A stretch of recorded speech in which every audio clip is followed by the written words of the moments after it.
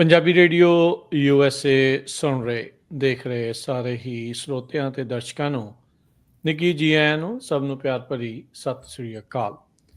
ਸਰੋਤਿਓ, ਮੈਂ ਰਾਜਕਨਵੀਰ Singh programme update immigration ਲੈ ਕੇ ਹਾਜ਼ਰ ਹੋ ਚੁੱਕੇ ਹਾਂ। ਮੇਰੇ ਨਾਲ US ਇਮੀਗ੍ਰੇਸ਼ਨ ਦੇ ਅਟਰਨੀ ਜੇ ਟਿਰਕਿਆਣਾ ਜੀ ਜੁੜ ਚੁੱਕੇ ਨੇ। ਅਟਰਨੀ ਟਿਰਕਿਆਣਾ ਜੀ ਆਇਆਂ ਨੂੰ ਸਵਾਗਤ ਹੈ। ਸਤਿ ਸ੍ਰੀ ਅਕਾਲ ਜੀ। ਧੰਨਵਾਦ ਜੀ ਤੇ ਸਤਿ ਸ਼੍ਰੀ ਅਕਾਲ ਸਾਰਿਆਂ ਨੂੰ। ਸਾਡੇ ਅੱਜ ਦੇ ਇਸ ਪ੍ਰੋਗਰਾਮ ਨੂੰ ਤੁਹਾਡੇ ਸਾਰਿਆਂ ਤੱਕ ਪਹੁੰਚਾਉਣ 'ਚ ਸਹਿਯੋਗ ਕਰਦੇ ਨੇ ਖਾਲਸਾ ਇੰਸ਼ੋਰੈਂਸ ਏਜੰਸੀ, ਜਿਨ੍ਹਾਂ ਦੇ ਕੋਲੋਂ ਹਰ ਇੱਕ ਤਰੀਕੇ ਦੇ ਇੰਸ਼ੋਰੈਂਸ ਤੁਸੀਂ ਕਰਵਾ ਸਕਦੇ ਹੋ। ਇੰਸ਼ੋਰੈਂਸ ਬਾਰੇ ਪਤਾ ਕਰਨ ਲਈ ਕਾਲ ਕਰ ਸਕਦੇ ਹੋ 408-272-2500 ਦੇ ਉੱਤੇ। ਟਿਰਕਿਆਣਾ ਇਮੀਗ੍ਰੇਸ਼ਨ ਲਾ ਫਰਮ US ਇਮੀਗ੍ਰੇਸ਼ਨ ਦਾ ਹੋਵੇ ਕਿਸੇ ਵੀ ਤਰੀਕੇ ਦਾ ਕੰਮ, ਕਾਲ ਅਟਰਨੀ ਜੇ ਟਿਰਕਿਆਣਾ 415-909-0503 ਦੇ ਉੱਤੇ। ਊੜਾ ਡੈਟ ਰਿਲੀਫ ਵਾਲੇ ਨਿਰਮਲ ਸਿੰਘ ਮਾਨ, ਇਕਨੋਮਿਕ ਹਾਰਡਸ਼ਿਪ ਚੱਲ ਰਹੀ ਹੈ, ਬੈਂਕਰਪਸੀ ਤੋਂ ਬਚਣਾ ਚਾਹੁੰਦੇ ਹੋ ਤਾਂ ਤੁਸੀਂ ਇਹਨਾਂ ਦੇ ਨਾਲ ਸੰਪਰਕ ਕਰ ਸਕਦੇ ਹੋ। ਕਾਲ 888-888-9914 ਦੇ ਉੱਤੇ। ਗੱਲਬਾਤਾਂ ਇਮੀਗ੍ਰੇਸ਼ਨ ਦੇ ਨਾਲ ਸੰਬੰਧਿਤ ਜਿਹੜੀਆਂ ਉਹ ਕਰਾਂਗੇ। ਕੀ ਕੁਛ ਇਮੀਗ੍ਰੇਸ਼ਨ ਨੂੰ ਲੈ ਕੇ ਜਿਹੜਾ ਉਹ ਚੱਲ ਰਿਹਾ ਆ ਉਹਦੇ ਬਾਰੇ ਚਰਚਾ ਕਰਾਂਗੇ। ਕੁਛ ਇੱਕ ਵੱਡੀ ਚੀਜ਼ ਜਿਹੜੀ ਉਹ ਵਾਪਰ ਗਈ ਆ ਜਿਹੜਾ ਉਹਦੇ ਬਾਰੇ ਚਰਚਾ ਕਰਦੇ ਹਾਂ। ਸੋ ਅਟਰਨੀ ਟਿਰਕਿਆਣਾ ਜੀ, ਜੇ ਤੁਸੀਂ ਥੋੜਾ ਜਿਹਾ ਦੱਸ ਦਿਓ ਵੀ ਅੱਜ ਆਪਾਂ ਕਿਹੜੇ ਟੌਪਿਕ ਦੇ ਉੱਤੇ ਗੱਲ ਕਰਨੀ ਹੈ। ਜੀ ਬਿਲਕੁਲ। ਸੋ ਆਪਾਂ ਨਾ ਇੱਕ ਬੜਾ ਇਤਿਹਾਸਿਕ ਫੈਸਲਾ ਜਿਹੜਾ 9 ਸਰਕਿਟ ਦਾ ਆਇਆ RKK ਦੇ ਸੰਬੰਧ ਦੇ ਵਿੱਚ ਹੀ ਉਹਦੇ ਬਾਰੇ ਗੱਲ ਕਰਾਂਗੇ। ਠੀਕ ਹੈ। ਤੇ ਜਿਹੜੇ ਸੁਣ ਰਹੇ ਆ, ਵੇਖ ਰਹੇ ਆ, ਇੱਕ ਮੈਸੇਜ ਤੁਸੀਂ ਕਹਿ ਲਓ ਜਾਂ ਇੱਕ ਰਿਕੁਐਸਟ ਕਹਿ ਲਓ, ਹਨਾ। ਤੇ ਬੜੀ ਸਿੰਪਲ ਜੀ ਗੱਲ ਸੀਗੀ, ਤੁਹਾਨੂੰ ਹਮੇਸ਼ਾ ਹੀ ਕਿਹਾ ਕਿ ਕਦੀ ਮਿਰਚ ਮਸਾਲਾ ਲਾ ਕੇ ਜਾਂ ਸ਼ੂਗਰ ਕੋਟ ਕਰਕੇ ਨਹੀਂ ਗੱਲ ਕਰਨੀ, ਗੱਲ ਸਿੱਧੀ ਕਰਨੀ ਆ ਤੇ ਕਰਨੀ ਵੀ ਹੈਗੀ ਹੈ, ਹਨਾ। ਜਿਹੜਾ ਆਪਣੇ ਪ੍ਰੋਗਰਾਮ ਤੋਂ ਸ਼ੋਅ ਤੋਂ ਪਹਿਲਾਂ ਨਹੀਂ ਗੱਲਾਂ ਬਾਤਾਂ ਹੁੰਦੀਆਂ ਸੀ, ਨਹੀਂ ਲੋਕਾਂ ਨੂੰ ਪਤਾ ਲੱਗਦਾ ਸੀਗਾ ਤੇ ਭੰਬਲ ਭੂਸੇ 'ਚ ਥੋੜੇ ਜਿਹੇ ਫਸ ਜਾਂਦੇ ਸੀਗੇ। ਸਾਲ ਬਾਅਦ 2 ਸਾਲ ਬਾਅਦ ਪਤਾ ਲੱਗਦਾ ਸੀਗਾ। ਸੋ ਕੀ ਸੀਗਾ ਕਿ ਇੱਕ ਉਪਰਾਲਾ ਕੀਤਾ ਕਿ ਲੇਟੈਸਟ ਜਿਹੜੀ ਖਬਰ ਆ ਤੇ ਕਈ ਕੇਸਾਂ ਦੇ ਵਿੱਚ ਈਵਨ ਹਾਲਾਤ ਉਧਰਲੇ ਪਾਸੇ ਨੂੰ ਜਾਣ ਤੋਂ ਪਹਿਲਾਂ ਵੀ ਪ੍ਰੈਡਿਕਸ਼ਨ ਵੀ ਕਰਨ ਦੀ ਕੋਸ਼ਿਸ਼ ਕੀਤੀ ਹੈ ਕਿ ਇੱਧਰਲੇ ਪਾਸੇ ਨੂੰ ਜਿਹੜੀਆਂ ਚੀਜ਼ਾਂ ਚੱਲ ਜਾਣੀਆਂ। ਫੋਰ ਐਗਜ਼ਾਮਪਲ, ਠੀਕ ਆ, ਇੱਕ ਉਹ ਦਿਨ ਸੀਗਾ ਜਦੋਂ ਸਰਕਾਰ ਚੇਂਜ ਹੋਈ ਸੀਗੀ ਤੇ ਇੱਕ ਹੁਣ ਦਾ ਦਿਨ ਆ, ਠੀਕ ਆ।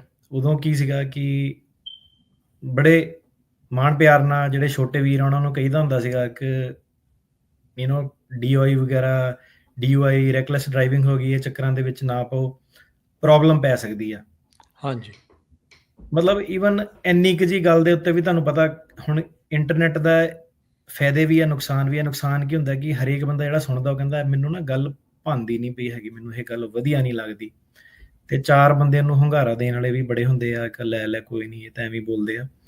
ਸੋ ਰਾਜਕਰਨ ਜੀ, ਜਿਹੜਾ ਇੱਕ ਹੁਣ ਦਾ ਟਾਈਮ ਆ, ਖਬਰਾਂ ਇਹ ਮਿਲ ਰਹੀਆਂ ਕਿ ਕਿਸੇ ਨੂੰ DOI ਦੀ ਟਿਕਟ ਮਿਲੀ, ਆਈਸ ਵਾਲਿਆਂ ਨੇ ਸੱਦ ਲਿਆ, ਵਿਅਕਤੀ ਆਈਸ ਵਾਲਿਆਂ ਦੇ ਗਿਆ, ਡਿਟੇਨ ਕਰ ਲਿਆ। DOI ਦੀ ਟਿਕਟ ਉੱਤੇ 2 ਸਾਲਾਂ ਤੋਂ ਵੱਧ ਜਿਹੜਾ ਉਹਨੂੰ ਟਾਈਮ ਹੋਇਆ ਸੀਗਾ।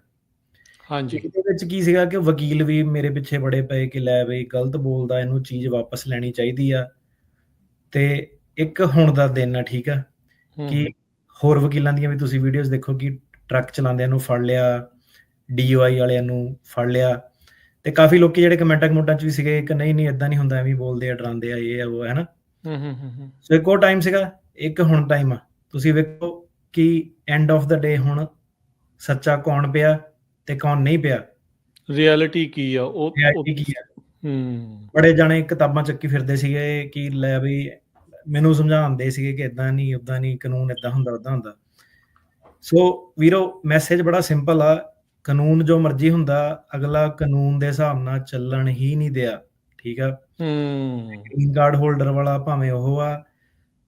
ਇਹ ਜਿਹੜਾ ਹੁਣ ਟਾਈਮ ਆ ਨਾ, ਜਿਹੜੀ ਅੱਜ ਤੁਹਾਨੂੰ ਖਬਰ ਜਿਹੜੀ ਦੱਸਣੀ ਆ, ਤੁਸੀਂ ਕਹਿੰਦੇ ਨਾ ਕਿ ਨੈਗੇਟਿਵ ਨਿਊਜ਼ ਹੁੰਦੀ ਆ, ਜਿਹੜੀ ਅਸਲੀ ਨੈਗੇਟਿਵ ਨਿਊਜ਼ ਆ, ਜਿਹੜੀ ਅਸਲੀ ਜਿਹੜਾ ਹੁਣ ਲੋਕਾਂ ਦਾ ਜਿਹਦੇ ਵਿੱਚ ਨੁਕਸਾਨ ਹੋਊਗਾ, ਉਹ ਵਾਲੀ ਖਬਰ ਅੱਜ ਕਵਰ ਕਰਨ ਵਾਲੀ ਜਿਹੜੀ ਖਬਰ ਆ, ਠੀਕ ਆ।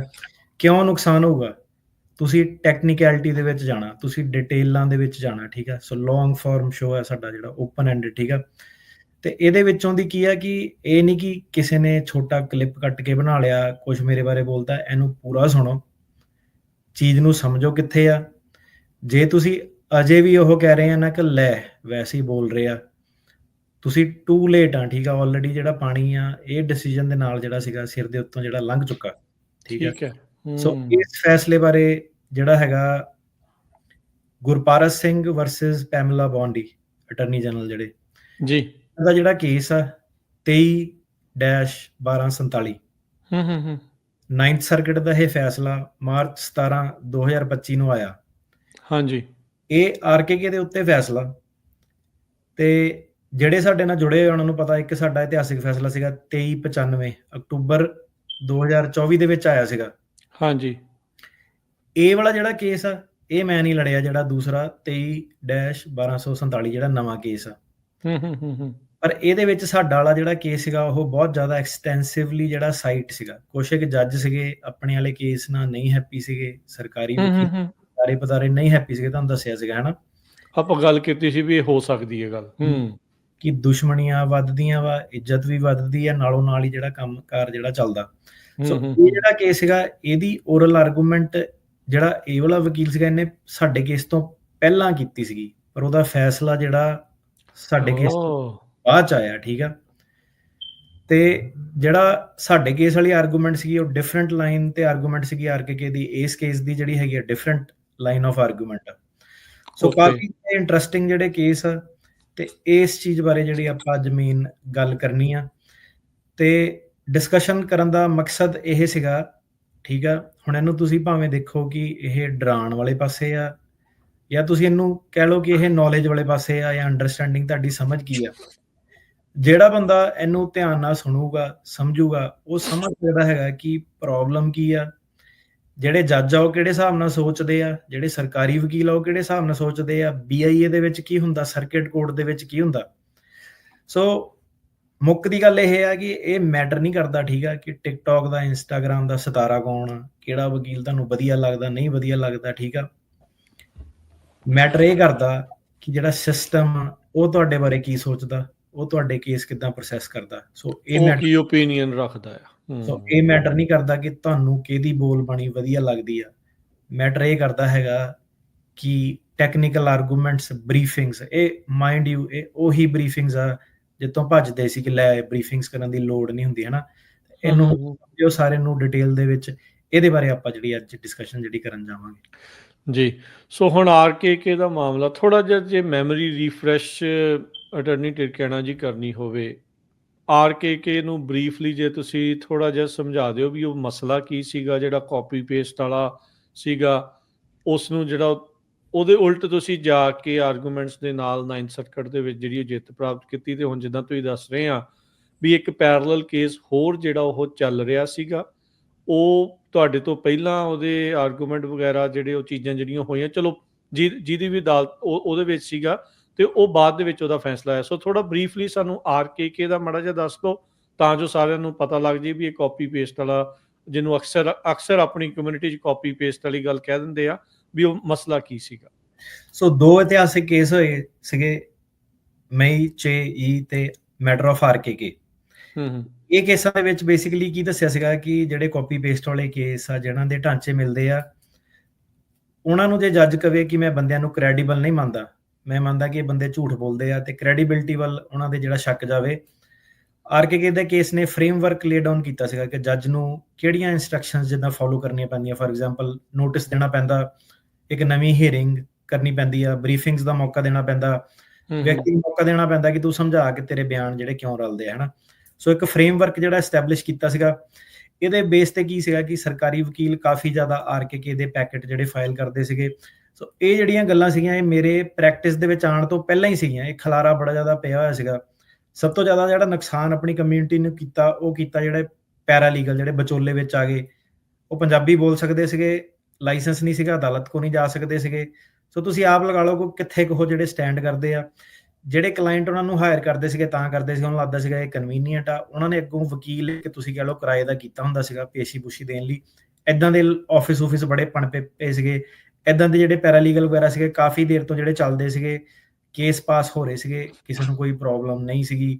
ਉਹ ਸਿਸਟਮ ਜਿਹੜੇ ਚੱਲਦੇ ਰਹੇ। ਅਲਟੀਮੇਟਲੀ ਕੀ ਹੋਇਆ ਕਿ ਆਰਕੇਕੇ, ਮਈ ਚੇ ਵਰਗੇ ਜਿਹੜੇ ਕੇਸ ਆਏ, ਉਹਨਾਂ ਨੇ ਇਹ ਚੀਜ਼ ਨੂੰ ਆਇਡੈਂਟੀਫਾਈ ਕੀਤਾ। ਸਰਕਾਰੀ ਵਕੀਲ ਨੇ ਕੀ ਸੀਗਾ ਕਿ ਕਿਸੇ ਕੇਸ ਦੇ ਵਿੱਚ 10, ਕਿਸੇ ਕੇਸ ਦੇ ਵਿੱਚ 20, ਕਿਸੇ ਦੇ ਕੇਸ ਦੇ ਵਿੱਚ 50।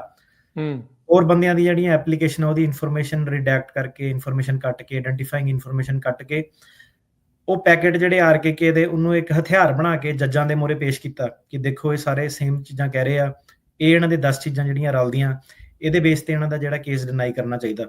ਸੋ ਉਸ ਚੀਜ਼ ਦੇ ਵਿੱਚ ਪਹਿਲਾਂ ਆਪਣੀ ਜਦੋਜਹਿਦ ਜਿਹੜੀ ਚੱਲਦੀ ਰਹੀ, ਠੀਕ ਆ। ਜਦੋਂ ਮੈਂ ਆਇਆ, ਮੈਂ ਕਿਹਾ ਆਪਣਾ ਬਰੀਫਿੰਗਸ ਜਿਹੜੀਆਂ ਕਰਨੀਆਂ, ਤੁਸੀਂ ਬਰੀਫਿੰਗਸ ਵਾਸਤੇ ਹਾਇਰ ਕਰੋ। ਬੜੇ ਸਾਰੇ ਕਲਾਇੰਟਾਂ ਨੇ ਕੀਤਾ, ਬੜੇ ਸਾਰੇ ਲੋਕਾਂ ਦੀ ਜਿਹੜੀ ਉਹਦੇ ਵਿੱਚ ਤੁਸੀਂ ਕਹ ਲਓ ਕਿ ਜਾਨ ਬਚਾਈ। ਆਰਕੇਕੇ ਦੀ ਬਰੀਫਿੰਗਸ, ਨਵੀਂ ਜਿਹੜੀਆਂ ਹੇਅਰਿੰਗ, ਇੱਕ ਨਵੀਂ ਚੀਜ਼ ਜਿਹੜੀ ਪ੍ਰੈਕਟਿਸ ਦੇ ਵਿੱਚ ਨਹੀਂ ਸੀਗੀ, ਉਹ ਆਪਾਂ ਟੇਬਲ ਦੇ ਉੱਤੇ ਲੈ ਕੇ ਆਏ ਕਿ ਆਹ ਦੇਖੋ ਬਰੀਫਿੰਗਸ ਜਿਹੜੀਆਂ ਹੁੰਦੀਆਂ। ਕਈ ਲੋਕਾਂ ਨੂੰ ਪਤਾ ਚੱਲ ਗਿਆ, ਠੀਕ ਆ, ਉਹਨਾਂ ਨੇ ਉਹ ਚੀਜ਼ ਦੀ ਐਡਵਾਂਟੇਜ ਵੀ ਲਈ, ਹਾਇਰ ਕੀਤਾ ਸਾਨੂੰ। ਬੜੇ ਸਾਰੇ ਜੱਜਾਂ ਮੂਹਰੇ ਆਪਾਂ ਜਾ ਕੇ ਪੇਸ਼ਕਸ਼ ਕੀਤੀ, ਬੜੇ ਸਾਰੇ ਲੋਕਾਂ ਦਾ ਬਚਾਅ ਹੋਇਆ, ਬੜੇ ਸਾਰੇ ਲੋਕਾਂ ਨੇ ਨਿੰਦਿਆ ਕੀਤੀ, ਲੱਤਾਂ ਖਿੱਚੀਆਂ, ਟੂ ਈਚ ਦੇਅਰ ਓਨ, ਹਨਾ। ਸੋ ਕੀ ਸੀਗਾ ਕਿ ਹੌਲੀ ਹੌਲੀ ਕਰਦੇ ਇੱਕ ਕੇਸ ਹੋਇਆ, ਜਸਵਿੰਦਰ ਸਿੰਘ ਵਰਸਸ ਗਾਰਲੈਂਡ। ਇਹਦੇ ਵਿੱਚ ਸਾਨੂੰ ਮੌਕਾ ਮਿਲਿਆ 9th ਸਰਕਟ ਦੇ ਵਿੱਚ ਜਾ ਕੇ ਇਹ ਕੇਸ ਲੜਨ ਦਾ। ਤੇ ਜਸਵਿੰਦਰ ਸਿੰਘ ਦੇ ਕੇਸ ਦੇ ਵਿੱਚ ਆਪਾਂ ਆਰਗੂ ਕੀਤਾ ਹੈ ਡਿਊ ਪ੍ਰੋਸੈਸ ਰਾਈਟਸ, ਕਿ ਤੁਸੀਂ ਸਾਨੂੰ ਇਹ ਜਿਹੜੀਆਂ ਡੈਕਲੇਰੇਸ਼ਨਾਂ ਪੇਸ਼ ਕਰ ਰਹੇ ਆ, ਸਾਨੂੰ ਦੱਸ ਨਹੀਂ ਰਹੇ ਤੁਸੀਂ ਇਹ ਕੌਣ ਵਿਅਕਤੀ ਆ, ਇਹ ਪ੍ਰਿਪੇਅਰਰ, ਠੀਕ ਆ, ਕਿ ਤੁਸੀਂ ਇੱਕ ਜਨਰਲੀ ਕਿ ਲੋਕਾਂ ਦੀ ਜਿਹੜੀ ਕਹਾਣੀ ਮਿਲਦੀ ਆ ਉਹਦੇ ਬੇਸ ਤੇ ਤੁਸੀਂ ਕੇਸ ਜਿਹੜਾ ਡਿਨਾਈ ਕਰ ਰਹੇ ਆ ਸਾਰਿਆਂ ਦਾ। ਸੋ ਉਹ ਚੀਜ਼ ਦੇ ਉੱਤੇ ਬਹਿਸ ਹੋਈ। 3 ਜੱਜ ਦਾ ਪੈਨਲ ਸੀਗਾ, 2 ਜੱਜ ਸਾਡੇ ਨਾਲ ਸੀਗੇ, ਇੱਕ ਜੱਜ ਸਾਹਿਬ ਨਹੀਂ ਐਗਰੀ ਕੀਤੇ, ਠੀਕ ਆ। ਉਹ ਜੱਜ ਸਾਹਿਬ ਹੁਣ ਇਹ ਵਾਲੇ ਨਵੇਂ ਕੇਸ ਤੇ ਵੀ ਜਿਹੜੇ ਪੈਨਲ ਤੇ ਸੀਗੇ। ਅੱਛਾ, ਠੀਕ ਹੈ, ਸੇਮ ਜੱਜ ਸੀਗੇ। ਸੋ 9th ਸਰਕਟ ਦੇ ਵਿੱਚ ਵਿਵਾਦ ਜਿਹੜਾ ਛਿੜ ਗਿਆ।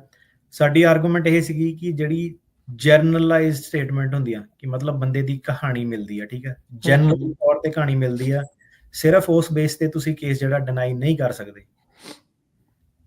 ਜਿਹੜਾ ਆਰਕੇ ਹੈਗਾ ਉਹ ਕਹਿੰਦਾ ਹੈਗਾ ਕਿ ਲੈਂਗੁਏਜ, ਗ੍ਰਾਮਰ, ਕਾਪੀ ਪੇਸਟ, ਢਾਂਚਾ ਜਿਹੜਾ ਸਾਰਾ ਰਲਦਾ ਹੋਵੇ, ਫਿਰ ਤੁਸੀਂ ਸ਼ੱਕ ਕਰ ਸਕਦੇ ਹੋ, ਹਨਾ। ਸੋ ਇਹ ਚੀਜ਼ ਉੱਤੇ ਬੈਨ ਸੀਗੀ। ਸਾਡੇ ਵਾਲੇ ਕੇਸ ਦੇ ਵਿੱਚ ਫਿਰ ਡਿਊ ਪ੍ਰੋਸੈਸ ਰਾਈਟਸ ਦੇ ਉੱਤੇ ਆਪਾਂ ਆਰਗੂ ਕੀਤਾ, ਪੈਨਲ ਸਾਡੇ ਨਾਲ ਅਗਰੀ ਕੀਤਾ, ਤੇ ਉਹਨਾਂ ਨੇ ਬੇਸਿਕਲੀ ਜਸਵਿੰਦਰ ਸਿੰਘ ਦੇ ਫੇਵਰ ਦੇ ਵਿੱਚ ਕੇਸ ਕੀਤਾ। ਸਿਐਟਲ ਦਾ ਸੀਗਾ ਵਿਅਕਤੀ, ਸਿਐਟਲ ਕੋਰਟ ਨੇ ਡਿਨਾਈ ਕੀਤਾ ਸੀਗਾ ਉਹਦਾ ਕੇਸ, ਠੀਕ ਹੈ। ਤੇ ਫਿਰ ਉਹਨਾਂ ਨੇ ਵਾਪਸ ਜਿਹੜਾ BIA ਨੂੰ ਥੱਲੇ ਇਮੀਗ੍ਰੇਸ਼ਨ ਕੋਰਟ ਨੂੰ ਭੇਜਿਆ ਕਿ ਤੁਸੀਂ ਇਹ ਆਰਕੇਕੇ ਦਾ ਜਿਹੜਾ ਸਟਰਕਚਰ ਫੋਲੋ ਨਹੀਂ ਕੀਤਾ, ਤੁਸੀਂ ਇੱਕ ਜਨਰਲਾਈਜ਼ਡ ਕੰਪੈਰੀਜ਼ਨ ਕੀਤਾ ਹੈਗਾ, ਸਪੈਸੀਫਿਕ ਕੰਪੈਰੀਜ਼ਨ ਨਹੀਂ ਕੀਤਾ, ਤੇ ਉਹਦੇ ਬੇਸ ਤੇ ਤੁਸੀਂ ਜਿਹੜਾ ਸੀਗਾ ਗਲਤ ਫੈਸਲਾ ਜਿਹੜਾ ਲਿਆ। ਇਹ ਚੀਜ਼ ਨੂੰ ਕਹਿੰਦੇ ਸੀਗੇ ਆਰਕੇਕੇ। ਹੁਣ ਸਾਡਾ ਜਿਹੜਾ ਕੇਸ ਸੀਗਾ ਉਸ ਤੋਂ ਬਾਅਦ ਕੀ ਹੋਇਆ ਹੈ ਕਿ ਇਮੀਡੀਏਟਲੀ, ਠੀਕ ਆ, ਅਗਲੇ ਹੀ ਸੋਮਵਾਰ ਨੂੰ ਸਾਰੇ ਸਰਕਾਰੀ ਵਕੀਲਾਂ ਨੇ ਆਰਕੇਕੇ ਦੇ ਪੈਕੇਟ ਜਿਹੜੇ ਵਾਪਸ ਲੈ ਲਏ ਆਪਣੇ ਕੇਸਾਂ ਦੇ ਵਿੱਚ। ਜੱਜਾਂ ਨੇ ਕਿਹਾ ਕਿ ਆਰਕੇਕੇ ਖਤਮ ਆ ਹੁਣ, ਇਹ ਲੱਗਦਾ ਨਹੀਂ, ਕਿਉਂਕਿ ਜਿਹੜੀ ਪ੍ਰੈਸੀਡੈਂਟ ਸੈੱਟ ਹੋ ਗਿਆ ਸੀਗਾ। ਉਹਦੇ ਵਿੱਚ ਨਾ ਸਿਰਫ ਸਾਡੇ ਕਲਾਇੰਟਾਂ ਨੂੰ, ਜਿਹੜੇ ਦੂਜੇ ਵਕੀਲਾਂ ਦੇ ਵੀ ਸੀਗੇ। ਤੁਸੀਂ ਦੇਖ ਲਓ ਕਿ ਅਕਤੂਬਰ ਤੋਂ ਬਾਅਦ ਕਿਸੇ ਤੁਸੀਂ ਆਰਕੇਕੇ ਦੀ ਗੱਲ ਨਹੀਂ ਸੁਣੀ ਹੋਣੀ, ਹਨਾ। ਨਹੀਂ ਸੁਣੀ, ਸਹੀ ਗੱਲ ਆ। 2395 ਜਿਹੜਾ ਸੀਗਾ ਉਹਨੇ ਵਾਰ ਕੀਤਾ ਸੀਗਾ, ਉਹਨੇ ਕਲੈਰੀਫਾਈ ਕੀਤਾ ਸੀਗਾ ਕਿ ਤੁਸੀਂ ਜੇ ਗ੍ਰਾਮਰ ਮਿਲਦੀ ਆ, ਲੈਂਗੁਏਜ ਮਿਲਦੀਆਂ, ਕਾਪੀ ਪੇਸਟ ਕੀਤਾ, ਪਲੇਜਰਿਜ਼ਮ ਇਹ ਚੀਜ਼ ਨੂੰ ਕਹਿੰਦੇ ਆ ਕਿ ਪਲੇਜਰਾਈਜ਼ ਕਰਨਾ, ਕਿ ਕਿਸੇ ਚੀਜ਼ ਨੂੰ ਨਕਲ ਕਰਕੇ ਬਿਲਕੁਲ ਕਾਪੀ ਕਰ ਲੈਣਾ, ਕਿ ਜੇ ਤਾਂ ਪਲੇਜਰਿਜ਼ਮ ਹੈਗਾ ਫਿਰ ਹੀ ਤੁਸੀਂ ਬੰਦੇ ਨੂੰ ਕਹਿ ਸਕਦੇ ਆ ਕਿ ਕ੍ਰੈਡੀਬਲ ਨਹੀਂ ਆ, ਅਦਰਵਾਈਜ਼ ਤੁਸੀਂ ਨਹੀਂ ਕਹਿ ਸਕਦੇ। ਸੋ ਅਕਤੂਬਰ 4 2024 ਉਦੋਂ ਫੈਸਲਾ ਆਇਆ ਸੀਗਾ। ਹੁਣ ਮਾਰਚ 17 2025 ਇਹ ਨਵਾਂ ਵਾਲਾ ਫੈਸਲਾ ਆਇਆ, ਠੀਕ ਹੈ ਜੀ। ਤੇ ਇਹ ਕੇਸ ਨੇ, ਇਹ ਸੀਗਾ ਸੋ ਆਰਕੇਕੇ ਦੀ ਬੈਕਗ੍ਰਾਉਂਡ ਜਿਹੜੀ ਤੁਸੀਂ ਪੁੱਛੀ ਸੀਗੀ। ਠੀਕ ਹੈ। ਸੋ ਹੁਣ ਇਹ ਜਿਹੜਾ ਤੁਸੀਂ ਗੁਰਪਾਰਸ ਵਰਸਸ ਪੈਮਲਾ ਬੌਂਡੀ ਦਾ ਕੇਸ ਜਿਹੜਾ ਉਹ ਦੱਸਿਆ ਆ, ਸੋ ਇਹਦੀ ਹੁਣ ਥੋੜੀ ਸਾਨੂੰ ਦੱਸ ਦਿਓ ਵੀ ਇਹ ਵੀ 9th ਸਰਕਟ ਦੇ ਵਿੱਚ ਹੀ ਸੀਗਾ। ਹਾਂਜੀ, ਸੋ 9th ਸਰਕਟ ਦੇ ਵਿੱਚ ਸੀਗਾ ਕੇਸ। ਇਹਦੇ ਵਿੱਚ ਕੀ ਸੀਗਾ ਕਿ 9th ਸਰਕਟ ਨੇ ਡਿਨਾਈ ਕਰਤਾ ਗੁਰਪਾਰਸ ਦੀ petition. So board of immigration appeal BIA ਜਿਹੜਾ ਹੁੰਦਾ, ਉਹਨੇ ਵੀ ਅਪੀਲ ਜਿਹੜੀ ਡਿਨਾਈ ਕਰਤੀ ਸੀਗੀ, ਤੇ ਜੱਜ ਦੇ ਨਾਲ ਉਹਨਾਂ ਨੇ ਐਗਰੀ ਕੀਤਾ, ਠੀਕ ਹੈ। ਤੇ 9th ਸਰਕਟ ਨੇ ਜਿਹੜਾ ਫੈਸਲਾ ਲਿਆ, ਬੇਸਿਕਲੀ ਉਹਨਾਂ ਨੇ ਇਹ ਕਿਹਾ ਕਿ ਇਹ ਬੰਦਾ ਕ੍ਰੈਡੀਬਲ ਨਹੀਂ ਹੈਗਾ। ਕ੍ਰੈਡੀਬਲ ਦਾ ਮਤਲਬ ਹੁੰਦਾ ਕਿ ਬੰਦੇ ਤੇ ਵਿਸ਼ਵਾਸ ਕੀਤਾ ਜਾ ਸਕਦਾ ਕਿ ਨਹੀਂ ਕੀਤਾ ਜਾ ਸਕਦਾ, ਉਹਨੂੰ ਕਹਿੰਦੇ ਆ ਕ੍ਰੈਡੀਬਿਲਿਟੀ ਡਿਟਰਮੀਨੇਸ਼ਨ। ਸੋ 9th ਸਰਕਟ ਕਹਿੰਦਾ ਕਿ ਇਹ ਬੰਦਾ ਕ੍ਰੈਡੀਬਲ ਨਹੀਂ ਹੈਗਾ, ਕਿਉਂਕਿ ਜਿਹੜਾ ਇਹਦਾ ਦਾਵਾ ਹੈਗਾ, ਕਲੇਮ, ਜਿਹੜੀ ਇਹਦੀ ਡੈਕਲੇਰੇਸ਼ਨ ਆ, ਬਿਆਨ ਆ ਜਿਹਦੇ, ਇਹਦੇ ਵਿੱਚ ਬਹੁਤ ਜ਼ਿਆਦਾ ਲਿੰਗੁਇਸਟਿਕ ਤੇ ਫੈਕਚੁਅਲ ਸਿਮਿਲੈਰਿਟੀਜ਼ ਹੈਗੀਆਂ। ਫੈਕਚੁਅਲ ਦਾ ਮਤਲਬ ਹੁੰਦਾ ਕਿ ਇਹਦੇ ਜਿਹੜੇ ਤੱਥ ਆ, ਇਹਦੀ ਜਿਹੜੀ ਕਹਾਣੀ ਆ, ਉਹ ਬਹੁਤ ਸਾਰੇ ਲੋਕਾਂ ਦੇ ਨਾਲ ਮਿਲਦੀ ਆ, ਠੀਕ ਹੈ। ਇਹਦੀ ਜਿਹੜੀ ਲੈਂਗੁਏਜ ਆ ਉਹ ਮਿਲਦੀ ਆ। ਸੋ ਲੈਂਗੁਏਜ ਵੀ ਮਿਲਦੀ ਆ, ਫੈਕਟਸ ਵੀ ਇਹਦੇ ਮਿਲਦੇ ਆ, ਜਿਹੜੇ ਹੋਰ ਕਈ ਅਸਾਈਲਮ ਐਪਲੀਕੈਂਟਸ ਨੇ ਜਿਹੜੀਆਂ ਕਹਾਣੀਆਂ ਫਾਈਲ ਕੀਤੀਆਂ ਉਹਦੇ ਨਾਲ। ਕਿਉਂਕਿ ਇਹਨੂੰ ਆਪਾਂ ਹੁਣ ਕ੍ਰੈਡੀਬਲ ਨਹੀਂ ਮੰਨਦੇ ਉਸ ਬੇਸ ਤੇ ਕਾਪੀ ਪੇਸਟ ਕਰਕੇ, ਤਾਂ ਕਰਕੇ ਬਾਕੀ ਜਿਹੜੀਆਂ ਵੀ ਚੀਜ਼ਾਂ ਇਹਨੇ ਫਾਈਲ ਕੀਤੀਆਂ, ਕੰਟਰੀ ਕੰਡੀਸ਼ਨ, ਡਾਕਟਰ ਦੇ, ਉਹ ਸਾਰੇ ਪ੍ਰੂਫ ਆ, ਉਹਦਾ ਕੋਈ ਫਾਇਦਾ ਨਹੀਂ ਰਹਿ ਜਾਂਦਾ। ਤੇ ਇਸ ਕਰਕੇ ਸਾਨੂੰ ਲੱਗਦਾ ਕਿ BIA ਨੇ ਸਹੀ ਫੈਸਲਾ ਜਿਹੜਾ ਕੀਤਾ।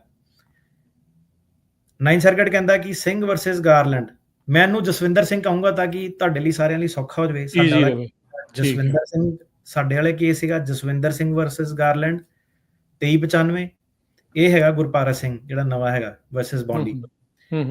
ਤੇ ਤੁਸੀਂ ਦੇਖੋ ਸਰਕਾਰਾਂ ਚੇਂਜ ਹੋ ਗਈਆਂ, ਗਾਰਲੈਂਡ ਉਹਦੇ ਵਿੱਚ ਬੌਂਡੀ, ਅਟਾਰਨੀ ਜਨਰਲ ਚੇਂਜ ਹੋ ਗਏ। ਸੋ ਇਹਨਾਂ ਨੇ ਹੁਣ ਕੀ ਕੀਤਾ ਕਿ ਜਿਹੜਾ ਸਿੰਘ ਵਰਸਸ ਗਾਰਲੈਂਡ ਆ, ਉਹ ਕਹਿੰਦੇ ਕਿ ਜਸਵਿੰਦਰ ਸਿੰਘ ਦਾ ਕੇਸ, ਉਹ ਕਹਿੰਦੇ ਗੁਰਪਾਰਸ ਦੇ ਕੇਸ ਨਾਲੋਂ ਫਰਕ ਆ। ਅੱਛਾ। ਜਿਹੜਾ ਜਸਵਿੰਦਰ ਸਿੰਘ ਵਾਲਾ ਕੇਸ ਸੀਗਾ, ਜੇ ਆਪਾਂ ਆਰਗਿਊ ਕੀਤਾ, ਉਹਦੇ ਵਿੱਚ ਆਪਣੀ ਆਰਗੂਮੈਂਟ ਇਹ ਸੀਗੀ ਕਿ ਜਿਹੜਾ ਬੋਰਡ ਆਫ ਇਮੀਗ੍ਰੇਸ਼ਨ ਅਪੀਲ ਆ BIA ਆ, ਉਹਨੇ ਮੈਟਰ ਆਫ ਆਰਕੇ ਸਹੀ ਤਰੀਕੇ ਨਾਲ ਨਹੀਂ ਲਗਾਇਆ। ਓਕੇ। ਕਿਉਂਕਿ ਉਹ ਬ੍ਰੌਡ ਫੈਕਚੁਅਲ ਸਿਮਿਲੈਰਿਟੀਜ਼, ਕਿ ਉਹ ਇਹ ਕਹਿ ਕੇ ਉਹਨੇ ਕੇਸ ਡਿਨਾਈ ਕੀਤਾ ਸੀਗਾ ਕਿ ਕਹਾਣੀਆਂ ਰਲਦੀਆਂ, ਤੁਸੀਂ ਇਦਾਂ ਨਹੀਂ ਕਰ ਸਕਦੇ, ਆਰਕੇ ਤੁਸੀਂ ਸਹੀ ਤਰੀਕੇ ਨਾਲ ਨਹੀਂ ਰਲਾਇਆ। ਪਰ ਗੁਰਪਾਰਸ ਦੇ ਕੇਸ ਦੇ ਵਿੱਚ 9 ਸਰਕਟ ਕਹਿੰਦਾ ਕਿ ਆਪਾਂ ਉਸ ਤੋਂ ਬਿਯੋਂਡ ਜਾਂਦੇ ਆ। ਇਹਦੇ ਵਿੱਚ ਕੀ ਹੈਗਾ ਕਿ identical language, word for word copy paste ਜਿਹੜੀਆਂ ਡੈਕਲੇਰੇਸ਼ਨ ਜਿਹੜੀਆਂ ਹੈਗੀਆਂ, ਤਾਂ ਕਰਕੇ ਆਪਾਂ ਜਿਹੜਾ ਇਹ ਕੇਸ ਡਿਨਾਈ ਕਰਦੇ ਆ। ਇਹ ਜਿਹੜਾ ਜਸਵਿੰਦਰ ਸਿੰਘ ਦੇ ਕੇਸ ਨਾਲੋਂ ਅਲੱਗ ਜਿਹੜਾ ਵੱਖਰਾ ਹੈ।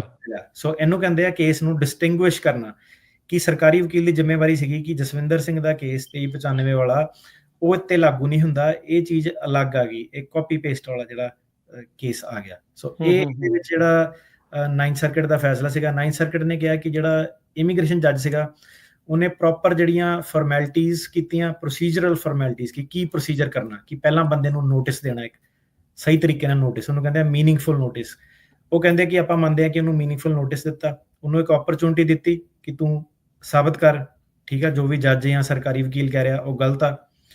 ਤੇ ਜਦੋਂ ਉਹਨੇ ਆਪਣਾ ਪੱਖ ਪੇਸ਼ ਕੀਤਾ ਬੰਦੇ ਨੇ, ਤੇ ਆਪਾਂ ਸਾਰਾ ਜਿੰਨਾ ਵੀ ਐਵੀਡੈਂਸ ਸੀਗਾ, ਉਹ ਸਾਰਾ ਟੋਟੈਲਿਟੀ ਆਫ ਸਰਕਮਸਟੈਂਸ ਦੇ ਵਿੱਚ ਕੰਸੀਡਰ ਕੀਤਾ, ਤੇ ਸਾਰਾ ਕੰਸੀਡਰ ਕਰਦੇ ਹੋਏ ਜੱਜ ਨੇ ਕਿਹਾ ਕਿ ਇਹ ਬੰਦਾ ਕ੍ਰੈਡੀਬਲ ਨਹੀਂ ਹੈਗਾ ਤੇ ਯਕੀਨ ਨਹੀਂ ਕੀਤਾ ਜਾ ਸਕਦਾ।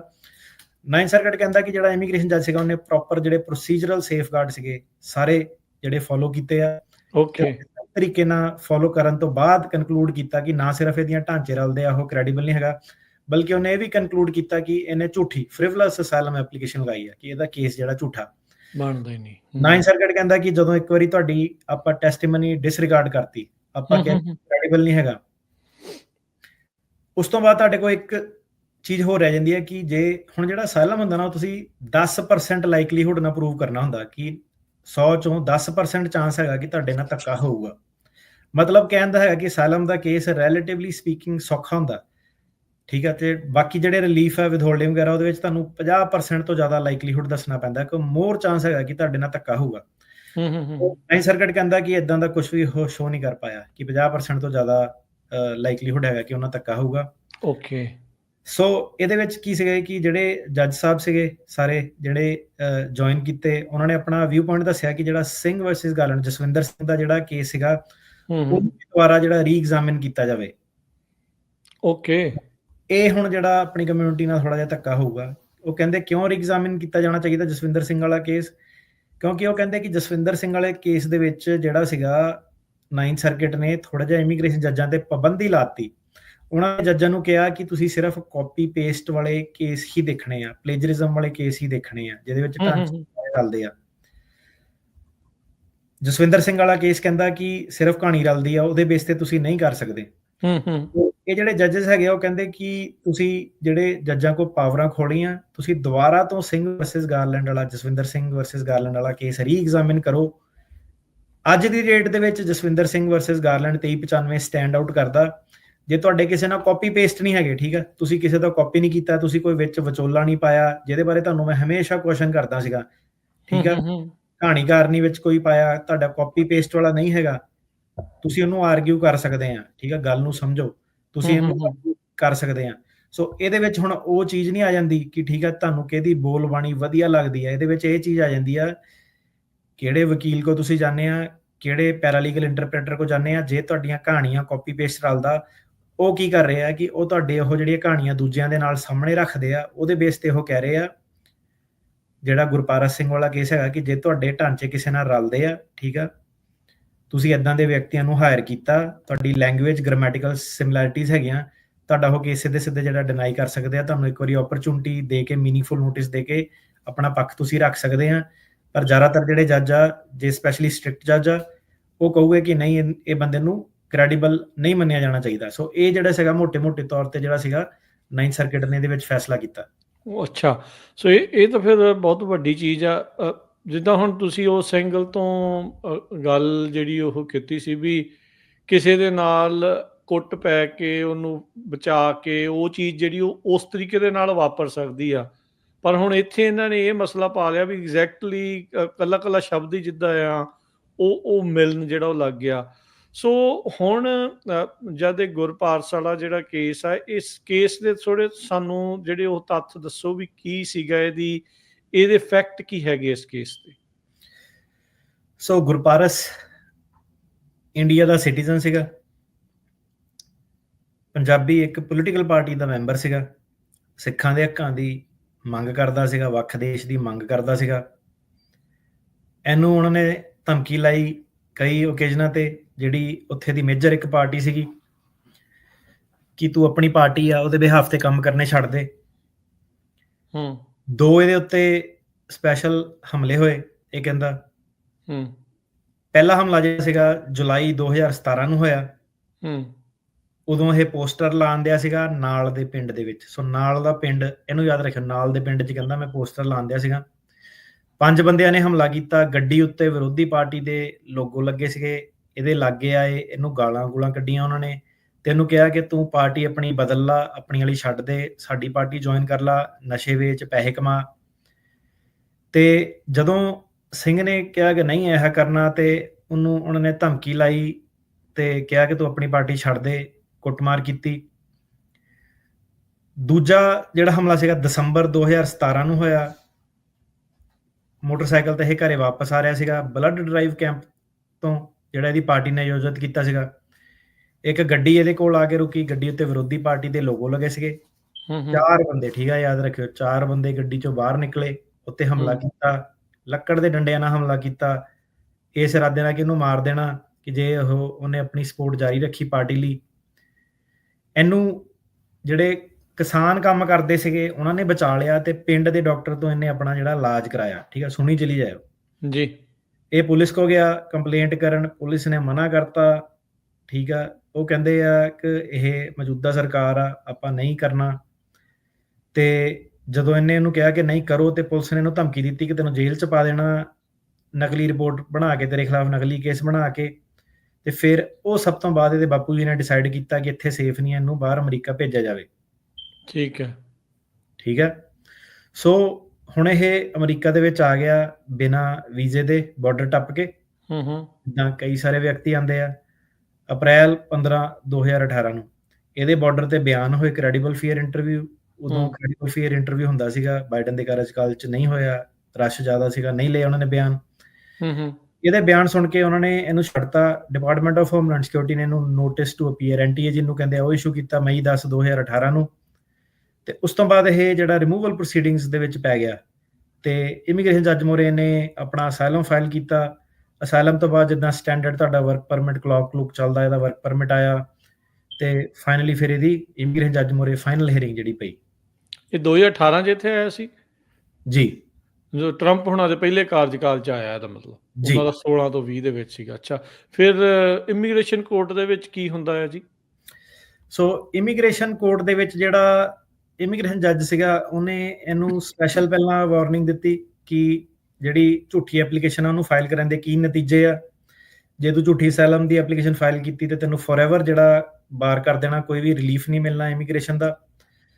ਇਮੀਗ੍ਰੇਸ਼ਨ ਜੱਜ ਨੇ ਇਹਨੂੰ ਪੁੱਛਿਆ ਕਿ ਤੂੰ ਸਮਝ ਗਿਆ ਮੈਂ ਤੈਨੂੰ ਕੀ ਕਹਿਣਾ ਚਾਹੁੰਦਾ? ਇਹਨੇ ਕਿਹਾ ਯੈਸ ਸਰ, ਮੈਂ ਸਮਝ ਗਿਆ। ਇਮੀਗ੍ਰੇਸ਼ਨ ਜੱਜ ਨੇ ਪੁੱਛਿਆ ਕਿ ਜੋ ਵੀ ਤੂੰ ਪੇਸ਼ ਕੀਤਾ ਉਹ ਟਰੂ, ਕੰਪਲੀਟ ਤੇ ਕਰੈਕਟ ਹੈਗਾ, ਕਿ ਉਹ ਪੂਰਾ ਇੱਕ ਸੱਚੀ ਗੱਲ ਆ, ਪੂਰੀ ਗੱਲ ਆ ਤੇ ਸਹੀ ਗੱਲ ਆ? ਤੇ ਸਿੰਘ ਨੇ ਕਿਹਾ ਹਾਂਜੀ ਸਹੀ ਗੱਲ ਆ। ਉਸ ਤੋਂ ਬਾਅਦ ਸਿੰਘ ਨੇ ਗਵਾਹੀ ਦਿੱਤੀ ਜੱਜ ਸਾਹਿਬ ਨੂੰ। ਫਿਰ ਪਹਿਲਾਂ ਕੀ ਹੁੰਦਾ ਕਿ ਤੁਹਾਡਾ ਹੁੰਦਾ ਡਾਇਰੈਕਟ ਐਗਜ਼ਾਮੀਨੇਸ਼ਨ। ਤੁਹਾਡਾ ਜਿਹੜਾ ਵਕੀਲ ਆ ਉਹ ਤੁਹਾਨੂੰ ਸਵਾਲ ਪੁੱਛਦਾ। ਜਦੋਂ ਤੁਹਾਡਾ ਵਕੀਲ ਸਵਾਲ ਪੁੱਛ ਕੇ ਹਟ ਜਾਂਦਾ, ਉਸ ਤੋਂ ਬਾਅਦ ਹੁੰਦਾ ਕ੍ਰਾਸ ਐਗਜ਼ਾਮੀਨੇਸ਼ਨ। ਉਹਦੇ ਵਿੱਚ ਜਿਹੜਾ ਸਰਕਾਰੀ ਵਕੀਲ ਸੀਗਾ ਉਹਨੇ ਸਵਾਲ ਪੁੱਛੇ ਤੇ ਉਹਨੇ ਰਿਬਟਲ ਐਵੀਡੈਂਸ ਜਿਹੜਾ ਪੇਸ਼ ਕੀਤਾ। ਹੁਣ ਰਿਬਟਲ ਐਵੀਡੈਂਸ ਕੀ ਹੁੰਦਾ? ਰਿਬਟ ਦਾ ਮਤਲਬ ਹੁੰਦਾ ਕਿ ਤੁਸੀਂ ਕੁਝ ਕਹਿ ਰਹੇ ਆ, ਤੁਹਾਡੀ ਗੱਲ ਨੂੰ ਕੋਈ ਪੁੱਠਾ ਪਾਣਾ ਚਾਹਵੇ। ਠੀਕ ਹੈ, ਜਿਹੜਾ ਰਿਬਟਲ ਐਵੀਡੈਂਸ ਆ ਉਹ ਕਿਸੇ ਵੀ ਮੌਕੇ ਤੇ ਫਾਈਲ ਜਿਹੜਾ ਹੋ ਸਕਦਾ। ਰਿਬਟਲ ਐਵੀਡੈਂਸ ਦੇ ਵਿੱਚ ਜਿਹੜਾ ਸਰਕਾਰੀ ਵਕੀਲ ਸੀਗਾ ਉਹਨੇ 6 ਜਿਹੜੇ ਹੋਰ ਬਿਆਨ ਪੇਸ਼ ਕੀਤੇ।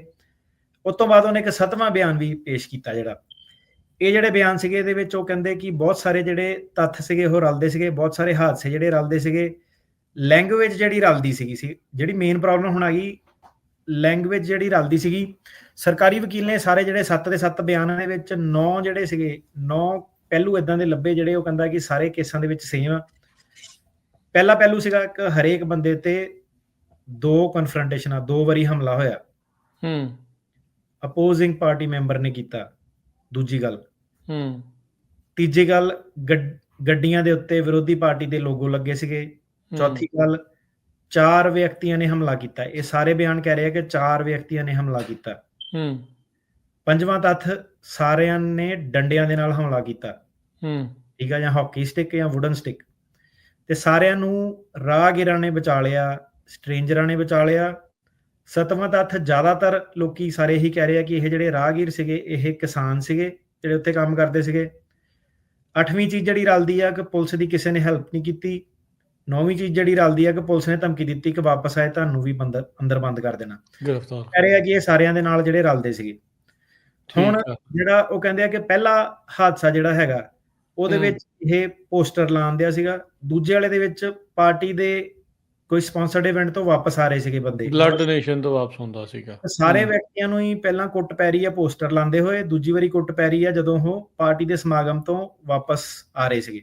ਓਕੇ, ਪਰ ਮੇਨ ਗੱਲ ਜਿਹੜੀ ਉਹ ਸੀਗੀ ਕਿ ਨਰੇਟਿਵ ਜਿਹੜਾ ਹੁੰਦਾ, ਠੀਕ ਆ, ਜਿਹੜੀ ਪੂਰੀ ਰਚਨਾ ਇਹਨਾਂ ਦੀ ਸੀਗੀ ਉਹ ਕਹਿੰਦੇ ਸਾਰਿਆਂ ਦੀ ਜਿਹੜੀ ਸੇਮ ਸੀਗੀ 6 ਦੇ ਨਾਲ। ਜਿਹੜੀ 7ਵੀਂ ਡੈਕਲੇਰੇਸ਼ਨ ਉਹਨੇ ਇਹ ਚੀਜ਼ ਨੂੰ ਧਿਆਨ ਨਾਲ ਸੁਣਿਓ, ਠੀਕ ਆ, ਸਾਰੇ ਜਾਣੇ ਇਸ ਚੀਜ਼ ਨੂੰ ਧਿਆਨ ਨਾਲ ਸੁਣਿਓ। ਇਹ ਉਹੀ ਚੀਜ਼ ਆ ਜਿਹੜੀ ਤੁਹਾਨੂੰ ਪਿਛਲੇ 4 ਸਾਲਾਂ ਤੋਂ ਸਮਝਾਉਣ ਦੀ ਕੋਸ਼ਿਸ਼ ਕੀਤੀ ਜਾ ਰਹੀ ਆ, ਦੱਸਿਆ ਜਾ ਰਿਹਾ, ਠੀਕ ਆ। ਕਈ ਸਮਝੇ ਕਈ ਨਹੀਂ ਸਮਝੇ, ਪਰ 9th ਸਰਕਟ ਸਮਝਾ ਰਿਹਾ ਵਾ ਇਸ ਵੇਲੇ, ਠੀਕ ਆ। 9th ਸਰਕਟ ਦੇ ਜਿਹੜਾ ਲਿਖਿਆ ਐਗਜ਼ੈਕਟਲੀ ਪੜਨ ਜਾ ਰਿਹਾ। ਉਹ ਕਹਿੰਦਾ ਜਿਹੜੀ 7th ਡੈਕਲੇਰੇਸ਼ਨ ਸੀਗੀ 7ਵੀਂ ਵਾਲੀ, ਉਹਦੇ ਵਿੱਚ ਤੇ ਲੈਂਗੁਏਜ ਪੂਰੀ ਆਇਡੈਂਟੀਕਲ ਵਰਡਿੰਗ ਜਿਹੜੀ ਲਿਖੀ ਹੋਈ ਸੀਗੀ, ਐਕਸਟੈਂਸਿਵ ਆਇਡੈਂਟੀਕਲ ਵਰਡਿੰਗ, ਬਹੁਤ ਜ਼ਿਆਦਾ ਜਿਹੜੀ ਉਹ ਕਾਪੀ ਪੇਸਟਿੰਗ ਜਿਹੜੀ ਹੋਈ ਪਈ ਸੀਗੀ। ਤੇ ਉਹਦਾ ਜਿਹੜਾ ਵਕੀਲ ਸੀਗਾ ਉਹ ਸੇਮ ਹੀ ਸੀਗਾ ਜਿਹੜਾ ਇਹ ਵਿਅਕਤੀ ਦਾ ਵਕੀਲ ਸੀਗਾ ਇਮੀਗ੍ਰੇਸ਼ਨ ਕੋਰਟ ਦੇ ਮੂਹਰੇ। ਸੋ ਇਮੀਗ੍ਰੇਸ਼ਨ ਕੋਰਟ ਦੇ ਮੂਹਰੇ ਜਿਹੜਾ ਵਕੀਲ ਉਹਨੂੰ ਰੈਪਰੈਜ਼ੈਂਟ ਕਰ ਰਿਹਾ ਸੀਗਾ, ਉਹਦੀ ਖੁਦ ਦੀ ਜਿਹੜੀ ਬਿਆਨ ਸੀਗੇ ਉਹ ਸਰਕਾਰੀ ਵਕੀਲ ਨੇ ਕਿਸੇ ਹੋਰ ਕੇਸ ਦੇ ਪੇਸ਼ ਕਰਤੇ। ਮਤਲਬ ਕਿ ਸੇਮ ਲਾਅ ਆਫਿਸ ਦੇ ਵਿੱਚ ਜਿਹੜੀ ਕਹਾਣੀ ਸੀਗੀ ਉਹਦੀ ਲੈਂਗੁਏਜ ਜਿਹੜੀ ਸੀਗੀ ਰਲਦੀ ਸੀਗੀ।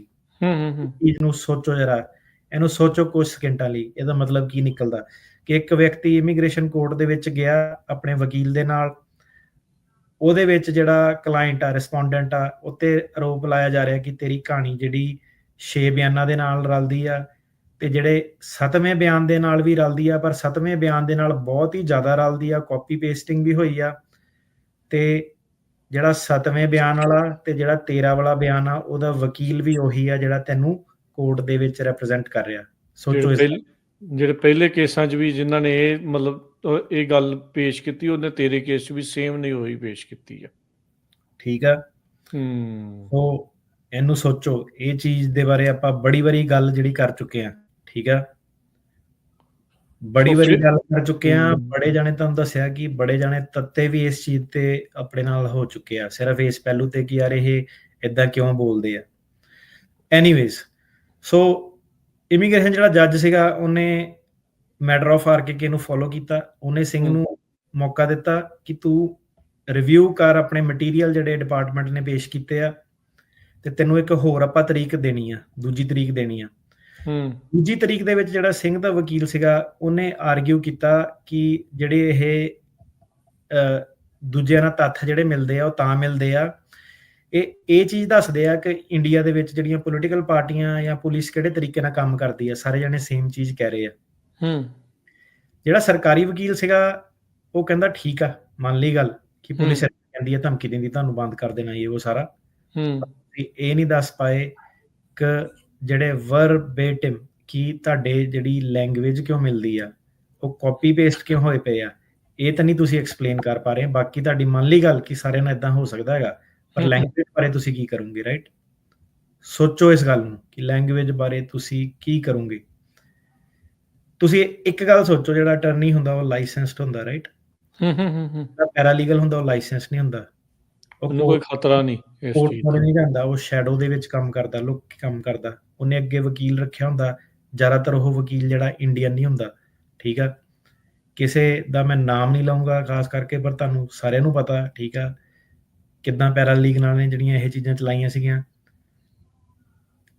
ਤੁਸੀਂ ਦੇਖੋ ਹੁਣ ਜਦੋਂ ਇਹ ਘੁੰਮ ਫਿਰ ਕੇ ਜਦੋਂ ਉਹ 6-6 7-7 ਚੀਜ਼ਾਂ ਜਦੋਂ ਪੇਸ਼ ਕਰਦੇ ਆ, ਕਈਆਂ ਕੇਸਾਂ ਦੇ ਵਿੱਚ 20 ਵੀ, ਕਈਆਂ ਦੇ ਵਿੱਚ 50 ਵੀ, ਜਿਹੜੇ ਕਾਪੀ ਪੇਸਟ ਜਿਹੜਾ ਕੀਤਾ ਹੁੰਦਾ, ਬੰਦਾ ਟਰਾਂਸਲੇਟ ਕਿਤੇ ਕਰਾਉਣ ਗਿਆ, ਟਰਾਂਸਲੇਟਰ ਨੇ ਕਿਸੇ ਹੋਰ ਦੇ ਚੇਪਤਾ, ਠੀਕ ਆ। ਤੇ ਸਾਰੀ ਕਨਫਿਊਜ਼ਨ ਵਿੱਚ ਪੈ ਜਾਂਦੀ ਹੈ ਕਿ ਹੁਣ ਸੱਚ ਕੌਣ ਬੋਲ ਰਿਹਾ, ਝੂਠ ਕੌਣ ਬੋਲ ਰਿਹਾ, ਠੀਕ ਆ। ਵਿਅਕਤੀ ਕਹਿ ਰਿਹਾ ਕਿ ਮੈਂ ਤਾਂ ਪੰਜਾਬੀ ਚ ਬੋਲਿਆ ਸੀਗਾ, ਵਕੀਲ ਨੇ ਲਿਖਿਆ, ਪਰ ਉਹ ਕਹਿੰਦੇ ਕਿ ਸਾਰਿਆਂ ਦੇ ਜਿਹੜੇ ਕਹਾਣੀ ਰਲ ਸਕਦੀ ਆ, ਠੀਕ ਆ, ਡਿਫਰੈਂਟ ਗੱਲ ਆ, ਪਰ ਲੈਂਗੁਏਜ ਕਿਹੜੇ ਹਿਸਾਬ ਨਾਲ ਰਲ ਰਹੀ ਹੈ। ਇਸ ਬੇਸ ਤੇ ਜਿਹੜਾ ਇਮੀਗ੍ਰੇਸ਼ਨ ਜੱਜ ਸੀਗਾ ਉਹਨੇ ਕੇਸ ਡਿਨਾਈ ਕਰਤਾ। ਇਮੀਗ੍ਰੇਸ਼ਨ ਜੱਜ ਨੇ ਆਪਣੀ ਰੀਜ਼ਨਿੰਗ ਦਿੱਤੀ। ਇਮੀਗ੍ਰੇਸ਼ਨ ਜੱਜ ਕਹਿੰਦਾ ਕਿ ਨਿਊਮਰਸ, ਮਤਲਬ ਕਿ ਬਹੁਤ ਜ਼ਿਆਦਾ ਰਿਪੀਟਡ ਐਵੀਡੈਂਸ਼ਰੀ ਪੁਆਇੰਟਸ ਹੈਗੇ ਆ ਕੇਸ ਦੇ ਵਿੱਚ, ਕਿ ਹਰੇਕ ਦੇ ਵਿੱਚ ਬਾਰ-ਬਾਰ ਸੇਮ ਚੀਜ਼, ਸੇਮ ਪੈਰਾਗ੍ਰਾਫ ਉੱਤੇ, ਲਾਈਨਾਂ ਦੇ ਉੱਤੇ ਰਿਪੀਟ ਹੋਈ ਆ, ਸਮਟਾਈਮਸ ਵਰਡ ਫॉर ਵਰਡ, ਠੀਕ ਆ। ਜੱਜ ਨੇ ਇੱਕ ਸਟੇਟਮੈਂਟ ਦਿੱਤੀ, 9th ਸਰਕਿਟ ਨੇ ਇਹਨੂੰ ਕੋਟ ਕੀਤੀ। ਜੱਜ ਕਹਿੰਦਾ ਕਿ ਜੇ ਇਹ ਕਲੇਮ, ਠੀਕ ਆ, ਜੇ ਇਹ ਕਹਾਣੀਆਂ ਫਿੰਗਰਪ੍ਰਿੰਟ ਹੁੰਦੀਆਂ ਤੇ ਇਹ ਇੱਕ ਦੂਜੇ ਨਾਲ ਮੈਚ ਕਰ ਜਾਣੇ ਸੀਗੇ ਇਸ ਲੈਵਲ ਅੱਛਾ, ਜੱਜ ਨੇ ਇੱਥੋਂ ਤੱਕ ਕਹਿਤਾ। ਜੱਜ ਕਹਿੰਦਾ ਕਿ if these claims were fingerprints they would be a match, ਠੀਕ ਹੈ। ਉਹ ਕਹਿੰਦਾ ਕਿ ਇਹ ਕੈਂਡ ਕਲੇਮ ਹੈਗੇ ਆ, ਇਹ ਫੈਕਟਰੀ ਸਟਾਈਲ ਕੈਂਡ ਕਲੇਮ ਜਿਹੜੇ ਹੈਗੇ ਆ, ਸਾਰੇ ਜਾਣੇ ਇੱਕ ਦੂਜੇ ਦੀ ਕਾਪੀ ਪੇਸਟ ਜਿਹੜੇ ਕਰ ਰਹੇ ਆ। ਤੇ ਸਿੰਘ ਨੇ ਇਹ ਨੋਇੰਗਲੀ ਸਬਮਿਟ ਕੀਤਾ, ਰਿਹਰਸਲ ਕਰਕੇ, ਸਿਰਫ ਤੇ ਸਿਰਫ ਤਾਂ ਕਿ ਉਹ ਝੂਠੇ ਪ੍ਰਟੈਂਸ ਦੇ ਥੱਲੇ ਅਸਾਈਲਮ ਜਿਹੜਾ ਲੈ ਸਕੇ। ਤੇ ਤਾਂ ਕਰਕੇ ਸਿੰਘ ਨੇ ਜਿਹੜੀ ਫ੍ਰਿਵਲਸ ਅਸਾਈਲਮ ਐਪਲੀਕੇਸ਼ਨ ਪਾਈ ਆ, ਤੇ ਤਾਂ ਕਿਉਂਕਿ ਹੁਣ ਇਹਦੀ ਕ੍ਰੈਡੀਬਿਲਿਟੀ ਕੁਐਸਚਨ ਚ ਹੈਗੀ ਆ, ਤੇ ਬਾਕੀ ਜੋ ਵੀ ਇਹਨੇ ਖਬਰਾਂ ਇਹ ਉਹ ਕਟਿੰਗ ਕੁਟਿੰਗ ਜਿਹੜੀ ਪੇਸ਼ ਕੀਤੀ ਆ, ਉਹ ਸਿਰਫ ਇਹ ਸ਼ੋਅ ਕਰਦੇ ਆ ਕਿ ਇੰਡੀਆ ਦੇ ਵਿੱਚ ਇੱਕ ਸਟਰਗਲ ਚੱਲਦੀ ਪਈ ਆ। ਪਰ ਸਿੰਘ ਨੇ ਇਦਾਂ ਦਾ ਕੁਛ ਨਹੀਂ ਕਿਹਾ, ਕੁਛ ਨਹੀਂ ਸਾਬਿਤ ਕਰ ਪਾਇਆ ਕਿ ਇਹਦੇ ਨਾਲ ਉੱਥੇ ਕੋਈ ਟੌਰਚਰ ਜਾਂ ਧੱਕਾ ਜਿਹੜਾ ਉਹ ਹੋ ਪਾਊਗਾ। ਸੋ ਇਮੀਗ੍ਰੇਸ਼ਨ ਜੱਜ ਨੇ ਬੇਸਿਕਲੀ ਆਪਣੀ ਜਿਹੜੀ ਰੀਜ਼ਨਿੰਗ ਦਿੱਤੀ ਆ, ਉਹ ਕਹਿੰਦਾ ਉਹਨੇ ਇੰਨਾ ਜ਼ਿਆਦਾ ਦੁਖੀ ਹੋ ਕੇ ਆਪਣਾ ਜਿਹੜਾ ਪੈਨ ਦੇ ਨਮੂਨੇ ਦੇਖ ਲਓ ਕਿਹਾ, ਕੀ ਕਹਿੰਦਾ, ਜੇ ਇਹ ਫਿੰਗਰਪ੍ਰਿੰਟ ਹੁੰਦੇ ਨਾ ਕੇਸ, ਤੇ ਸਾਰੇ ਇੱਕ ਦੂਜੇ ਨਾਲ ਮੈਚ ਕਰਨੇ ਹੈਗੇ। ਤੇ ਤੁਹਾਨੂੰ ਪਤਾ ਫਿੰਗਰਪ੍ਰਿੰਟ ਕਦੀ ਕਿਸੇ ਦੇ ਮੈਚ ਨਹੀਂ ਕਰਦੇ, ਸਿਰਫ ਇੱਕ ਦੇ ਨਾਲ ਦੂਜੇ ਦੇ ਸੇਮ ਹੀ ਦੇ ਬੰਦੇ ਦੇ ਹੀ ਕਰਦੇ ਆ।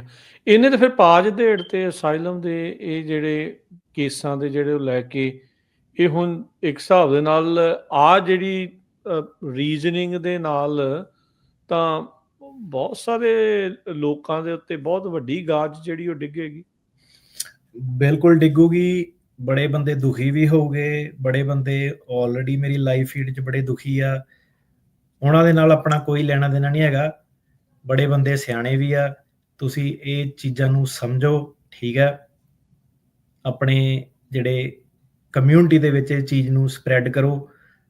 ਆਪਣਾ ਜਿਹੜਾ ਮਕਸਦ ਕੀ ਸੀਗਾ ਕਿ ਤੁਹਾਡੇ ਨਾਲ ਆ ਕੇ ਜਦੋਂ ਜੁੜੀ ਦਾ ਇੱਥੇ, ਠੀਕ ਹੈ, ਇਹ ਫ੍ਰੀ ਆਫ ਕਾਸਟ ਤੁਹਾਡੇ ਲਈ ਪੋਡਕਾਸਟ ਲੈ ਕੇ ਆਈਦਾ, ਠੀਕ ਹੈ। ਤੇ ਰੋਜ਼ਾਨਾ ਜਿਹੜਾ ਹਰ ਹਫਤੇ ਬਿਨਾਂ ਨਾਗੇ ਪਿਛਲੇ 4 ਸਾਲਾਂ ਤੋਂ ਲੈ ਕੇ ਆਈਦਾ। ਕੋਈ ਨਹੀਂ, ਕਿਸੇ ਨੇ ਨਹੀਂ ਇੰਨੀ ਵੱਡੀ ਸਾਰੇ ਹਰੇਕ ਟੌਪਿਕ ਤੇ ਇਨਫੋਰਮੇਸ਼ਨ ਦਿੱਤੀ ਹੋਣੀ। ਸੋ ਮਕਸਦ ਇਹਦਾ ਸਿਰਫ ਤੇ ਸਿਰਫ ਇਹ ਹੈਗਾ ਕਿ ਐਜੂਕੇਟ ਕਰਨਾ ਲੋਕਾਂ ਨੂੰ, ਟੈਕਨੀਕਲੀ ਐਜੂਕੇਟ ਕਰਨਾ। ਆਪਣਾ ਮਿਰਚ ਮਸਾਲਾ ਨਹੀਂ ਲਾਣਾ ਵਿੱਚ, ਆਪਣੀ ਸਿੰਪਥੀ ਵੋਟ ਨਹੀਂ ਮੰਗਣੀ ਕਿਸੇ ਕੋ, ਨਾ ਕਿਸੇ ਨਾਲ ਆਪਣਾ ਕੋਈ ਰੌਲਾ ਰੱਪਾ, ਨਾ ਕਿਸੇ ਤੋਂ ਜੈਲਸੀ ਆ। ਤੁਹਾਡੀ ਸਾਰੀ ਸਪੋਰਟ ਨਾਲ ਬਹੁਤ ਵਧੀਆ ਬਾਬੇ ਦੀ ਕਿਰਪਾ ਨਾਲ ਕੰਮ ਜਿਹੜਾ ਚੱਲਦਾ ਪਿਆ, ਤੇ ਆਪਣੀ ਜਿਹੜੀ ਕਲਮ ਦੇ ਸਾਰੇ ਜਿਹੜਾ ਕੰਮ ਕਰਨਾ, ਠੀਕ ਆ। ਇੱਕ ਫੈਸਲਾ 2395 ਵੀ ਸੀਗਾ, ਠੀਕ ਆ, ਉਹਨੂੰ ਵੀ ਵੇਖਿਓ। ਮੈਂ ਤੁਹਾਨੂੰ ਇਹ ਕਿਹਾ ਸੀ ਨਾ, ਮੈਂ ਕਿਹਾ ਐਂਡ ਦੇ ਵਿੱਚ ਤੁਸੀਂ ਵੇਖੀ ਚਲੇ ਜਾਇਓ ਕਿਹੜਾ ਵਕੀਲ ਆ ਕਮਿਊਨਿਟੀ ਨੂੰ ਦੇਣ ਕਰਦਾ ਵਾ ਤੇ ਕਿਹੜਾ ਜਿਹੜਾ ਨਹੀਂ ਕਰਦਾ, ਹੈ ਨਾ। ਸੋ ਉਹ ਚੀਜ਼ ਦੇ ਬੇਸ ਤੇ ਤੁਸੀਂ ਜਿਹੜੇ ਉਹ ਕਰਨੇ ਆ। ਤੇ ਹੁਣ ਇਹ ਆ ਕਿ ਅੱਜ ਦਾ ਜਿਹੜਾ ਇਹ ਆ ਕਿ ਅਜੇ ਇਹਦੇ ਵਿੱਚ ਹੁਣ ਡੈਮੇਜ ਕੀ ਹੋਇਆ ਹੈ ਨਾ, ਆਪਾਂ ਅਜੇ ਇਮੀਗ੍ਰੇਸ਼ਨ ਜੱਜ ਦੀ ਗੱਲ ਕੀਤੀ ਆ ਕਿ ਇਮੀਗ੍ਰੇਸ਼ਨ ਜੱਜ ਨੇ ਕੀ ਲਿਖਿਆ। ਹੁਣ ਆਪਾਂ ਇਹਦੀ ਵੀ ਗੱਲ ਕਰਾਂਗੇ, ਉਹਨਾਂ ਨੇ ਕੀ ਕਿਹਾ। ਆਪਾਂ 9th ਸਰਕਿਟ ਦੀ ਵੀ ਗੱਲ ਕੀ ਕਰਾਂਗੇ, ਦੱਸਾਂਗੇ ਕਿ ਕੀ ਉਹਨਾਂ ਨੇ ਕਿਹਾ, ਤਾਂ ਕਿ ਹੋਰ ਜ਼ਿਆਦਾ ਤੁਹਾਡੀਆਂ ਜਿਹੜੀਆਂ ਅੱਖਾਂ ਜਿਹੜੀਆਂ ਥੋੜ੍ਹੀਆਂ ਜਿਹੀਆਂ ਖੁੱਲਣ। ਜਿਹੜੀਆਂ ਇਮੀਗ੍ਰੇਸ਼ਨ ਕੋਡ ਕਿਹੜੇ ਹਿਸਾਬ ਨਾਲ ਚੱਲਦਾ, ਨਾਲ ਚੱਲਦੀ ਆ, 9th ਸਰਕਿਟ ਕਿਹੜੇ ਹਿਸਾਬ ਨਾਲ ਚੱਲਦਾ, ਤੇ ਮੈਂ ਸਮਝ ਸਕਦਾ ਸਾਰਿਆਂ ਨੂੰ ਇਹ ਚੀਜ਼ ਨਹੀਂ ਸਮਝ ਆਣੀ, ਸਾਰੇ ਬੰਦੇ ਇਸ ਹਿਸਾਬ ਨਾਲ ਨਹੀਂ ਜਿਹੜਾ ਸੋਚਦੇ, ਪਰ ਕਈ ਵਾਰੀ ਜਿਹੜਾ ਕੀ ਹੁੰਦਾ ਕਿ ਹਾਸੇ ਖੇਡ ਮਜ਼ਾਕ ਇਹ ਤੋਂ ਇਲਾਵਾ ਜਿਹੜਾ ਆਪਣਾ ਸ਼ੋਅ ਹੁੰਦਾ, ਉਹ ਟੈਕਨੀਕਲ ਪਹਿਲੂ ਕਈ ਵਾਰੀ ਤੁਹਾਡੇ ਮੂਹਰੇ ਲੈ ਕੇ ਜਿਹੜਾ ਆਇਆ ਸੀਗਾ, ਠੀਕ ਆ। ਕਈ ਛੋਟੀ ਜਿਹੀ ਵੀਡੀਓ ਪਾ ਦਿੰਦਾ ਇੰਸਟਾਗ੍ਰਾਮ, ਸੋਸ਼ਲ ਮੀਡੀਆ, ਟਿਕਟੌਕ ਵਗੈਰਾ ਤੇ, ਪਰ ਕਈ ਵਾਰੀ ਤੁਹਾਨੂੰ ਪਤਾ ਕਿ ਬਿਲਕੁਲ ਆਪਾਂ ਡਿਟੇਲ ਦੇ ਵਿੱਚ ਜਾ ਕੇ ਜਿਹੜੀਆਂ ਸੀਗੀਆਂ ਲੈਂਗੁਏਜ ਦੇ, ਪੰਜਾਬੀ ਲੈਂਗੁਏਜ ਦੇ ਵਿੱਚ, ਠੀਕ ਹੈ, ਜਿਹੜਾ ਕਿਸੇ ਨੇ ਨਹੀਂ ਇਹ ਕੀਤੀਆਂ। ਕੇਸਾਂ ਦੇ ਬਾਰੇ ਦੱਸਣਾ ਹੀ ਤੁਸੀਂ ਸ਼ੁਰੂ ਕੀਤਾ ਆ, ਆਪਾਂ ਇਸੇ ਸ਼ੋਅ ਤੋਂ ਹੀ ਸ਼ੁਰੂ ਕੀਤਾ। ਇਸ ਤੋਂ ਪਹਿਲਾਂ ਤਾਂ ਕਦੀ ਆਪਾਂ ਚਰਚਾ ਨਾ ਸੁਣੀ ਸੀ ਤੇ ਨਾ ਕਿਸੇ ਨੂੰ ਪਤਾ ਸੀਗਾ। ਸੋ ਦੋ ਚੀਜ਼ਾਂ ਆ ਜਾਂਦੀਆਂ, ਪੰਜਾਬੀ ਲੈਂਗੁਏਜ ਤੇ ਕਮਾਂਡ, ਠੀਕ ਆ, ਕਿ ਬੰਦਾ ਤੁਹਾਡੇ ਮੂਹਰੇ ਤੁਹਾਨੂੰ ਪਹਿਲਾਂ ਦੱਸ ਸਕਦਾ। ਦੂਸਰੀ ਚੀਜ਼ ਆਉਂਦੀ ਜੀ ਟੈਕਨੀਕੈਲਿਟੀ, ਕਿ ਬੰਦੇ ਨੂੰ ਅੰਡਰਸਟੈਂਡਿੰਗ ਹੈਗੀ ਆ, ਲਾਅ ਸਮਝ ਸਕਦਾ ਕਿ ਨਹੀਂ, ਠੀਕ ਆ। ਇਹ ਨਹੀਂ ਟੈਕਨੀਕੈਲਿਟੀ ਹੈਗੀ, ਪੰਜਾਬੀ ਨਹੀਂ ਬੋਲਣੀ ਆਉਂਦੀ, ਪੰਜਾਬੀ ਬੋਲਣੀ ਆਉਂਦੀ, ਟੈਕਨੀਕੈਲਿਟੀ ਨਹੀਂ ਆਉਂਦੀ, ਠੀਕ ਆ। ਦੂਸਰੀ ਚੀਜ਼ ਜਿਹੜੀ ਸਭ ਤੋਂ ਮੇਨ ਚੀਜ਼ ਜਿਹੜੀ ਹੈਗੀ ਆ, ਸਬਜੈਕਟ ਮੈਟਰ ਦੇ ਉੱਤੇ ਅਥਾਰਟੀ, ਐਕਸਪਰਟੀਜ਼। 2395 ਕਿ 9th ਸਰਕਟ ਦੇ ਵਿੱਚ ਐਕਚੁਅਲ ਦੇ ਵਿੱਚ ਜਾ ਕੇ RKK ਦਾ ਜਿਹੜਾ ਕੇਸ ਸੀਗਾ ਉਹ ਆਰਗਿਊ ਜਿਹੜਾ ਕਰਨਾ ਸੀਗਾ ਤੇ ਉਹਨੂੰ ਜਿੱਤਣਾ ਸੀਗਾ, ਉਹ ਸਾਡੇ ਲਈ ਉਹਨਾਂ ਟਾਈਮਾਂ ਤੇ ਬੜੀ ਵੱਡੀ ਜਿਹੜੀ ਅਚੀਵਮੈਂਟ ਸੀਗੀ। ਹੁਣ ਚੀਜ਼ ਸੀਗੀ ਕਿ ਦੇਖੋ ਤੁਸੀਂ, ਅਗਲਾ ਸਾਲ ਆਇਆ, ਅਗਲੀ ਸਰਕਾਰ ਆਈ, ਟਰਨ ਜਿਹੜਾ ਸੀਗਾ ਡਿਫਰੈਂਟ ਪਾਸੇ ਨੂੰ ਚੱਲ ਗਿਆ। ਅੱਛਾ, ਇਹ ਜਿਹੜਾ ਕੇਸ ਜਿਸ ਬੰਦੇ ਦਾ, ਗੁਰਪਾਰਸ ਦੀ ਹੁਣ ਆਪਾਂ ਗੱਲ ਕਰ ਰਹੇ ਹਾਂ, ਇਹ ਜਿਹੜਾ ਇਮੀਗ੍ਰੇਸ਼ਨ ਜੱਜ ਜਾਂ ਇਮੀਗ੍ਰੇਸ਼ਨ ਕੋਰਟ ਦਾ ਆ, ਇਹ ਕੋਰਟ ਕਿਹੜਾ ਸੀ, ਇਹ ਦੱਸ ਸਕਦੇ ਆ ਤੁਸੀਂ ਵੀ ਇਹ ਸੈਨ ਫਰਾਂਸਿਸਕੋ ਵਾਲਾ ਕੋਰਟ ਸੀਗਾ, ਸੈਕਰਾਮੈਂਟੋ ਵਾਲਾ ਸੀ, ਪੋਰਟਲੈਂਡ ਵਾਲਾ ਸੀ, ਜਾਂ ਕਿਸੇ ਹੋਰ ਸੂਬੇ ਦਾ ਸੀ? ਕਿਹੜੇ ਕੋਰਟ ਦੇ ਵਿੱਚ ਜੱਜ ਨੇ ਇਹ ਜਿਹੜੀ ਹੁਣ ਸਿਆਹੀ ਦੇ ਨਾਲ ਆਹ ਚੀਜ਼ ਲਿਖਤੀ ਹੈ? ਇਹਦਾ ਨਹੀਂ ਮੈਨੂੰ ਪਤਾ ਕਿਹੜਾ ਵਾਲਾ ਕੋਰਟ ਸੀਗਾ, ਬਟ ਡਜ਼ ਨਾਟ ਮੈਟਰ ਕਿ ਆਪਣਾ 9th ਸਰਕਟ ਦੇ ਥੱਲੇ ਹੀ ਆਉਂਦਾ। ਹਾਂਜੀ, ਸੋ ਕੈਲੀਫੋਰਨੀਆ ਦੇ ਵਿੱਚ ਹੀ ਹੋਣਾ, ਇੱਧਰ ਹੀ ਹੋਣਾ ਹੈ। ਅੱਛਾ, ਫਿਰ ਹੁਣ ਇਸ ਤੋਂ ਬਾਅਦ ਦੇ ਵਿੱਚ ਅਕਸਰ ਹੁੰਦਾ ਜਦੋਂ ਅਪੀਲ, ਇੱਥੇ ਜਦੋਂ ਉਹਨਾਂ ਨੇ ਨਾ ਕਰ ਦਿੰਦੀ ਸੀ, ਫਿਰ BIA ਦੇ ਵਿੱਚ ਅਪੀਲ ਕੀਤੀ ਜਾਂਦੀ ਆ। ਸੋ ਹੁਣ BIA ਦੇ ਵਿੱਚ ਫਿਰ ਕੀ ਵਾਪਰਦਾ ਆ ਇਮੀਗ੍ਰੇਸ਼ਨ ਕੋਰਟ ਦੇ ਵਿੱਚ, ਜਦ ਉਹਨਾਂ ਨੇ ਅਸਾਈਲਮ ਦੀਆਂ ਤੇ ਵਕੀਆਂ ਦੇੜਤੀਆਂ, ਉਸ ਤੋਂ ਬਾਅਦ ਕੀ ਹੁੰਦਾ? ਸੋ BIA ਦੇ ਵਿੱਚ BIA ਨੇ ਦੇਖਣਾ ਹੁੰਦਾ ਕਿ ਇਮੀਗ੍ਰੇਸ਼ਨ ਜੱਜ ਨੇ ਕਿਤੇ ਗਲਤੀ ਤਾਂ ਨਹੀਂ ਕੀਤੀ, ਠੀਕ ਹੈ। ਸੋ BIA ਕਹਿੰਦਾ ਹੈਗਾ ਆਪਣੇ ਫੈਸਲੇ ਦੇ ਵਿੱਚ ਐਕਸਪਲੇਨ ਕਰਦਾ, ਕਿਉਂਕਿ ਹੁਣੇ 9th ਸਰਕਟ ਸਾਨੂੰ ਨਰੇਟ ਕਰ ਰਿਹਾ, 9th ਸਰਕਟ ਦੇਖ ਰਿਹਾ ਕਿ BIA ਨੇ ਤਾਂ ਨਹੀਂ ਗਲਤੀ ਕੀਤੀ, BIA ਦੇਖ ਰਿਹਾ ਕਿ ਇਮੀਗ੍ਰੇਸ਼ਨ ਜੱਜ ਨੇ ਤਾਂ ਨਹੀਂ ਗਲਤੀ ਕੀਤੀ। ਸੋ 9th ਸਰਕਟ ਕਹਿੰਦਾ ਹੈਗਾ ਕਿ BIA ਨੇ ਆਪਣੀ ਐਕਸਪਲੇਨੇਸ਼ਨ ਵਧੀਆ ਦਿੱਤੀ ਆ। BIA ਨੇ ਕਿਹਾ ਕਿ ਜਿਹੜਾ BIA ਕਹਿੰਦਾ ਹੈਗਾ ਕਿ ਇਮੀਗ੍ਰੇਸ਼ਨ ਜੱਜ ਨੇ ਜਿਹੜੀ ਵਰਡਿੰਗ ਸਿੰਘ ਨੇ ਯੂਜ਼ ਕੀਤੀ ਆ ਉਹਨੂੰ ਕੰਸੀਡਰ ਕੀਤਾ, ਤੇ ਉਹਨੂੰ ਜਿਹੜੇ ਹੋਰ ਬਾਕੀ ਲੋਕਾਂ ਦੇ ਬਿਆਨ ਸੀਗੇ ਉਹਦੇ ਨਾਲ ਕੰਪੇਅਰ ਕੀਤਾ। ਲੈਂਗੁਏਜ ਜਿਹੜੀ ਸੀਗੀ ਵਰਬੇਟਿਮ ਸੀਗੀ ਐਟ ਟਾਈਮਸ, ਕਿ ਮਤਲਬ ਬਿਲਕੁਲ ਹੀ ਰਲਦੀ ਸੀਗੀ। ਤੇ ਉਹ ਕਹਿੰਦਾ ਸੀਗਾ ਕਿ ਮਲਟੀਪਲ ਡਿਸਟਿੰਕਟ ਕੰਪੋਨੈਂਟਸ, ਮਤਲਬ ਕਿ ਕੇਸ ਦੇ ਵਿੱਚ ਕੁਝ ਇਦਾਂ ਦੇ ਪਹਿਲੂ ਸੀਗੇ ਉਹ ਬਾਕੀਆਂ ਦੇ ਨਾਲ ਰਲਦੇ ਸੀਗੇ, ਤੇ ਉਹ ਬਹੁਤ ਜਿਹੜੇ ਤੁਸੀਂ ਕਹਿ ਲਓ ਕਿ ਡਿਸਟਿੰਕਟ ਸੀਗੇ। ਡਿਸਟਿੰਕਟ ਦਾ ਮਤਲਬ ਹੁਣ ਕਿੱਦਾਂ ਹੁੰਦਾ, ਜਿੱਦਾਂ ਹੁਣ ਇੱਕ ਬੰਦਾ ਕਹੇ ਕਿ ਐਗਜ਼ਾਮਪਲ ਦੇ ਰਿਹਾ, ਠੀਕ ਹੈ, ਇਸ ਕੇਸ ਦੀ ਨਹੀਂ ਹੈ, ਕਿ ਬੰਦਾ ਕਹੇ ਕਿ ਮੈਂ ਕ੍ਰਿਕਟ ਖੇਡ ਕੇ ਆ ਰਿਹਾ ਸੀਗਾ ਤੇ ਗੰਨੇ ਦੇ ਖੇਤ ਲਾਗੋਂ ਲੰਘ ਰਿਹਾ ਸੀਗਾ ਤੇ ਉੱਥੇ ਜਾਮਣ ਦੇ ਪੇੜ ਦੇ ਥੱਲੇ ਮੇਰੇ ਤੇ ਅਟੈਕ ਹੋ ਗਿਆ, ਰਾਈਟ। ਦੂਸਰਾ ਬੰਦਾ ਕਹਿ ਰਿਹਾ ਮੈਂ ਹਾਕੀ ਖੇਡ ਕੇ ਆ ਰਿਹਾ ਸੀਗਾ, ਗੰਨੇ ਦੇ ਖੇਤ ਦੇ ਲਾਗੋਂ ਲੰਘਦਾ ਸੀਗਾ, ਜਾਮਣ ਦੇ ਪੇੜ ਦੇ ਥੱਲੇ ਮੇਰੇ ਤੇ ਅਟੈਕ ਹੋ ਗਿਆ। ਤੀਸਰਾ ਬੰਦਾ ਵੀ, ਚੌਥਾ ਬੰਦਾ ਵੀ, ਪੰਜਵਾਂ ਵੀ, ਛੇਵਾਂ ਵੀ, ਸੱਤਵਾਂ ਵੀ, 50ਵਾਂ ਬੰਦਾ ਵੀ ਸੇਮ ਚੀਜ਼ ਕਹਿ ਰਿਹਾ ਕਿ ਜਾਮਣ ਦੇ ਪੇੜ ਦੇ ਥੱਲੇ ਮੇਰਾ ਅਟੈਕ ਹੋ ਗਿਆ। ਇਹ ਹੈਗੇ ਡਿਸਟਿੰਕਟ ਕੰਪੋਨੈਂਟਸ। ਇਹ ਪੋਸੀਬਲ ਹੈਗਾ, ਪਰ ਜਦੋਂ ਤੁਹਾਡੀ ਲੈਂਗੁਏਜ ਵੀ ਰਲ ਜਾਂਦੀ ਆ, ਕਿ ਮਤਲਬ ਉਹ ਲਿਖੀ ਪਹਿਲੀ, ਦੂਜੀ, ਤੀਜੀ, ਚੌਥੀ ਲਾਈਨ, ਪੰਜਵੀਂ ਲਾਈਨ ਰਲ ਜਾਂਦੀ ਆ, ਤੇ ਸਾਰਿਆਂ ਨਾਲ ਸੇਮ ਹੀ ਚੀਜ਼ ਸੇਮ ਹੀ ਲਾਈਨ 'ਚ ਜਿਹੜੀ ਹੋ ਰਹੀ ਆ, ਉੱਤੇ ਜਿਹੜਾ ਸ਼ੱਕ ਜਿਹੜਾ ਜਾਂਦਾ। ਤੇ ਉਹ ਕਹਿੰਦੇ ਕਿ ਜਿਹੜਾ ਇਮੀਗ੍ਰੇਸ਼ਨ ਜੱਜ ਸੀਗਾ, BIA ਕਹਿੰਦੀ ਕਿ ਇਮੀਗ੍ਰੇਸ਼ਨ ਜੱਜ ਨੇ ਬਿਲਕੁਲ ਸਹੀ ਜਿਹੜਾ ਕੰਪੈਰੀਜ਼ਨ ਕੀਤਾ, ਵਰਡ ਫॉर ਵਰਡ ਕੰਪੈਰੀਜ਼ਨ ਕੀਤਾ, ਆਪਣੀ ਰੀਜ਼ਨਿੰਗ ਦਿੱਤੀ ਆ। ਉਹਦੀ ਰੀਜ਼ਨਿੰਗ ਨਾਲ ਸਹਿਮਤ ਆ ਕਿ ਜੋ ਇਮੀਗ੍ਰੇਸ਼ਨ ਜੱਜ ਨੇ ਸੀਗਾ ਉਹਨੇ ਬਿਲਕੁਲ ਕਹਿਤਾ ਇਹ ਕਿ ਇਦਾਂ ਹੋ ਹੀ ਨਹੀਂ ਸਕਦਾ, ਕਿ ਇੰਨੇ ਲੋਕਾਂ ਦੇ ਇਦਾਂ ਦੇ ਜਿਹੜੇ ਹਾਦਸੇ ਸੀਗੇ ਇਹ ਰਲ ਸਕਦੇ ਆ। ਤੇ ਲਿੰਗੁਇਸਟਿਕ ਸਿਮਿਲੈਰਿਟੀ ਸੀਗੀਆਂ, ਤੇ ਨੈਰੇਟਿਵ, ਕਿ ਢਾਂਚਾ ਪੂਰਾ ਦਾ ਪੂਰਾ ਰਲਦਾ ਸੀਗਾ, ਲੈਂਗੁਏਜ ਰਲਦੀ ਸੀਗੀ, ਐਂ ਲੱਗਦਾ ਸੀਗਾ ਜਿੱਦਾਂ ਕਾਪੀ ਪੇਸਟ ਕੀਤਾ ਹੁੰਦਾ। ਸੋ ਉਹ ਕਹਿੰਦੇ ਆ ਕਿ BIA ਨੇ ਫਿਰ ਜੱਜ ਦੇ ਨਾਲ ਜਿਹੜਾ ਐਗਰੀ ਕੀਤਾ ਵੀ ਜੋ ਉਹਨਾਂ ਨੇ ਜੱਜ ਨੇ ਕਿਹਾ ਉਹ ਬਿਲਕੁਲ ਠੀਕ ਸੀਗਾ ਉਹਨਾਂ ਦੇ ਹਿਸਾਬ ਦੇ ਨਾਲ। ਅੱਛਾ, ਫਿਰ ਹੁਣ BIA ਤੋਂ ਬਾਅਦ ਫਿਰ ਅਖੀਰਲਾ ਇੱਕ ਬੰਦੇ ਦੇ ਕੋਲ ਰਾਹ ਬਚਦਾ 9th ਸਰਕਟ ਦਾ, ਜਾਂ ਜਿਹੜਾ ਵੀ ਸਰਕਟ ਕੋਰਟ ਉਹਨੂੰ ਪੈਂਦਾ। ਸੋ 9th ਸਰਕਟ ਤੇ ਇਹਨੂੰ ਗੁਰਪਾਰਸ ਨੂੰ ਪੈਂਦਾ ਜੀ। ਸੋ ਉੱਥੇ ਪਹੁੰਚ ਗਏ ਹੁਣ। ਸੋ 9th ਸਰਕਟ ਦੇ ਕੋਲ ਕਿਹੜੀ ਟੈਕਨੀਕੈਲਿਟੀ ਦੇ ਉੱਤੇ ਕੇਸ ਜਿਹੜਾ ਉਹ ਪਹੁੰਚਿਆ, ਤੇ ਫਿਰ ਉਹਦੇ ਵਿੱਚ ਕੀ ਜਿਹੜਾ 9th ਸਰਕਟ ਆਖਦਾ ਹੈ? ਸੋ 9th ਸਰਕਟ ਨੇ ਪਹਿਲਾਂ ਦੇਖਣਾ ਹੁੰਦਾ ਕਿ ਉਹਨਾਂ ਦਾ ਸਟੈਂਡਰਡ ਆਫ ਰਿਵਿਊ ਕੀ ਹੈ ਨਾ, ਤੇ ਉਹਨੇ 9th ਸਰਕਟ ਜਿਹੜਾ ਕੀ ਕਹਿੰਦਾ ਕਿ ਉਹ ਕਹਿੰਦਾ ਕਿ ਆਪਾਂ ਜਿਹੜਾ BIA ਦਾ ਕੇਸ ਆ ਉਹਨੂੰ ਆਪਾਂ ਰਿਵਰਸ ਨਹੀਂ ਕਰ ਸਕਦੇ ਹੈਗੇ, ਅਨਲੈਸ ਸਾਨੂੰ ਐਂ ਲੱਗੇ ਕਿ ਜਿਹੜਾ ਸਾਡਾ ਕੋਈ ਨਾ ਕੋਈ ਐਵੀਡੈਂਸ ਜਾਂ ਕੋਈ ਸਬੂਤ ਇਦਾਂ ਦਾ ਜਿਹੜਾ ਕਿ ਸਾਨੂੰ ਇਹ ਸ਼ੋ ਕਰੇ ਕਿ BIA ਨੇ ਵਾਕਈ ਗਲਤੀ ਜਿਹੜੀ ਕੀਤੀ ਆ। ਉਹ ਕਹਿੰਦਾ ਕਿ ਜਿਹੜੀਆਂ BIA ਨੇ ਫੈਕਚੁਅਲ ਫਾਈਂਡਿੰਗਸ ਆ ਜਾਂ ਇਮੀਗ੍ਰੇਸ਼ਨ ਕੋਰਟ ਦੀਆਂ ਫੈਕਚੁਅਲ ਫਾਈਂਡਿੰਗਸ ਆ, ਕਿਉਂਕਿ ਜਿਹੜਾ 9th ਸਰਕਟ ਆ ਉਹ ਤੁਹਾਡੀ ਗਵਾਹੀ ਨਹੀਂ ਦੁਆਰਾ ਲੈਂਦਾ ਹੈਗਾ, BIA ਵੀ ਤੁਹਾਡੀ ਗਵਾਹੀ ਨਹੀਂ ਜਿਹੜੀ ਲੈਂਦਾ। ਤੇ ਜਿਹੜਾ ਇਮੀਗ੍ਰੇਸ਼ਨ ਜੱਜ ਆ ਉਹਦੇ ਕੋਲ ਸਭ ਤੋਂ ਜ਼ਿਆਦਾ ਜਿਹੜਾ ਰਿਸੋਰਸ ਹੁੰਦੇ ਆ ਕਿ ਉਹ ਇਮੀਗ੍ਰੇਸ਼ਨ ਜੱਜ ਆ ਉਹ ਵੇਖਦਾ ਕਿ ਕਿਹੜੀ ਚੀਜ਼ ਕਿੱਦਾਂ, ਰਾਈਟ। ਤੇ ਬੈਂਸ ਜਿਹੜੀ ਤੁਹਾਡੀ ਹੁੰਦੀ ਆ, ਬੰਦੇ ਦੇ ਜਿਹੜੇ ਬਿਆਨ ਉਹ ਸੁਣਦਾ। ਜਦੋਂ ਉਹ BIA 9th ਸਰਕਟ ਕੋਲ ਜਾਂਦੇ ਆ ਤਾਂ ਜੋ ਤੁਹਾਡਾ ਸਬੂਤ ਆਲਰੇਡੀ ਹੁੰਦਾ ਉੱਥੇ ਹੀ ਕਲੋਜ਼ ਹੋ ਜਾਂਦਾ, ਰਾਈਟ। ਰੈਕਡ ਜਿਹੜਾ ਹੁੰਦਾ ਉਹ ਕਲੋਜ਼ ਹੋ ਜਾਂਦਾ ਤੇ ਜੋ ਵੀ ਐਵੀਡੈਂਸ ਔਨ ਰੈਕਡ ਹੁੰਦਾ ਉਹਦੇ ਬੇਸ ਤੇ ਜਿਹੜਾ ਫੈਸਲਾ ਹੁੰਦਾ।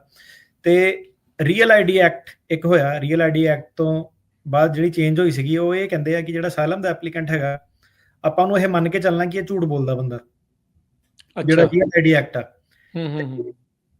ਜਿਹੜਾ ਬੰਦਾ ਉਹਦੀ ਜ਼ਿੰਮੇਵਾਰੀ ਹੁੰਦੀ ਆ ਇਹ ਸ਼ੋ ਕਰਨਾ, ਉਹਦਾ ਬਰਡਨ ਹੈਗਾ ਇਹ, ਉਹ ਪ੍ਰੂਵ ਕਰੇ ਕਿ ਉਹਨੂੰ ਉਹ ਅਸਾਈਲਮ ਲਈ ਹੱਕਦਾਰ ਜਿਹੜਾ ਹੈਗਾ। ਤੇ ਜਿਹੜਾ ਇਮੀਗ੍ਰੇਸ਼ਨ ਜੱਜ ਹੈਗਾ ਉਹ ਸਾਰੇ ਸਬੂਤ, ਟੋਟੈਲਿਟੀ ਆਫ ਸਰਕਮਸਟੈਂਸਸ ਤੇ ਸਾਰੇ ਫੈਕਟਰ ਜਿਹੜੇ ਔਨ ਬੈਲੈਂਸ ਜਿਹੜੇ ਸਾਰੇ ਹੋਲ ਕੰਸੀਡਰ ਕਰ ਸਕਦਾ, ਉਹਦੇ ਬੇਸ ਤੇ ਉਹ ਜਿਹੜਾ ਫੈਸਲਾ ਜਿਹੜਾ ਦੇ ਸਕਦਾ।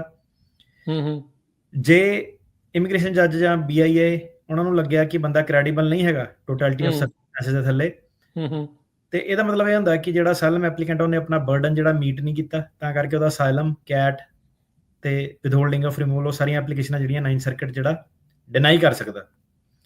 ਠੀਕ ਆ। ਸੋ ਹੁਣ 9th ਸਰਕਟ ਨੇ ਜਿਹੜਾ ਸਟੈਂਡਰਡ ਆ ਉਹਦਾ ਰਿਵਿਊ ਆ ਇਸ ਦੇ ਆਧਾਰ ਦੇ ਉੱਤੇ ਚਲੋ ਦੱਸਿਆ ਉਹਨਾਂ ਨੇ। ਸੋ ਹੁਣ ਰੀਜ਼ਨਿੰਗ ਕੀ ਹੋਈ, ਡਿਸਕਸ਼ਨ ਕੀ ਹੋਈ ਜਿਹੜੀ 9th ਸਰਕਟ ਦੇ ਵਿੱਚ ਇਸ ਕੇਸ ਦੇ ਜਿਹੜੇ ਬਾਬਤ? ਇਨਕ੍ਰੈਡੀਬਲ ਜਿਹੜਾ ਇਸ ਨੂੰ ਨਾਨ ਕ੍ਰੈਡੀਬਲ ਜਿਹੜਾ ਇਸ ਨੂੰ ਆਖ ਦਿੱਤਾ ਗਿਆ ਸੀ ਗੁਰਪਾਰਸ ਨੂੰ, ਉਸ ਨੂੰ ਲੈ ਕੇ ਹੁਣ ਕੀ ਇਸ ਦੇ ਵਿੱਚ ਜਿਹੜੀ ਡਿਸਕਸ਼ਨ ਰੀਜ਼ਨਿੰਗ ਚੱਲ ਰਹੀ ਹੈ? ਸੋ ਹੁਣ 9th ਸਰਕਟ ਆਪਣੀ ਵਿਆਖਿਆ ਜਿਹੜੀ ਕਰ ਰਿਹਾ, ਆਪਣੀ ਰੀਜ਼ਨਿੰਗ ਦੇ ਰਿਹਾ ਕਿ ਕੀ ਉਹਨਾਂ ਨੇ ਵੇਖਿਆ ਸੀਗਾ।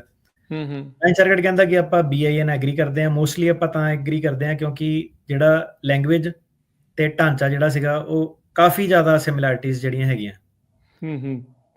ਤੇ ਜਿਹੜਾ BIA ਨੇ ਫੈਸਲਾ ਲਿੱਤਾ ਉਹ ਬਿਲਕੁਲ ਸਹੀ ਲਿੱਤਾ, ਜੱਜ ਨੇ ਜਿਹੜਾ ਫੈਸਲਾ ਲਿਆ ਉਹ ਵੀ ਬਿਲਕੁਲ ਸਹੀ ਉਹਨੇ ਫੈਸਲਾ ਜਿਹੜਾ ਲਿਆ।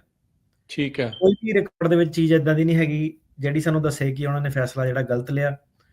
ਸੋ 9th ਸਰਕਟ ਨੇ ਜਿਹੜਾ ਸਾਡੇ ਵਾਲਾ ਜਸਵਿੰਦਰ ਸਿੰਘ 2395 ਵਾਲਾ ਕੇਸ ਸੀਗਾ ਉਹਨੂੰ ਬਹੁਤ ਜ਼ਿਆਦਾ ਐਕਸਟੈਂਸਿਵਲੀ ਕੋਟ ਕੀਤਾ। ਠੀਕ ਆ। ਉਹ ਹੁਣ ਜਿਨ੍ਹਾਂ ਨੂੰ ਜਸਵਿੰਦਰ ਸਿੰਘ ਨਹੀਂ ਪਤਾ ਉਹਨਾਂ ਨੇ ਜਸਵਿੰਦਰ ਸਿੰਘ ਦਾ ਕੇਸ ਵੀ ਇਹਦੇ ਵਿੱਚ ਐਕਸਪਲੇਨ ਕੀਤਾ, ਸੇਮ ਕੇਸ ਦੇ ਵਿੱਚ। ਉਹ ਕਹਿੰਦਾ ਕਿ ਜਿਹੜਾ ਜਸਵਿੰਦਰ ਸਿੰਘ ਦਾ ਕੇਸ ਸੀਗਾ, ਜਸਵਿੰਦਰ ਸਿੰਘ ਵੀ ਪੋਸਟਰ ਲਾ ਰਿਹਾ ਸੀਗਾ, 4 ਬੰਦਿਆਂ ਨੇ ਇਹਨੂੰ ਰੋਕਿਆ। ਸੇਮ ਚੀਜ਼ ਉਹਨੇ ਕਿਹਾ ਕਿ ਸਾਡੀ ਪਾਰਟੀ ਜੁਆਇਨ ਕਰ ਲਾ, ਡਰੱਗ ਵੇਚ, ਤੇ ਉਹਨੂੰ ਲੱਕੜ ਦੇ ਡੰਡਿਆਂ ਨਾਲ, ਹਾਕੀ ਸਟਿੱਕਾਂ ਨਾਲ ਤੇ ਬੇਸਬਾਲ ਬੈਟਾਂ ਨਾਲ ਕੁੱਟਿਆ।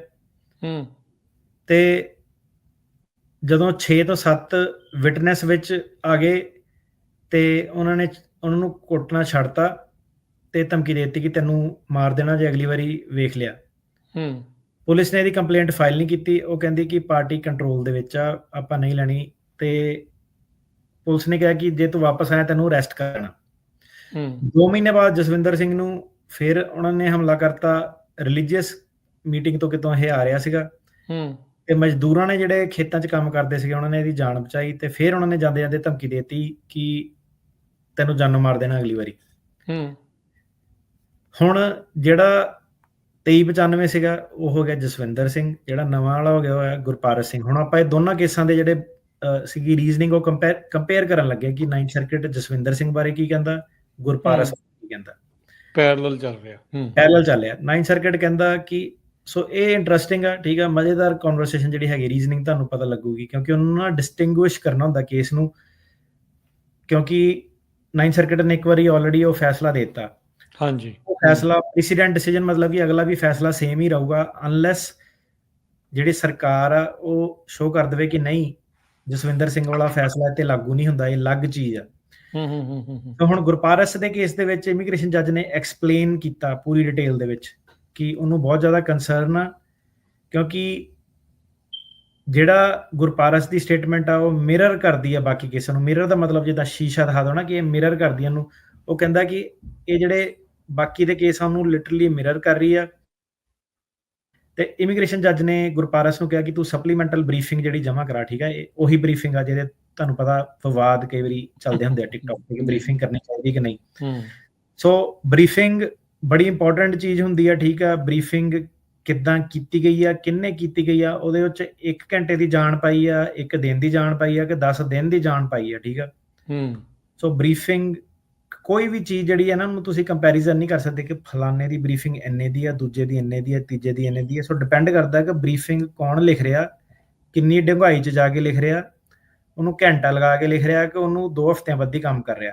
ਐਗਜ਼ੈਕਟਲੀ ਸਪਲੀਮੈਂਟਲ ਬਰੀਫਿੰਗ ਮੰਗੀ ਮੈਟਰ ਆਫ ਆਰਕੇਕੇ ਦੇ ਮੁੱਦੇ ਦੇ ਉੱਤੇ, ਜਿਹਦੇ ਵਿੱਚ ਕਿ ਗੁਰਪਾਰਸ ਦੇ ਕੇਸ 'ਚ ਉਹਨਾਂ ਨੇ ਕਿਹਾ ਕਿ ਤੂੰ ਐਸਟੈਬਲਿਸ਼ ਕਰਕੇ ਜਿਹੜੇ ਬਾਕੀ ਦੇ 7 ਜਿਹੜੇ ਬਿਆਨ ਆ ਉਹ ਤੇਰੇ ਨਾਲ ਸੇਮ ਕਿਉਂ ਹੈਗੇ ਆ।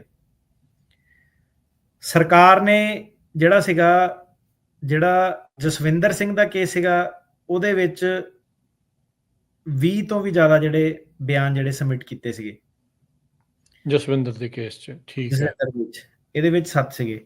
ਸੋ ਇਮੀਗ੍ਰੇਸ਼ਨ ਜੱਜ ਨੇ ਗੁਰਪਾਰਸ ਦੇ ਕੇਸ ਦੇ ਵਿੱਚ ਕਿਹਾ ਕਿ ਸੋ ਸਿੰਘ ਦੇ ਕੇਸ ਦੇ ਵਿੱਚ ਹੁਣ ਕੀ ਹੋਇਆ ਕਿ ਇਮੀਗ੍ਰੇਸ਼ਨ ਜੱਜ ਨੇ ਕਿਹਾ ਕਿ ਤੇਰੀ ਕਹਾਣੀ ਮਿਲਦੀ ਆ, ਉਹਨੇ ਉਸ ਬੇਸ ਤੇ ਜਿਹੜਾ ਸੀਗਾ ਕੇਸ ਇਹਦਾ ਡਿਨਾਈ ਕਰਤਾ ਜਸਵਿੰਦਰ ਸਿੰਘ ਦਾ। ਠੀਕ ਹੈ, ਜੱਜ ਦੇ ਨਾਲ ਐਗਰੀ ਹੋਇਆ, 9th ਸਰਕਿਟ ਦੇ ਮੂਹਰੇ ਕੇਸ ਪਹੁੰਚ ਗਿਆ ਜਸਵਿੰਦਰ ਸਿੰਘ ਦਾ। ਉੱਥੇ ਆਪਾਂ ਆਰਗਿਊ ਕੀਤਾ 2395 ਵਿੱਚ 9th ਸਰਕਿਟ ਨੇ ਜਿਹੜਾ ਸੀਗਾ ਡਿਸਐਗਰੀ ਕੀਤਾ BIA ਨਾਲ ਇਸ ਗੱਲੋਂ ਕਿ ਡਿਊ ਪ੍ਰੋਸੈਸ ਜਿਹੜਾ ਰਾਈਟਸ ਉਹਦੇ ਵਾਇਲੇਟ ਹੁੰਦੇ ਆ। ਠੀਕ ਹੈ, ਇਹਦੇ ਤੇ ਆਪਾਂ ਪਹਿਲਾਂ ਵੀ ਬਹੁਤ ਡਿਸਕਸ਼ਨ ਕਰ ਚੁੱਕੇ ਹਾਂ, ਤੁਸੀਂ ਕੇਸ ਸਪੈਸੀਫਿਕ ਜਾ ਕੇ ਸੁਣ ਸਕਦੇ ਆ ਜੇ 2395 ਬਾਰੇ ਸੁਣਨਾ ਵਾ। ਕਈ ਸਾਰੀਆਂ ਦੀਆਂ ਵੀਡੀਓ ਤੁਹਾਨੂੰ ਇੰਟਰਨੈਟ ਤੇ ਮਿਲ ਜਾਣੀਆਂ ਜੀ। ਮੁੱਖ ਤੌਰ ਤੇ ਆਪਣੀ ਆਰਗੂਮੈਂਟ ਇਹੀ ਸੀਗੀ ਕਿ ਮੈਟਰ ਆਫ ਆਰਕੇਕੇ ਜਿਹੜਾ ਸਹੀ ਤਰੀਕੇ ਨਾਲ ਫੋਲੋ ਨਹੀਂ ਹੋਇਆ, ਕਿਉਂਕਿ ਜਿਹੜਾ ਇਮੀਗ੍ਰੇਸ਼ਨ ਜੱਜ ਸੀਗਾ ਉਹਨੇ ਲੈਂਗੁਏਜ ਗ੍ਰਾਮਰ ਜਾਂ ਕਾਪੀ ਪੇਸਟ ਦੇ ਕਰਕੇ ਨਹੀਂ ਉਹਨੂੰ ਡਿਨਾਈ ਕੀਤਾ, ਉਹਨੇ ਸਿਰਫ ਕਹਾਣੀ ਦੇ ਕਰਕੇ ਡਿਨਾਈ ਕੀਤਾ। ਪਰ ਗੁਰਪਾਰਸ ਦੇ ਕੇਸ ਦੇ ਵਿੱਚ 9th ਸਰਕਿਟ ਕਹਿੰਦੀ ਹੈ ਕਿ ਆਪਾਂ ਜਿਹੜਾ ਸਿਰਫ ਕਹਾਣੀਆਂ ਤੇ ਨਹੀਂ ਗਏ, ਆਪਾਂ ਗ੍ਰਾਮਰ, ਲੈਂਗੁਏਜ, ਉਹ ਵਾਲੀ ਚੀਜ਼ਾਂ ਤੇ ਵੀ ਜਿਹੜਾ ਫੋਕਸ ਕੀਤਾ, ਉੱਥੇ ਧਿਆਨ ਦਿੱਤਾ। ਠੀਕ ਹੈ। 9th ਸਰਕਿਟ ਕਹਿੰਦਾ ਕਿ ਜਸਵਿੰਦਰ ਸਿੰਘ ਦੇ ਕੇਸ ਦੇ ਵਿੱਚ ਆਪਾਂ BIA ਦੀ ਗਲਤੀ ਠਹਿਰਾਈ ਸੀਗੀ, ਕਿਉਂਕਿ BIA ਜਨਰਲ ਤੌਰ ਤੇ ਕਿ ਕਹਾਣੀਆਂ ਰਲਦੀਆਂ ਡਿਨਾਈ ਕਰੋ ਵਾਲੀ ਗੱਲ ਸੀਗੀ, ਟੂ ਬ੍ਰੌਡ ਸੀਗਾ। ਪਰ ਇਸ ਕੇਸ ਦੇ ਵਿੱਚ ਇਦਾਂ ਨਹੀਂ ਹੈਗਾ। ਜੱਜ ਨੇ ਪੂਰਾ ਆਪਣਾ ਹੋਮਵਰਕ ਕੀਤਾ, ਉਹਨੇ ਪੂਰਾ ਜਿਹੜੇ ਲਾਈਨ ਬਾਈ ਲਾਈਨ ਦੱਸਿਆ ਕਿ ਕਿਹੜੀਆਂ ਚੀਜ਼ਾਂ ਜਿਹੜੀਆਂ ਮਿਲਦੀਆਂ, ਤੇ ਉਹਨੇ ਸਹੀ ਤਰੀਕੇ ਨਾਲ ਜਿਹੜਾ ਐਕਸਪਲੇਨ ਕੀਤਾ। BIA ਨੇ ਵੀ ਜਿਹੜਾ ਸੀਗਾ ਜੱਜ ਦੀ ਜਿਹੜੀ ਰੀਜ਼ਨਿੰਗ ਸੀਗੀ ਉਹਨੂੰ ਆਪਣੇ ਫੈਸਲੇ ਦੇ ਵਿੱਚ ਐਕਸਪਲੇਨ ਕੀਤਾ ਕਿ ਕਿਉਂ ਉਹ ਜੱਜ ਦੇ ਨਾਲ ਜਿਹੜਾ ਐਗਰੀ ਕਰਦੇ ਆ। ਹੁਣ ਜਸਵਿੰਦਰ ਸਿੰਘ ਦੇ ਕੇਸ ਦੇ ਵਿੱਚ ਉਹ ਕਹਿੰਦੇ ਆ ਕਿ BIA ਦੀ ਤੇ ਜੱਜ ਦੀ ਗਲਤੀ ਸੀਗੀ, ਕਿਉਂਕਿ ਉਹਨਾਂ ਨੇ ਬ੍ਰੌਡ ਫੈਕਚੁਅਲ ਸਿਮਿਲੈਰਿਟੀਜ਼ ਕਿ ਸਿਰਫ ਕਹਾਣੀ ਤੇ ਫੋਕਸ ਜਿਹੜਾ ਆਪਣਾ ਰੱਖਿਆ, ਉਹਦੇ ਕਰਕੇ ਡਿਨਾਈ ਕੀਤਾ। ਜਸਵਿੰਦਰ ਸਿੰਘ ਦੇ ਕੇਸ ਦੇ ਵਿੱਚ 9th ਸਰਕਿਟ ਕਹਿੰਦੀ ਕਿ ਆਪਾਂ ਮੰਨਦੇ ਹਾਂ ਕਿ ਜਦੋਂ ਬੰਦਾ ਇੱਕ ਏਰੀਏ ਚੋਂ ਆਉਂਦਾ ਤੇ ਉਹਦੇ ਸੇਮ ਮੁੱਦੇ ਹੁੰਦੇ ਆ, ਸੇਮ ਸਿਆਸੀ ਉਹਨਾਂ ਦੇ ਵਿਚਾਰ ਹੁੰਦੇ ਆ, ਤੇ ਇਹ ਹੋ ਸਕਦਾ ਕਿ ਉਹਨਾਂ ਦੇ ਨਾਲ ਸੇਮ ਤਰ੍ਹਾਂ ਦੇ ਧੱਕੇ ਜਿਹੜੇ ਹੋ ਜਾਣ। ਪਰ ਗੱਲ ਇਹ ਹੈ ਕਿ ਮੈਟਰ ਆਫ ਆਰਕੇਕੇ ਇੱਕ ਫਰੇਮਵਰਕ ਪ੍ਰੋਵਾਈਡ ਕਰਦਾ, ਡਿਊ ਪ੍ਰੋਸੈਸ ਰਾਈਟਸ ਪ੍ਰੋਵਾਈਡ ਕਰਦਾ। ਸੋ ਸਾਡੀ ਆਰਗੂਮੈਂਟ ਸੀ ਕਿ ਡਿਊ ਪ੍ਰੋਸੈਸ ਵਾਇਲੇਸ਼ਨ ਹੋਈ ਆ ਜਦੋਂ ਤੁਸੀਂ ਉਹਨੂੰ ਸਿੱਧੇ ਬ੍ਰੌਡਰ ਤੌਰ ਤੇ ਜਿਹੜਾ ਰਿਜੈਕਟ ਕਰਤਾ। ਹੁਣ ਜਿਹੜਾ ਗੁਰਪਾਰਸ ਵਾਲਾ ਸੀਗਾ ਉਹਦੇ ਵਿੱਚ ਤੇ ਜਿਹੜੇ ਜੱਜ ਸਾਹਿਬ ਸੀਗੇ ਉਹਨਾਂ ਨੇ ਵਰਡ ਫॉर ਵਰਡ ਹੀ ਜਿਹੜੀ ਕੰਪੈਰੀਜ਼ਨ ਜਿਹੜਾ ਕਰਤਾ। ਆਰਕੇਕੇ ਵਾਲਾ ਕੀ ਕਹਿੰਦਾ ਕਿ ਜਦੋਂ ਵਰਡ ਫॉर ਵਰਡ ਜਿਹੜਾ ਰਲਦਾ ਹੋਵੇ ਉਹ ਇੱਕ ਸਾਈਨ ਹੈਗਾ ਕਿ ਇਹ ਫਰਾਡ ਹੈਗਾ। ਨੈਰੇਟਿਵ ਮਤਲਬ ਕਿ ਨੈਰੇਟਿਵ ਹੁੰਦਾ ਕਿ ਜਦੋਂ ਢਾਂਚਾ ਹੀ ਤੁਹਾਡਾ ਰਲ ਗਿਆ, ਠੀਕ ਆ, ਇੱਕ ਪੈਰਾਗ੍ਰਾਫ ਸੇਮ ਚੀਜ਼ ਕਹਿ ਰਿਹਾ, ਦੂਜਾ ਤੀਜਾ ਜਿਹੜਾ ਪਹਿਲੇ 'ਚ ਚੀਜ਼ ਕਹਿ ਰਿਹਾ ਦੂਜੇ ਵਿਅਕਤੀ ਦਾ ਵੀ ਪਹਿਲਾ ਪੈਰਾ ਉਹ ਕਹਿ ਰਿਹਾ, ਜਿਹੜਾ ਇਹਦਾ ਦੂਜਾ ਪੈਰਾ ਉਹ ਦੂਜੇ ਪੈਰੇ ਦੇ ਨਾਲ ਰਲਦਾ ਹੈ ਨਾ, ਮੈਚ ਕਰ ਗਿਆ। ਤੇ ਇਸ ਕੇਸ ਦੇ ਵਿੱਚ ਉਹ ਸਾਰੇ ਵੀ ਰਲਦੇ ਆ। ਤੇ ਇੱਕ ਹੋਰ ਬੜੀ ਉਹਨਾਂ ਨੇ ਖਾਸ ਚੀਜ਼ ਕਹੀ, ਉਹਨਾਂ ਨੇ ਕਿਹਾ ਕਿ ਯੂਨੀਕ ਡਿਟੇਲਡ ਫੈਕਚੁਅਲ ਸਿਮਿਲੈਰਿਟੀਜ਼ ਹੈ ਨਾ, ਅੱਛਾ, ਉਹ ਜਿਹੜੀਆਂ ਰਲਦੀਆਂ। ਫੋਰ ਐਗਜ਼ਾਮਪਲ ਉਹ ਕਹਿੰਦੇ ਆ ਕਿ ਤੁਹਾਡੀ ਕਿਸੇ ਨੇ ਜਾਨ ਬਚਾਈ, ਠੀਕ ਆ, ਆਪਾਂ ਤੁਹਾਡੇ ਕੋਲ ਇਹ ਨਹੀਂ ਪੁੱਛਿਆ ਸੀਗਾ ਕਿ ਉਹ ਕਿਸਾਨ ਸੀਗੇ ਜਾਂ ਮਜ਼ਦੂਰ ਸੀਗੇ ਜਾਂ ਇੰਜੀਨੀਅਰ ਸੀਗੇ ਜਾਂ ਡਾਕਟਰ ਸੀਗੇ। ਮਤਲਬ ਕਿ ਅਸਾਲਮ ਦੇ ਵਿੱਚ ਉਹਦੀ ਲੋੜ ਨਹੀਂ ਸੀਗੀ ਕਿ ਉਹਨਾਂ ਦਾ ਕਿੱਤਾ ਕੀ ਸੀਗਾ, ਤੁਸੀਂ ਚੂਜ਼ ਕੀਤਾ ਕਿ ਦੱਸਣਾ ਨੂੰ ਕਿ ਨਹੀਂ ਕਿਸਾਨਾਂ ਨੇ ਜਾਨ ਬਚਾਈ ਆ। ਇਹਨੂੰ ਕਹਿੰਦੇ ਆ ਕਿ ਇਹ ਅਨਨੈਸੈਸਰੀ ਜਿਹੜੀਆਂ ਡਿਟੇਲ ਸੀਗੀਆਂ, ਐਕਸਟਰਨਸ ਡਿਟੇਲਸ ਜਿਹੜੀਆਂ ਸੀਗੀਆਂ, ਇਹਦੀ ਲੋੜ ਨਹੀਂ ਹੁੰਦੀ। ਪਰ ਕਿਉਂਕਿ ਜਿਹੜੀਆਂ ਇਦਾਂ ਦੀਆਂ ਵੀ ਚੀਜ਼ਾਂ ਲੋਕੀ ਕਿੱਤਾ ਦੱਸ ਰਹੇ ਕਿ ਕਿਸਾਨਾਂ ਨੇ ਜਾਨ ਬਚਾਈ, ਹੂੰ ਪੋਸਟਰ ਲਾਉਂਦਾ ਸੀਗਾ ਗੁਆਂਢੀ ਪਿੰਡ 'ਚ, ਕਦੀ ਵੀ ਆਪਣੇ ਪਿੰਡ 'ਚ ਨਹੀਂ ਲਾਉਂਦਾ ਸੀਗਾ, ਹਮੇਸ਼ਾ ਗੁਆਂਢੀ ਪਿੰਡ 'ਚ ਲਾਉਂਦਾ ਸੀਗਾ। ਹਮੇਸ਼ਾ ਪੋਸਟਰ ਲਾਉਂਦੇ ਤੇ ਹਮਲਾ ਹੋਇਆ, ਕੁਝ ਹੋਰ ਕਰਦੇ ਤੇ ਹਮਲਾ ਨਹੀਂ ਹੋਇਆ। ਦੂਜਾ ਹਮਲਾ ਹਮੇਸ਼ਾ ਪਾਰਟੀ ਦੇ ਇਵੈਂਟ ਤੋਂ ਵਾਪਸ ਆਉਂਦੇ ਤੇ ਹੋਇਆ, ਕਦੀ ਸਬਜ਼ੀ ਲੈਣ ਗਏ ਤੇ ਨਹੀਂ ਹੋਇਆ, ਕਦੀ ਬਾਜ਼ਾਰ ਗਏ ਤੇ ਨਹੀਂ ਹੋਇਆ, ਹੈ ਨਾ। ਕਿ ਇਹ ਜਿਹੜੀਆਂ ਐਕਸਟਰਾ ਡਿਟੇਲਸ ਹੈਗੀਆਂ ਹਮਲੇ ਤੋਂ ਇਲਾਵਾ, ਜਿਹੜੀਆਂ ਡਿਟੇਲਸ ਹੈਗੀਆਂ ਉਹ ਵੀ ਇਹਨਾਂ ਦੀਆਂ ਜਿਹੜੀਆਂ ਰਲਦੀਆਂ, ਤਾਂ ਕਰਕੇ ਜਿਹੜੀ ਪ੍ਰੋਬਲਮ ਪੈਂਦੀ ਹੈ ਕਿ ਉਹ ਕਿੱਦਾਂ ਰਲ ਸਕਦੀਆਂ ਬੰਦੇ ਦੀਆਂ। ਉਹ ਕਿੱਦਾਂ ਬੰਦੇ ਨੂੰ ਪਤਾ ਲੱਗੂਗਾ ਕਿ ਮੈਂ ਪੇਸ਼ਾ ਵੀ ਇਹਨਾਂ ਦਾ ਦੱਸਣਾ, ਮੈਂ ਵੀ ਦੱਸਣਾ ਕਿ ਮੈਂ ਕੀ ਕਰਦਾ ਸੀਗਾ। ਇਹ ਚੀਜ਼ ਕਿੱਦਾਂ ਬੰਦੇ ਨੂੰ ਪਤਾ ਲੱਗੂਗੀ ਕਿ ਦੱਸਣੀ ਹੈ, ਕਿ ਜੇ 50 ਬੰਦੇ ਇੱਕ ਦੂਜੇ ਨੂੰ ਜਾਣਦੇ ਨਹੀਂ ਆ, ਫਿਰ ਇਦਾਂ ਕਿਉਂ ਹੋ ਰਿਹਾ ਕਿ ਜਿਹੜੇ ਉਹਨਾਂ ਨੂੰ ਜਿਹੜੇ ਉਹਨਾਂ ਨੂੰ ਬਚਾਉਣ ਲਈ ਆ ਰਹੇ ਸੀਗੇ, ਕਿ ਹਰੇਕ ਬੰਦਾ ਉਹਨਾਂ ਦੇ ਪੇਸ਼ੇ ਦੀ ਗੱਲ ਜਿਹੜੀ ਕਰ ਰਿਹਾ, ਠੀਕ ਆ, ਗੱਡੀਆਂ ਤੇ ਲੱਗੇ ਝੰਡੇ ਦੀ ਗੱਲ ਕਰ ਰਿਹਾ, ਲੋਗੋ ਦੀ ਗੱਲ ਕਰ ਰਿਹਾ। ਇਹ ਚੀਜ਼ਾਂ ਕਿਉਂ ਲੋਕਾਂ ਦੀਆਂ ਜਿਹੜੀਆਂ ਰਲਦੀਆਂ ਹੈਗੀਆਂ। ਸੋ ਉਹ ਕਹਿੰਦੇ ਕਿ ਗੁਰਪਾਰਸ ਦੇ ਕੇਸ ਦੇ ਵਿੱਚ, ਕਿਉਂਕਿ ਉਹ ਵਰਡ ਫॉर ਵਰਡ ਜਿਹੜਾ ਕਾਪੀ ਲਿਖੇ ਸੀਗੇ, ਤੇ ਇੰਨੀ ਵਾਰੀ ਜਿਹੜੇ ਲਿਖੇ ਹੋਏ ਸੀਗੇ ਇੰਨੇ ਸਾਰੇ ਬਿਆਨਾਂ ਦੇ ਵਿੱਚ, ਤੇ ਆਪਾਂ ਇਹਨੂੰ ਨਜ਼ਰਅੰਦਾਜ਼ ਜਿਹੜਾ ਨਹੀਂ ਕਰ ਸਕਦੇ। ਜਿਹੜਾ ਓਕੇ ਜਸਵਿੰਦਰ ਸਿੰਘ ਦਾ ਕੇਸ ਸੀਗਾ, ਉਹਦੇ ਵਿੱਚ 9th ਸਰਕਿਟ ਨੇ ਇਮੀਗ੍ਰੇਸ਼ਨ ਜੱਜ ਦੀ ਗਲਤੀ ਕੱਢੀ ਸੀਗੀ। ਕਿਉਂਕਿ ਉਹ ਲੈਂਗੁਏਜ ਸਿਮਿਲੈਰਿਟੀ ਦੀ ਗੱਲ ਨਹੀਂ ਕਰ ਰਿਹਾ ਸੀਗਾ, ਉਹ ਕਹਾਣੀਆਂ ਦੀ ਗੱਲ ਕਰ ਰਿਹਾ ਸੀਗਾ। ਪਰ ਇਸ ਕੇਸ ਦੇ ਵਿੱਚ ਇਦਾਂ ਨਹੀਂ ਹੈਗਾ। ਇਸ ਕੇਸ ਦੇ ਵਿੱਚ ਜਿਹੜਾ ਜੱਜ ਸਾਹਿਬ ਸੀਗੇ, ਉਹਨਾਂ ਨੇ ਬਿਲਕੁਲ ਸਹੀ ਫੈਸਲਾ ਕੀਤਾ। ਜਿਹੜਾ ਜਸਵਿੰਦਰ ਸਿੰਘ ਦਾ ਕੇਸ ਸੀਗਾ, ਉਹਦੇ ਵਿੱਚ ਸਰਕਾਰ ਸਾਡੇ ਨਾਲ ਅਗਰੀ ਕਰ ਗਈ ਸੀਗੀ ਕਿ ਇਹ ਬੰਦੇ ਦਾ ਕਾਪੀ ਪੇਸਟ ਨਹੀਂ ਹੈਗਾ। ਸਰਕਾਰ ਦੀ ਓਪੋਜੀਸ਼ਨ ਨਹੀਂ ਸੀਗੀ, ਕਿਉਂਕਿ ਜਸਵਿੰਦਰ ਸਿੰਘ ਦਾ ਕਾਪੀ ਪੇਸਟ ਜਿਹੜਾ ਨਹੀਂ ਸੀਗਾ, ਪਰ ਜਿਹੜਾ ਗੁਰਪਾਰਸ ਸੀਗਾ ਉਹਦੇ ਕੇਸ ਦੇ ਵਿੱਚ ਕਾਪੀ ਪੇਸਟ ਜਿਹੜੇ ਮੌਜੂਦ ਸੀਗੇ। ਹਰੇਕ ਚੀਜ਼ ਕਾਪੀ ਪੇਸਟ ਨਹੀਂ ਸੀਗੀ, ਪਰ ਕੁਛ ਇੱਕ ਲਾਈਨਾਂ ਸੀਗੀਆਂ ਜਿਹੜੀਆਂ ਕਾਪੀ ਪੇਸਟ ਸੀਗੀਆਂ। ਇਮੀਗ੍ਰੇਸ਼ਨ ਜੱਜ ਨੇ ਉਹ ਪੂਰੇ ਡਿਟੇਲ ਦੇ ਵਿੱਚ ਦੱਸੀਆਂ ਕਿ ਕੀ ਕਾਪੀ ਪੇਸਟ ਸੀਗਾ।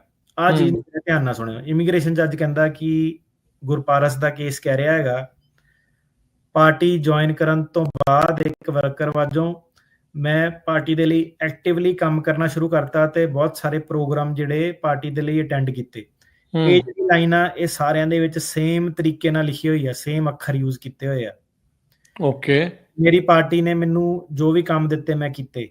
ਇਹ ਸਾਰਾ ਜਿਹੜਾ ਪੈਰਾ ਹੈਗਾ, ਇਹ ਹਰੇਕ ਦੇ ਵਿੱਚ ਜਿਹੜਾ ਕਾਪੀ ਹੁੰਦਾ ਸੇਮ ਆ। ਓਕੇ, ਮੈਂ ਪੋਸਟਰ ਲਾਉਂਦਾ ਸੀਗਾ ਤੇ ਸਾਰੇ ਕੰਮ ਕਰਦਾ ਸੀਗਾ ਜਿਹੜੇ ਪਾਰਟੀ ਮੈਨੂੰ ਜੋ ਵੀ ਸਾਈਨ ਕਰਦੀ ਸੀਗੀ। ਇਹ ਲਾਈਨ ਸਾਰਿਆਂ 'ਚ ਸੇਮ ਆ। ਮਤਲਬ ਦੇਖੋ ਕਿ ਪੋਸਟਰ ਲਾਉਂਦਾ ਸੀ, ਇਹ ਲਾਈਨ ਉਹ ਕਹਿੰਦੇ ਸੇਮ ਆ। ਅੱਧੀ ਲਾਈਨ ਉਹਨਾਂ ਨੇ ਫੜ ਕੇ ਜਿਹੜੇ ਕੰਪੈਰੀਜ਼ਨ ਕੱਢ ਲਏ। ਮੈਂ ਲਾਗਲੇ ਪਿੰਡ ਦੇ ਵਿੱਚ ਪੋਸਟਰ ਲਾਉਂਦਾ ਸੀਗਾ, ਇਹ ਲਾਈਨ ਉਹ ਕਹਿੰਦੇ ਐਗਜ਼ੈਕਟਲੀ ਸੇਮ ਹੈਗੀ ਆ ਸਾਰਿਆਂ ਦੇ ਵਿੱਚ, ਨਾਲ ਦੇ ਪਿੰਡ। ਉਹ ਕਹਿੰਦੇ ਕਿ ਆਹ ਵਾਲੀ ਲਾਈਨ, ਮੈਂ ਆਪਣੇ ਪਿੰਡ ਦੇ ਡਾਕਟਰ ਦੇ ਕੋਲ ਜਿਹੜਾ ਸੀਗਾ, ਪਿੰਡ ਦਾ ਡਾਕਟਰ ਸੀਗਾ, ਉਹ ਕੋ ਆਪਣੀ ਸੱਟਾਂ ਦਾ ਇਲਾਜ ਕਰਾਉਣ ਗਿਆ, ਉਹ ਜਿਹੜੇ ਤਰੀਕੇ ਨਾਲ ਲਿਖੀ ਆ ਉਹ ਸਾਰਿਆਂ ਦੇ ਵਿੱਚ ਸੇਮ ਹੈਗੀ ਆ, ਵਰਡ ਫॉर ਵਰਡ ਜਿਹੜੀ ਸੇਮ ਹੈਗੀ ਆ। ਠੀਕ ਆ। ਇਹ ਸਾਰੀਆਂ ਲਾਈਨਾਂ ਅਲਾਈਨ ਹੈਗੀਆਂ, ਇਹਨਾਂ ਦਾ ਸੀਕੁਐਂਸ ਜਿਹੜਾ ਅਲਾਈਨ ਹੈਗਾ ਸਾਰੇ ਕੇਸਾਂ ਦੇ ਵਿੱਚ। ਜੇ ਮੈਂ ਇੰਡੀਆ ਵਾਪਸ ਜਾਊਂਗਾ, ਉਹਨਾਂ ਦੇ ਗੁੰਡੇ ਮੈਨੂੰ ਲੱਭ ਕੇ ਮਾਰ ਦੇਣਗੇ। ਮੇਰੇ ਲਈ ਪੋਸੀਬਲ ਨਹੀਂ ਹੈਗਾ ਕਿ ਕਿਤੇ ਮੈਂ ਹੋਰ ਮੂਵ ਹੋਵਾਂ, ਕਿਉਂਕਿ ਮੈਨੂੰ ਕਿਤੇ ਵੀ ਟਰੈਕ ਕਰ ਲੂਗੇ। ਇਹ ਚੀਜ਼ ਉਹ ਕਹਿੰਦਾ ਕਿ ਸਾਰਿਆਂ ਦੇ ਕੇਸ ਦੇ ਵਿੱਚ ਐਗਜ਼ੈਕਟ ਸੇਮ ਹੈਗੀ ਆ, ਸੇਮ ਲਾਈਨ ਆ। ਮਤਲਬ ਡੈਕਲੇਰੇਸ਼ਨ ਨੰਬਰ ਜਿਹੜੀ 6 ਸਰਕਾਰ ਨੇ ਪੇਸ਼ ਕੀਤੀ ਸੀਗੀ ਗੁਰਪਾਰਸ ਦੇ ਕੇਸ ਦੇ ਵਿੱਚ, ਉਹਦੇ ਵਿੱਚ ਵੀ ਸੇਮ ਲਾਈਨ ਕਿ ਮੈਂ ਲਾਗਲੇ ਪਿੰਡ ਦੇ ਵਿੱਚ ਪੋਸਟਰ ਲਾਉਂਦਾ ਸੀਗਾ। ਜਿਹੜੀ ਡੈਕਲੇਰੇਸ਼ਨ ਨੰਬਰ 6 ਸੀਗੀ, ਉਹਦੇ ਨਾਲ ਉਹ ਕਹਿੰਦੇ ਆ ਕਿ ਵਿਰੋਧੀ ਪਾਰਟੀ ਨੇ ਮੈਨੂੰ ਪੈਸੇ, ਡਰੱਗਾਂ ਵੇਚ ਕੇ ਪੈਸੇ ਬਣਾਉਣ ਦੀ ਆਫਰ ਦਿੱਤੀ ਤੇ ਮੈਂ ਉਹਨੂੰ ਮਨਾ ਕਰਤਾ। ਇਹ ਲਾਈਨ ਦਾ ਲਿਖਣ ਦਾ ਢਾਂਚਾ ਪੂਰਾ ਸੇਮ। ਇਹ ਵਾਲੀ ਲਾਈਨ ਕਿ ਮੈਂ ਕੰਮ ਕਰਨਾ ਛੱਡਿਆ ਨਹੀਂ ਕਿਉਂਕਿ ਮੇਰੀ ਪਾਰਟੀ ਸੀਗੀ, ਮੈਨੂੰ ਹੌਸਲਾ ਮਿਲਿਆ ਤੇ ਮੈਂ ਕੰਮ ਕਰਦਾ ਰਿਹਾ। ਇਹ ਲਾਈਨ ਜਿਹੜੀ ਸੀਗੀ ਸਾਰਿਆਂ ਦੇ ਵਿੱਚ ਜਿਹੜੀ ਲਿਟਰਲੀ ਜਿਹੜੀ ਸੀਗੀ ਸੇਮ ਸੀਗੀ। ਠੀਕ ਆ। ਇਹ ਜਿਹੜੇ ਸੀਕੁਐਂਸ ਨਾਲ ਉਹਨਾਂ ਨੇ ਲਿਖਿਆ ਸੀਗਾ, ਇਹ ਤੋਂ ਇਹ ਸੁਜੈਸਟ ਹੁੰਦਾ ਕਿ ਇਹ ਕ੍ਰੈਡੀਬਲ ਨਹੀਂ ਹੈਗਾ, ਇਹ ਰਿਹਰਸ ਕੀਤਾ ਹੋਇਆ, ਇਹ ਕਾਪੀ ਪੇਸਟ ਹੋਇਆ। ਤੇ ਜਿਹੜਾ 9th ਸਰਕਿਟ ਸੀਗਾ, ਉਹ ਕਹਿੰਦੇ ਕਿ ਸਾਨੂੰ ਇਹ ਚੀਜ਼ ਜਿਹੜੀ ਕਾਫੀ ਕੰਸਰਨਿੰਗ ਆ। ਪੋਸਟਰ ਲਾਣਾ, ਲਾਗਲੇ ਪਿੰਡ 'ਚ ਪੋਸਟਰ ਲਾਣਾ, ਕਦੀ ਵੀ ਕੋਈ ਹੋਰ ਐਕਟੀਵਿਟੀ ਨਹੀਂ। ਪੋਸਟਰ ਲਾਉਂਦੇ ਨੂੰ ਕੁੱਟ ਪੈ ਗਈ, ਕੁਛ ਹੋਰ ਕਰਦੇ ਨੂੰ ਪੋਸਟਰ ਲਾਉਂਦੇ ਨੂੰ ਫੜ ਲਿਆ। ਹਮੇਸ਼ਾ ਪੋਸਟਰ ਲਾਉਂਦਾ ਹੈਗਾ। ਕਿੱਥੇ ਲਾਉਂਦਾ ਸੀਗਾ? ਲਾਗਲੇ ਪਿੰਡ ਦੇ ਵਿੱਚ। 9th ਸਰਕਿਟ ਕਹਿ ਰਹੀ ਇਹ ਲਾਗਲੇ ਪਿੰਡ ਦੇ ਵਿੱਚ, ਕਦੇ ਵੀ ਆਪਣੇ ਪਿੰਡ 'ਚ ਨਹੀਂ ਲਾਉਂਦਾ ਸੀਗਾ, ਲਾਗਲੇ ਪਿੰਡ 'ਚ ਲਾਉਂਦਾ ਸੀਗਾ। ਲਾਗਲੇ ਪਿੰਡ 'ਚ ਪੋਸਟਰ ਲਾਉਂਦੇ ਨੂੰ ਕੁੱਟ ਜਿਹੜੀ ਪੈ ਗਈ। ਤੇ ਸਾਰਾ ਕੁਝ ਕਾਪੀ, ਮਤਲਬ ਸਾਰਾ ਕੁਝ ਇਹ ਜਿਹੜੀਆਂ ਸਿਮਿਲੈਰਿਟੀਆਂ ਉਹਨਾਂ ਨੇ ਕੱਢ ਕੇ ਰੱਖਤੀਆਂ 9th ਸਰਕਿਟ ਨੇ, ਜੋ ਇਮੀਗ੍ਰੇਸ਼ਨ ਕੋਰਟ ਨੇ ਪਹਿਲਾਂ ਜੋ ਸਿਮਿਲੈਰਿਟੀਜ਼ ਦੀ ਗੱਲ ਕੀਤੀ ਸੀ, 9 ਸਰਕਟ ਉੱਤੇ ਮੋਹਰ ਲਾ ਰਿਹਾ ਹੁਣ। ਹਾਂਜੀ, ਤੇ ਜਿਹੜਾ ਲੋਕਾਂ ਨੇ ਜਾਨ ਬਚਾਈ ਉਹਦੇ ਵਿੱਚ ਉਹੀ ਕਿ ਜਿਹੜੇ ਖੇਤਾਂ ਦੇ ਵਿੱਚ ਕਿਸਾਨ ਕੰਮ ਕਰਦੇ ਸੀਗੇ ਉਹਨਾਂ ਨੇ ਜਾਨ ਬਚਾਈ। ਸਾਰੇ ਕੇਸ ਸੇਮ ਚੀਜ਼ ਕਹਿ ਰਹੇ ਆ। ਹੂੰ ਹੂੰ 9 ਸਰਕਟ ਕਹਿੰਦਾ ਕਿ ਇਹ ਸਾਨੂੰ ਹਮਲੇ ਬਾਰੇ ਜਾਂ ਜਿਹੜਾ ਤੁਹਾਡੇ ਤੇ ਹਮਲਾਵਰ ਉਹਦੇ ਬਾਰੇ ਨਹੀਂ ਕੁਝ ਦੱਸਦੇ, ਪਰ ਇਹ ਸਾਨੂੰ ਇਹ ਦੱਸ ਰਿਹਾ ਕਿ ਗੁੱਡ ਸਮੈਰਿਟਨ ਜਿਹੜੇ ਹੁੰਦੇ ਆ, ਜਿਹੜੇ ਤੁਹਾਡੀ ਜਾਨ ਬਚਾਉਣ ਵਾਲੇ ਹੁੰਦੇ ਆ, ਰਾਹਗੀਰ ਜਿਹੜੇ ਹੁੰਦੇ ਆ, ਇਹਦੇ ਵਿੱਚ ਤੁਸੀਂ ਇਦਾਂ ਦੀ ਡਿਟੇਲ ਦੇ ਰਹੇ ਆ ਜਿਹਦੀ ਤਾਂ ਲੋੜ ਵੀ ਨਹੀਂ ਹੈਗੀ, ਕਿਉਂਕਿ ਤੁਹਾਡੇ ਕੋਲ ਕਿੱਤਾ ਕਿਤੇ ਪੁੱਛਿਆ ਨਹੀਂ। ਜਾਂ ਤੁਸੀਂ ਕਹਿ ਰਹੇ ਆ ਕਿ ਦੁਕਾਨਦਾਰ ਆ ਗਏ ਉਹਨਾਂ ਨੇ ਜਾਨ ਬਚਾ ਲਈ, ਜਾਂ ਤੁਸੀਂ ਕਹਿ ਰਹੇ ਆ ਕਿ ਕਿਸਾਨ ਆ ਗਏ ਜਾਂ ਮਜ਼ਦੂਰ ਆ ਗਏ, ਹਨਾ। ਤੇ ਜਾਂ ਕਈ ਵਾਰੀ ਹੁੰਦਾ ਕਿ ਪਿੰਡ ਦਾ ਬੰਦਾ ਰਾਹ 'ਚ ਕੁਦਰਤੀ ਤੌਰ ਤੇ ਉੱਥੋਂ ਦੀ ਜਾ ਰਿਹਾ ਹੁੰਦਾ ਵਾ ਜਿੱਥੇ ਬੰਦੇ ਤੇ ਹਮਲਾ ਹੋ ਰਿਹਾ ਹੁੰਦਾ, ਉਹ ਜਾਨ ਬਚਾ ਲੈਂਦਾ। ਸਾਰੇ ਕੇਸ ਜਿਹੜੇ ਸੀਗੇ ਸੇਮ ਚੀਜ਼ ਜਿਹੜੀ ਕਹਿ ਰਹੇ ਆ। ਉਹ ਕਹਿੰਦੇ ਕਿ ਇਹ ਜਿਹੜੀਆਂ ਡਿਟੇਲਾਂ ਇਹ ਨੈਸੈਸਰੀ ਨਹੀਂ ਹੈਗੀਆਂ ਕੇਸ ਦੇ ਵਾਸਤੇ। ਅੱਛਾ, ਪਰ ਕਿਉਂਕਿ ਤੁਸੀਂ ਇਹ ਲਿਖੀਆਂ ਵਾ ਤੇ ਇਹ ਮੈਚ ਕਰਦੀਆਂ ਵਾ, ਇਹ ਤੋਂ ਸਾਨੂੰ ਸ਼ੱਕ ਜਾਂਦਾ ਕਿ ਇਹ ਸਾਰੇ ਲੋਕ ਜਿਹੜੇ ਆ ਝੂਠ ਬੋਲਦੇ ਆ, ਕਿਉਂਕਿ ਰਿਮਾਰਕੇਬਲੀ ਸਿਮਿਲਰ ਲੈਂਗੁਏਜ ਆ। ਠੀਕ ਹੈ, ਤੇ ਇਹ ਐਡੀਸ਼ਨਲ ਮਟੀਰੀਅਲ ਆ ਜਿਹੜਾ ਨਾਰਮਲੀ ਕਿਸੇ ਨੇ ਪੁੱਛਿਆ ਨਹੀਂ ਸੀਗਾ ਕਿ ਕਿੱਤਾ ਕੀ ਹੈਗਾ, ਕਿਹੜੇ ਵਾਲੇ ਪਿੰਡ 'ਚ ਪੋਸਟਰ ਲਾ ਰਹੇ ਸੀਗੇ। ਠੀਕ ਆ, ਤੁਸੀਂ ਲਾਗਲਾ ਪਿੰਡ ਪੋਸਟਰ ਲਾ ਰਿਹਾ ਸੀਗਾ, ਗਵਾਂਢੀ ਪਿੰਡ, ਇਦਾਂ ਦੀਆਂ ਚੀਜ਼ਾਂ ਜਦੋਂ ਵਰਡਿੰਗ ਜਿਹੜੀ ਤੁਹਾਡੀ ਉਹ ਰਿਪੀਟ ਹੋਣ ਲੱਗ ਪਈ ਸਾਰੇ ਕੇਸਾਂ ਦੇ ਵਿੱਚ, ਉੱਥੋਂ ਦੇ ਜਿਹੜਾ ਜੱਜ ਸੀਗਾ ਉਹਨੇ ਜਿਹੜਾ ਫੈਸਲਾ ਕੀਤਾ ਉਹ ਸਹੀ ਫੈਸਲਾ ਕੀਤਾ। ਤੇ ਉਹਨਾਂ ਨੇ ਬੇਸਿਕਲੀ ਜਿਹੜਾ ਮੁੱਖ ਤੌਰ ਤੇ ਜਿਹੜਾ ਸੀਗਾ ਕਿ ਉਹਨਾਂ ਨੇ ਕਿਹਾ ਕਿ ਜਿਹੜਾ ਜਸਵਿੰਦਰ ਸਿੰਘ ਵਾਲਾ ਕੇਸ ਵੀ ਆ ਉਹਨੂੰ ਵੀ ਤੁਸੀਂ ਜਿਹੜਾ ਦੁਬਾਰਾ ਸੀਗਾ ਰੀਵਿਜ਼ਿਟ ਕਰੋ। ਠੀਕ ਆ, ਤੇ ਬੇਸਿਕਲੀ ਜਿਹੜੇ ਕਾਪੀ ਪੇਸਟ ਵਾਲੇ ਕੇਸ ਆ ਉਹਨਾਂ 'ਚ ਤੇ ਸਿੱਧੇ ਤੌਰ ਤੇ ਉਹਨਾਂ ਨੇ ਜਿਹੜਾ ਕਹਿ ਦਿੱਤਾ ਕਿ ਆਇਡੈਂਟੀਕਲ ਲੈਂਗੁਏਜ ਜਿਹੜੀ ਹੈਗੀ ਆ ਉਹ ਸਿੱਧੇ ਜਿਹੜਾ ਐਡਵਰਸ ਕ੍ਰੈਡੀਬਿਲਿਟੀ ਵੱਲ ਇਸ਼ਾਰਾ ਜਿਹੜਾ ਹੁੰਦਾ ਤੇ ਆਰਕੇਕੇ ਵਾਲਾ ਪੈਕੇਟ। ਸੋ ਇਹਦਾ ਮਤਲਬ ਇਹ ਹੈਗਾ ਕਿ ਵਾਪਸ ਜਿਹੜਾ ਹੁਣ ਲੱਗਣਾ ਸ਼ੁਰੂ ਕਰ ਦੂਗੀ। ਸੋ ਇਹਦੇ ਵਿੱਚ ਹੁਣ ਜਿੰਨੀ ਬਰੀਕੀ ਦੇ ਨਾਲ ਅਟਰਨੀ ਟਿਰਕੈਨਾ ਜੀ 9 ਸਰਕਟ ਕੋਰਟ ਤੱਕ ਜਿਹੜੀ ਇਹ ਗੱਲ ਹੋਈ ਆ, ਇੱਕ ਇੱਕ ਸ਼ਬਦ ਜਿਹੜਾ ਉਹ ਮੈਚ ਦੀ ਗੱਲ ਹੋਈ ਆ। ਹੁਣ ਦੇਖੋ AI ਦਾ ਜ਼ਮਾਨਾ ਆ, ਪਲੇਜਰਿਜ਼ਮ ਕਾਲਜ ਦੇ ਵਿੱਚ, ਯੂਨੀਵਰਸਿਟੀ ਦੇ ਵਿੱਚ ਜਦੋਂ ਨਿਆਣੇ ਸਬਮਿਟ ਕਰਦੇ ਆ ਵੀ ਉਹਨਾਂ ਨੂੰ ਐਸੇ ਲਿਖਣ ਨੂੰ ਦਿੰਦੇ ਆ ਜਾਂ ਕੋਈ ਆਉਂਦੀ ਆ ਵੀ ਹਾਂ ਘੱਲੋ ਉਹਨਾਂ ਦਾ ਪ੍ਰੋਜੈਕਟ ਕੋਈ ਹੁੰਦਾ ਆ, ਉਹ ਉਹਨਾਂ ਦੇ ਸੌਫਟਵੇਅਰ 'ਚ ਪਾਉਂਦੇ ਆ ਤੇ ਝੱਟ ਦੱਸ ਦਿੰਦੇ ਆ ਵੀ ਇੱਥੇ ਆਹ ਚੀਜ਼ ਕਾਪੀ ਹੋਈ ਆ। ਕੀ ਹੁਣ ਸਰਕਾਰੀ ਵਕੀਲ ਵੀ AI ਦੀ ਇੱਥੇ ਵੀ ਵਰਤੋਂ ਕਰ ਸਕਦੇ ਆ, ਵੀ ਚੈੱਕ ਕਰ ਸਕਦੇ ਆ ਵੀ ਆਹ ਕੇਸ ਸੀਗੇ, ਉਹਦੇ ਵਿੱਚ ਆਹ ਮਟੀਰੀਅਲ ਸੀਗੇ, ਆਹ ਐਫੀਡੇਵਿਟ ਸੀਗੇ, ਇਹ ਸਭ ਕੁਝ ਉਦਾਂ ਹੀ ਜਿਹੜਾ ਹੋ ਗਿਆ, ਕਿਤੇ ਇਸ ਪਾਸੇ ਵੱਲ ਨੂੰ ਵੀ ਗੱਲ ਤੁਰ ਰਹੀ ਹੈ। ਭਾਜੀ ਗੱਲ ਤਾਂ AI ਦੀ ਕਰੀਏ, ਮੈਂ ਕਿਹਾ ਜਿਹੜਾ ਬੰਦਾ ਸੋਚਦਾ ਨਾ ਕਿ ਉਹਦੇ ਪ੍ਰੋਫੈਸ਼ਨ 'ਚ AI ਨੇ ਕੁਝ ਨਹੀਂ ਕਰਨਾ, AI ਹਰੇਕ ਚੀਜ਼ ਦੇ ਵਿੱਚ ਜਿਹੜੀ ਆ ਰਹੀ ਆ, ਕਸਟਮਰ ਸਰਵਿਸ ਤੋਂ ਲੈ ਕੇ ਜਿਹੜਾ ਕਾਲ ਸੈਂਟਰਸ ਤੋਂ ਲੈ ਕੇ ਹਰੇਕ ਚੀਜ਼ ਦੇ ਵਿੱਚ ਜਿਹੜੀ AI ਨਾ, ਤਾਂ ਤੁਸੀਂ ਦੇਖ ਲਓ ਕਿ ਉਹ ਕਹਿੰਦੇ ਕਿ ਇੰਜੀਨੀਅਰ ਰਿਪਲੇਸ ਕਰਦੇ ਨੇ, ਕੋਡਿੰਗ ਵੀ ਕਰ ਸਕਦੀ ਹੈ ਨਾ ਬੇਸਿਕ ਲੈਵਲ ਤੇ, ਵੀਡੀਓ ਗੇਮ ਟ੍ਰੇਨ ਕਰ ਸਕਦੀ ਹੈ ਆਪਣੇ ਆਪ ਨੂੰ ਕਿੱਦਾਂ ਖੇਡਣੀ ਆ। ਠੀਕ ਆ, ਪੋਇਟਰੀ ਲਿਖ ਸਕਦੀ ਆ। ਜਿਹਨਾਂ ਨੂੰ ਨਹੀਂ ਪਤਾ AI ਕੀ ਆ, ਉਹਨੂੰ ਮਤਲਬ ਤੁਸੀਂ ਇੱਕ ਆਰਟਿਸਟ ਵੀ ਦੇ ਦੋਗੇ ਨਾ, ਕਿ ਮੰਨ ਲਓ ਕਿ ਸਿੱਧੂ ਮੂਸੇ ਵਾਲੇ ਦੇ ਸਟਾਈਲ ਦੇ ਵਿੱਚ ਗਾਣਾ ਲਿਖ ਕੇ ਦੱਸ, AI ਉਹ ਵੀ ਕਰ ਦੂਗੀ। ਮਤਲਬ ਕਿ ਇਹ ਸਾਰੀ ਆਵਾਜ਼ ਤਾਂ ਕੱਢ ਹੀ ਲੈਂਦੀ ਆ। ਹਾਂਜੀ, ਤੇ AI ਤਾਂ ਅਜੇ ਮਤਲਬ ਇਹ ਸ਼ੁਰੂਆਤ ਆ। ਇਹ ਤਾਂ ਤੁਸੀਂ ਅੱਗੇ ਵੇਖੋ ਕਿੱਥੇ ਨੂੰ ਚੀਜ਼ਾਂ ਜਿਹੜੀਆਂ AI ਦੀ ਜਾਣੀਆਂ, ਤਾਂ ਜੇ ਮਤਲਬ ਸੈਲਫ ਇਵੋਲਵਿੰਗ ਜਿਹੜੀ ਚੀਜ਼ ਜਿਹੜੀ ਹੈਗੀ ਆ, AI ਤਾਂ ਹਰੇਕ ਚੀਜ਼ 'ਚ ਜਿਹੜੀ ਪੈਨੀਟ੍ਰੇਟ ਕਰੂਗੀ ਓਬਵੀਅਸਲੀ। ਤੇ ਅੱਛਾ, ਹੁਣ ਇਹਦੇ ਵਿੱਚ ਹੁਣ ਜਿੱਦਾਂ ਇਹ ਸਾਰੀਆਂ ਚੀਜ਼ਾਂ ਹੋਈਆਂ, ਕੇਸਾਂ ਦੀ ਸਿਮਿਲੈਰਿਟੀ, ਵਰਡਿੰਗ ਦੀ ਸਿਮਿਲੈਰਿਟੀ, ਢਾਂਚਿਆਂ ਦੀ ਸਿਮਿਲੈਰਿਟੀ, ਹੁਣ ਜਿਨ੍ਹਾਂ ਦੇ ਲੋਕਾਂ ਦੇ ਹੁਣ ਕੇਸ ਲੱਗੇ ਹੋਏ ਆ, ਜਿਨ੍ਹਾਂ ਨੂੰ ਹੁਣ ਇਹ ਸ਼ੱਕ ਆ, ਸੁਣਨ ਤੋਂ ਬਾਅਦ ਦੇ ਵਿੱਚ ਪਤਾ ਲੱਗੂਗਾ ਵੀ ਯਾਰ ਆਪਣੀ ਵੀ ਉਹਦੇ ਨਾਲ ਮੈਚ ਕਰ ਗਈ, ਉਹਦੀ ਵੀ ਉਹ ਮੈਚ ਹੋ ਗਈ ਸੇਮ ਥਾਂ ਤੋਂ, ਜੇ ਉਹਨਾਂ ਨੇ ਉਹ ਕੀਤਾ ਹੋਇਆ ਤਾਂ ਉਹਨਾਂ ਲਈ ਫਿਰ ਕੀ ਹੁਣ ਅੱਗੇ ਕੀ ਆ, ਉਹ ਕਾਫੀ ਜਿਹੜਾ ਭਵਿੱਖ ਫਿਊਚਰ ਕਾਫੀ ਡਾਵਾਂਡੋਲ ਆ। ਹਾਂਜੀ, ਸੋ ਇਹਦਾ ਹੁਣ ਫੈਸਲਾ ਤੁਸੀਂ ਸਾਰੇ ਜਾਣੇ ਕਰੋਗੇ ਕਿੱਦਾਂ।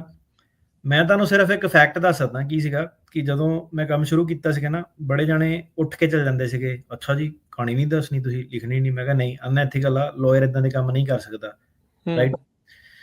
ਸੋ ਤੁਸੀਂ ਆਪ ਉਤੋਂ ਅੰਦਾਜ਼ਾ ਲਾ ਸਕਦੇ ਆ ਕਿ ਜਿਹੜਾ ਕਈ ਕੁਛ ਜਿਹੜਾ ਸੀਗਾ ਸੁਣਨ ਨੂੰ ਮਿਲਦਾ ਸੀਗਾ ਕਿ ਫਲਾਨਾ ਆਹ ਚੀਜ਼ ਕਰ ਰਿਹਾ, ਧਮਕਾਨਾ ਆਹ ਚੀਜ਼ ਕਰ ਰਿਹਾ। ਬਟ ਮੇਨ ਕੀ ਸੀਗਾ ਕਿ ਜਿਹੜਾ ਬੰਦਾ ਜਿਹਦੇ ਖੁਦ ਦੀ ਹੱਡ ਬੀਤੀ ਆ, ਠੀਕ ਆ, ਜਿਹੜਾ ਆਪਣੇ ਤਰੀਕੇ ਨਾਲ ਕੋਈ, ਮੈਂ ਮੰਨ ਲਓ ਤੁਹਾਨੂੰ ਕੋਈ ਚੀਜ਼ ਦੱਸੂਗਾ, ਤੁਹਾਡਾ ਕੰਮ ਸਿਰਫ ਹੈਗਾ ਕਿ ਤੁਸੀਂ ਲਿਖ ਰਹੇ ਆ, ਹੂੰ ਉਹ ਮੇਰਾ ਇੱਕ ਬੋਲਣ ਦਾ ਸਟਾਈਲ ਆ ਤੇ ਤੁਹਾਡਾ ਇੱਕ ਲਿਖਣ ਦਾ ਸਟਾਈਲ ਆ, ਰਾਈਟ? ਹੂੰ ਤੁਸੀਂ ਹੂੰ ਤੁਸੀਂ ਕੀ ਬੋਲਣਾ ਮੈਨੂੰ ਨਹੀਂ ਪਤਾ, ਪਰ ਜੋ ਤੁਸੀਂ ਬੋਲਣਾ ਉਹ ਮੈਂ ਲਿਖਣਾ।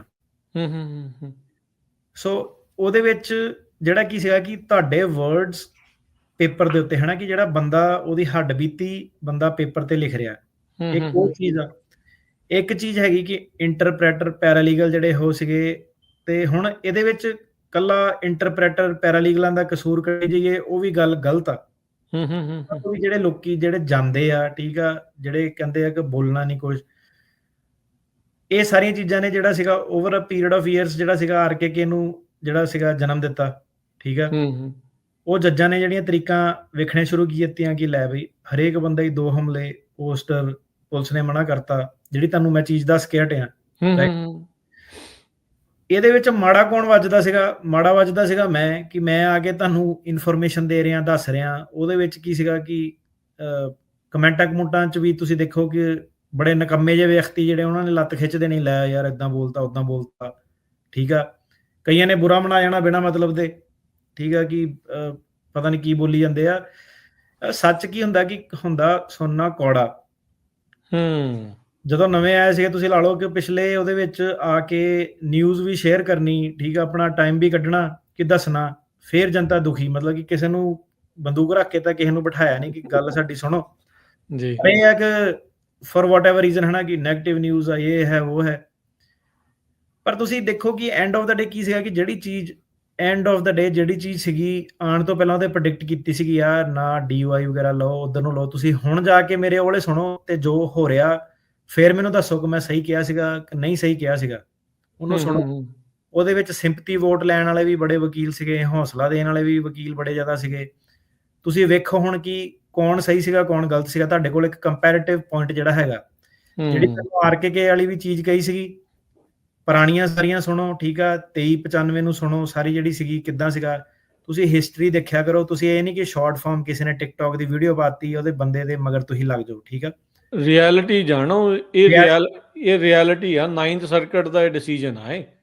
ਸੋ ਅਲਟੀਮੇਟਲੀ ਕੀ ਸੀਗਾ ਕਿ ਦੇਖੋ ਮੈਂ ਆਪਣੇ ਕੰਮ ਦੇ ਨਾਲ ਜਾਣਾ ਜਾਂਦਾ, ਠੀਕ ਆ, ਬੋਲ ਬਾਣੀ ਮੇਰੀ ਏਦਾਂ ਹੀ ਰਹਿਣੀ ਹੈ, ਕਿਸੇ ਦੇ ਕਰਕੇ ਨਹੀਂ ਚੇਂਜ ਹੋਣੀ, ਏਦਾਂ ਹੀ ਰਹਿਣਾ ਇਹ ਕੰਮ ਕੁਮ। ਪਰ ਕੀ ਸੀਗਾ ਕਿ ਸਾਡਾ ਹੈਗਾ ਕੰਮ ਕਲਮ ਵਾਲਾ ਤੇ ਟੈਕਨੀਕੈਲਿਟੀ ਤੇ ਦਿਮਾਗ ਵਾਲਾ। ਇਹ ਜਿਹੜਾ ਸਾਨੂੰ ਜਿਹੜਾ ਲਾਇਰ ਆ ਉਹਦੀ ਉਨੀ ਹੀ ਟ੍ਰੇਨਿੰਗ ਆ, ਉਹੀ ਲਾਇਰ ਦਾ ਜਿਹੜਾ ਰੋਲ ਹੁੰਦਾ ਵਾ, ਠੀਕ ਆ। ਸੋ ਇਹਦੇ ਵਿੱਚ ਪਹਿਲੀ ਗੱਲ ਤਾਂ ਤੁਹਾਨੂੰ ਜਿਹੜੇ ਵਿਚੋਲੇ ਆ, ਠੀਕ ਆ, ਹੁਣ ਵੀ ਤੁਸੀਂ ਦੇਖ ਲਓ ਕਿ ਆ ਸਾਰਾ ਤੁਹਾਨੂੰ ਜੇ ਦੱਸ ਵੀ ਦਿੱਤਾ, ਤੁਸੀਂ ਕਿਉਂ ਵਿਚੋਲਿਆਂ ਨੂੰ ਇੰਨੀ ਇੰਪੋਰਟੈਂਸ ਜਿਹੜੀ ਦਿੱਤੀ ਹੋਈ ਆ, ਮੈਨੂੰ ਦੱਸੋ। ਤੁਸੀਂ ਕਿਉਂ ਇਹਨਾਂ ਦੇ ਕੋਲ ਜਾਂਦੇ ਆ, ਕਿਉਂ ਇਹਨਾਂ ਦਾ ਆ ਜਿਹੜੇ ਹੁਣ ਕਾਪੀ ਪੇਸਟ ਆ ਢਾਂਚੇ ਰਲਦੇ ਆ। ਹੋ ਸਕਦਾ ਬੰਦਾ ਸਹੀ ਹੋਵੇ ਆਪਣਾ ਜਿਹੜਾ ਆਪਣੀ ਜਗ੍ਹਾ, ਠੀਕ ਆ, ਉਹਨੇ ਵਿਚੋਲੇ ਦਾ ਸਹਾਰਾ ਲਿਆ, ਜਿਹੜਾ ਵੀ ਸੀਗਾ ਵਕੀਲ ਦਾ ਸਹਾਰਾ ਲਿਆ, ਪਰ ਲੈਂਗੁਏਜ ਚ ਮਾਰ ਖਾ ਗਿਆ। ਜੱਜ ਨੇ ਤੇ ਬੰਦੇ ਦੇ ਅਗੇਂਸਟ ਫੈਸਲਾ ਦਿੱਤਾ ਨਾ, ਜਿਹੜਾ ਰਿਸਪੌਂਡੈਂਟ ਸੀਗਾ। ਜੱਜ ਨੇ ਤੇ ਇਹੀ ਕਹਿਣਾ ਕਿ ਤੂੰ ਝੂਠਾ ਵਾ, ਤੂੰ ਫਰਾਡ ਆ। ਸੋ ਤੁਸੀਂ ਦੇਖੋ ਕਿ ਇਹ ਤੁਹਾਨੂੰ ਜਿਹੜੀ ਇਹਦੇ ਵਿੱਚ ਜਿਹੜੀ ਚੀਜ਼ ਹੈ ਨਾ, ਲੋਕੀ ਤੁਹਾਨੂੰ ਬਹਿਕਾਉਂਦੇ ਬੜੇ ਆ ਕਿ ਇਦਾਂ ਐਵੇਂ ਬੋਲਦੇ, ਐਵੇਂ ਇੱਧਰ ਉੱਧਰ ਦੀ ਬੋਲਦੇ, ਐਵੇਂ ਨਹੀਂ ਬੋਲਦੇ। ਇਹਦੇ ਵਿੱਚ ਬੜਾ ਤੁਹਾਨੂੰ ਗਿਆਨ ਜਿਹੜਾ ਪ੍ਰਾਪਤ ਹੋ ਰਿਹਾ ਕਿ ਭਾਈ ਤੁਹਾਨੂੰ ਆਇਡੈਂਟੀਫਾਈ ਕਰ ਰਹੇ ਕਿ ਪ੍ਰੋਬਲਮ ਜਿਹੜੀ ਕੀ ਹੈਗੀ ਆ। ਜਦੋਂ ਕੇਸ ਸਮਝਦਾਰ ਅਟਾਰਨੀ ਡੇਟ ਕਹਿਣਾ ਜੀ, ਸਮਝਦਾਰ ਨੂੰ ਇਸ਼ਾਰਾ ਕਾਫੀ ਹੁੰਦਾ। ਤੁਸੀਂ ਤਾਂ ਖੋਲ ਕੇ ਦੱਸਤਾ ਕੀ ਹੋ ਗਿਆ। ਮਾਰਚ 17 ਨੂੰ ਇਹ ਆਇਆ ਤੁਹਾਡੇ ਕੋਲ, ਦੇਖ ਲਓ ਅੱਜ ਆ ਗਏ ਆ ਤੁਹਾਡੇ ਮੂਹਰੇ ਦੱਸਤਾ। ਇਹੀ ਚੀਜ਼ਾਂ ਨੇ ਤਾਂ ਨਾ ਕਮਿਊਨਿਟੀ ਨੂੰ 2 ਸਾਲ ਬਾਅਦ 3 ਸਾਲ ਬਾਅਦ ਪਤਾ ਲੱਗਦੀਆਂ ਸੀ, ਲੈ ਯਾਰ ਪਤਾ ਨਹੀਂ ਕੀ ਹੋਈ ਜਾਂਦਾ, ਦੌਰ ਚੱਲ ਪਿਆ, ਕੇਸ ਪਤਾ ਨਹੀਂ ਪਾਸ ਨਹੀਂ ਕਰਨੇ, ਇਦਾਂ ਨਹੀਂ ਹੋਣਾ, ਉਦਾਂ ਨਹੀਂ ਹੋਣਾ, ਹੈ ਨਾ। ਰੀਜ਼ਨ ਨਹੀਂ ਸੀ ਪਤਾ ਹੁੰਦਾ ਵੀ ਕੀ ਹੋਣਾ। ਸੋ ਹੁਣ ਕੀ ਆ ਕਿ ਮਿੱਠੀ ਜ਼ਬਾਨ ਵਾਲੇ, ਹੌਸਲਾ ਦੇਣ ਵਾਲੇ ਮਿੱਠੀ ਜ਼ਬਾਨ ਬੋਲ ਦਿੰਦੇ ਆ, ਕੇਸ ਨਹੀਂ ਪਾਸ ਕਰਾ ਪਾਉਂਦੇ, ਠੀਕ ਆ। ਸਾਡੇ ਵਰਗੇ ਕੌੜੀ ਜ਼ਬਾਨ ਵਾਲੇ ਇਹ ਆ। ਪਰ ਇਹ ਆ ਕਿ ਆਪਣਾ ਜਿਹੜਾ ਸੀਗਾ ਟਰੈਕ ਰੈਕਡ ਜਿਹੜਾ ਬੋਲਦਾ, ਤਾਂ ਕਰਕੇ ਕੀ ਸੀਗਾ ਰਾਜਗਰਾਂ ਜੀ, ਜਦੋਂ ਮੈਂ ਕਹਿਣਾ ਕਿ ਕੀ ਹੋਇਆ ਕਿ ਭੀੜ ਵੱਧ ਗਈ, ਠੀਕ ਆ, ਉਹ ਕਹਿੰਦੇ ਤੂੰ ਡਰਾਈ ਜਾਂਦਾ ਏਦਾਂ ਉਦਾਂ। ਪਰ ਲੋਕੀ, ਤੁਹਾਨੂੰ ਮੈਂ ਦੱਸਿਆ ਨਾ ਕਿ ਪਹਿਲੇ ਮੈਂ ਕਿਹਾ ਟਰੰਪ ਆ ਗਿਆ, ਜਿਹਨਾਂ ਨੂੰ ਸਮਝ ਲੱਗ ਗਈ ਸਿੱਧੇ ਹੀ ਉਹ ਆਫਿਸ 'ਚ ਆ ਗਏ, ਉਹਨਾਂ ਨੂੰ ਡਰ ਲੱਗਣ ਲੱਗ ਪਿਆ ਕਿ ਯਾਰ ਇਹ ਜਿਹੜੇ ਮੇਰੇ ਵਕੀਲ ਸੀਗੇ ਪੁਰਾਣੇ, ਇਹ ਤਾਂ ਹੁਣ ਢਾਂਚੇ ਜਿਹੜੇ ਰਲਣ ਲੱਗ ਪੈਣੇ ਆ, ਠੀਕ ਆ। ਇਹ ਤਾਂ ਹੁਣ ਇਹਨਾਂ ਦੇ ਜਿਹੜੇ ਢਾਂਚਿਆਂ ਦੇ ਬੇਸ ਤੇ ਕੰਮ ਕਰਦੇ ਸੀ। ਤੁਹਾਨੂੰ ਇਹ ਵੀ ਪਤਾ ਸਾਰਿਆਂ ਨੂੰ ਕਿ ਕਿਹੜੇ ਕਿਹੜੇ ਢਾਂਚਿਆਂ ਦੇ ਬੇਸ ਤੇ ਕੰਮ ਕਰਦੇ ਆ। ਸਾਰਿਆਂ ਨੂੰ, ਤੁਹਾਨੂੰ ਸਾਰਿਆਂ ਨੂੰ ਪਤਾ ਵਾ ਢਾਂਚੇ ਕਿੱਥੇ ਆ, ਕਿੱਥੇ ਨਹੀਂ ਆ, ਕਿੱਦਾਂ ਵਾ, ਰਾਈਟ। ਸਾਰਿਆਂ ਨੂੰ ਤੁਹਾਨੂੰ ਪਤਾ, ਦੱਸਣ ਦੀ ਲੋੜ ਨਹੀਂ। ਬਸ ਇਹ ਸੀਗਾ ਹੁਣ ਜਿਹੜਾ ਉਹ ਦੌਰ ਆਣਾ 9th ਸਰਕਿਟ ਦੀ ਰੂਲਿੰਗ ਆ, ਸਭ ਮਗਰ ਪਏ ਹੋਏ ਇਹਨਾਂ ਦੇ, ਠੀਕ ਆ। ਸ਼ਿਕੰਜਾ ਉਹਨਾਂ ਨੇ ਪੂਰਾ ਕੱਸਿਆ ਹੋਇਆ। ਪੈਰਾਲੀਗਲ ਜਿਹੜੇ ਫੜ ਹੋ ਰਹੇ ਆ, ਠੀਕ ਆ। ਇਧਰਲੇ ਪਾਸੇ ਨੂੰ ਜਿਹੜੀਆਂ ਚੀਜ਼ਾਂ ਇਧਰਲੇ ਪਾਸੇ ਨੂੰ ਜਿਹੜੀਆਂ ਜਾ ਰਹੀਆਂ, ਤੇ ਆਪਣੀ ਜਿਹੜੀ ਸੀਗੀ ਕੌਸ਼ਨ ਵਰਤੋ, ਐਥਿਕਸ ਵਾਲੇ ਵਕੀਲ ਦੇ ਨਾਲ ਤੁਸੀਂ ਜੁੜੋ, ਠੀਕ ਆ। ਤੁਸੀਂ ਉਹ ਪ੍ਰੋਬਲਮ 'ਚ ਪੈਣ ਦੇ ਤੁਹਾਡੇ ਘੱਟ ਚਾਂਸ ਹੋ ਗਏ, ਪਰ ਇਹ ਨਹੀਂ ਤੁਹਾਨੂੰ ਕਹਿ ਰਿਹਾ ਕਿ 0 ਚਾਂਸ ਆ। ਕੋਈ ਵੀ ਬੰਦਾ ਜਿਹੜਾ ਪ੍ਰੋਬਲਮ ਦੇ ਵਿੱਚ ਜਿਹੜਾ ਪੈ ਸਕਦਾ ਹੈ, ਠੀਕ ਆ। ਠੀਕ ਹੈ, ਤੁਹਾਨੂੰ ਜਦੋਂ ਪਹਿਲਾਂ ਪ੍ਰੈਡਿਕਟ ਕਰਕੇ ਦੱਸਿਆ ਸੀਗਾ ਕਿ 2 ਸਾਲ ਵਾਲੇ ਰੂਲ ਤੋਂ ਬਾਹਰ ਵੀ ਜਿਹੜੇ ਲੋਕੀ ਹੈਗੇ ਉਹ ਪ੍ਰੋਬਲਮ 'ਚ ਆਉਗੇ, ਉਹਨਾਂ ਨੂੰ ਫੜੂਗੇ, ਠੀਕ ਆ। ਉਦਾਂ ਹੀ ਹੋਇਆ ਸੀ। ਉਹਦੇ ਵਿੱਚ ਵੀ ਉਹ ਕਹਿੰਦੇ ਸੀਗੇ ਨਹੀਂ ਜੀ ਇਹ ਗਲਤ ਇਨਫੋਰਮੇਸ਼ਨ ਦਿੰਦੇ ਆ, ਇੱਦਾਂ ਉਹ ਉਹਨਾਂ ਲੈ ਕੇ ਆਪਣਾ ਡਰਮ ਜਿਹਾ ਲੋਕੀ ਖੜੇ ਆ, ਠੀਕ ਆ। ਪਰ ਇਹ ਸੀਗਾ ਕਿ ਤੁਸੀਂ ਦੇਖੋ ਕਿ ਐਂਡ ਦੇ ਵਿੱਚ ਕੀ ਹੋਇਆ, ਕਿ ਤੁਹਾਨੂੰ ਜਿਹੜੀ ਕੌਸ਼ਨ ਦਿੱਤੀ ਸੀਗੀ ਉਹ ਉਦਾਂ ਹੋਈ ਕਿ ਨਹੀਂ ਹੋਈ।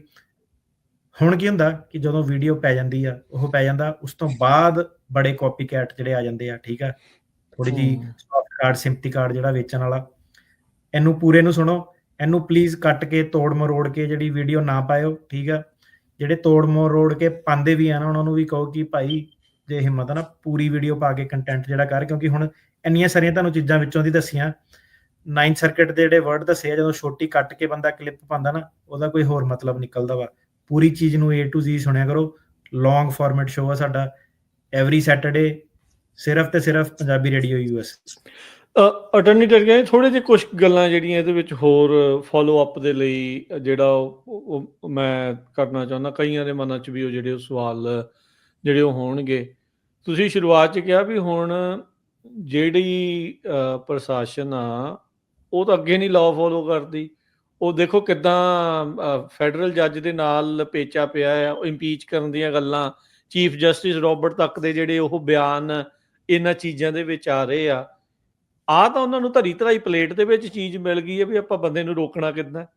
ਹਾਂਜੀ ਹਾਂਜੀ, ਬਿਲਕੁਲ ਹਾਂਜੀ, ਬਿਲਕੁਲ। ਤੁਹਾਨੂੰ ਜਿੱਦਾਂ ਦੱਸਿਆ ਸੀਗਾ ਕਿ ਜਿਹੜੇ ਪਿਛਲੇ ਕੇਸ ਦੇ ਵਿੱਚ ਵੀ ਇੱਕ ਜੱਜ ਡਿਸੈਂਟਿੰਗ ਸੀਗੇ, ਉਹਨਾਂ ਨੇ ਕਿਹਾ ਕਿ ਗਲਤ ਫੈਸਲਾ ਸੀਗਾ 2395, 2 ਜੱਜ ਐਗਰੀ ਕਰਦੇ ਸੀਗੇ, ਤੇ ਉਹ ਵਾਲੇ ਕੇਸ ਦੇ ਵਿੱਚ ਬੰਦਾ ਬਚ ਗਿਆ ਸੀਗਾ ਕਿਉਂਕਿ ਉਹਦੇ ਕਾਪੀ ਪੇਸਟ ਨਹੀਂ ਸੀਗਾ। ਇਹ ਵਾਲੇ ਦੇ ਵਿੱਚ ਨਹੀਂ ਬਚ ਪਾਇਆ ਕਿਉਂਕਿ ਕਈ ਚੀਜ਼ਾਂ ਜਿਹੜੀਆਂ ਕਾਪੀ ਪੇਸਟ ਸੀਗੀਆਂ, ਤੇ ਜਿਹੜਾ ਇਮੀਗ੍ਰੇਸ਼ਨ ਕੋਰਟ ਮੋਰੇ ਦਾ ਵਕੀਲ ਸੀਗਾ, ਇੱਕ ਜਿਹੜਾ 7ਵਾਂ ਬਿਆਨ ਸੀਗਾ ਉਹ ਸੀਗਾ ਹੀ ਉਹ ਵਕੀਲ ਦਾ ਖੁਦ।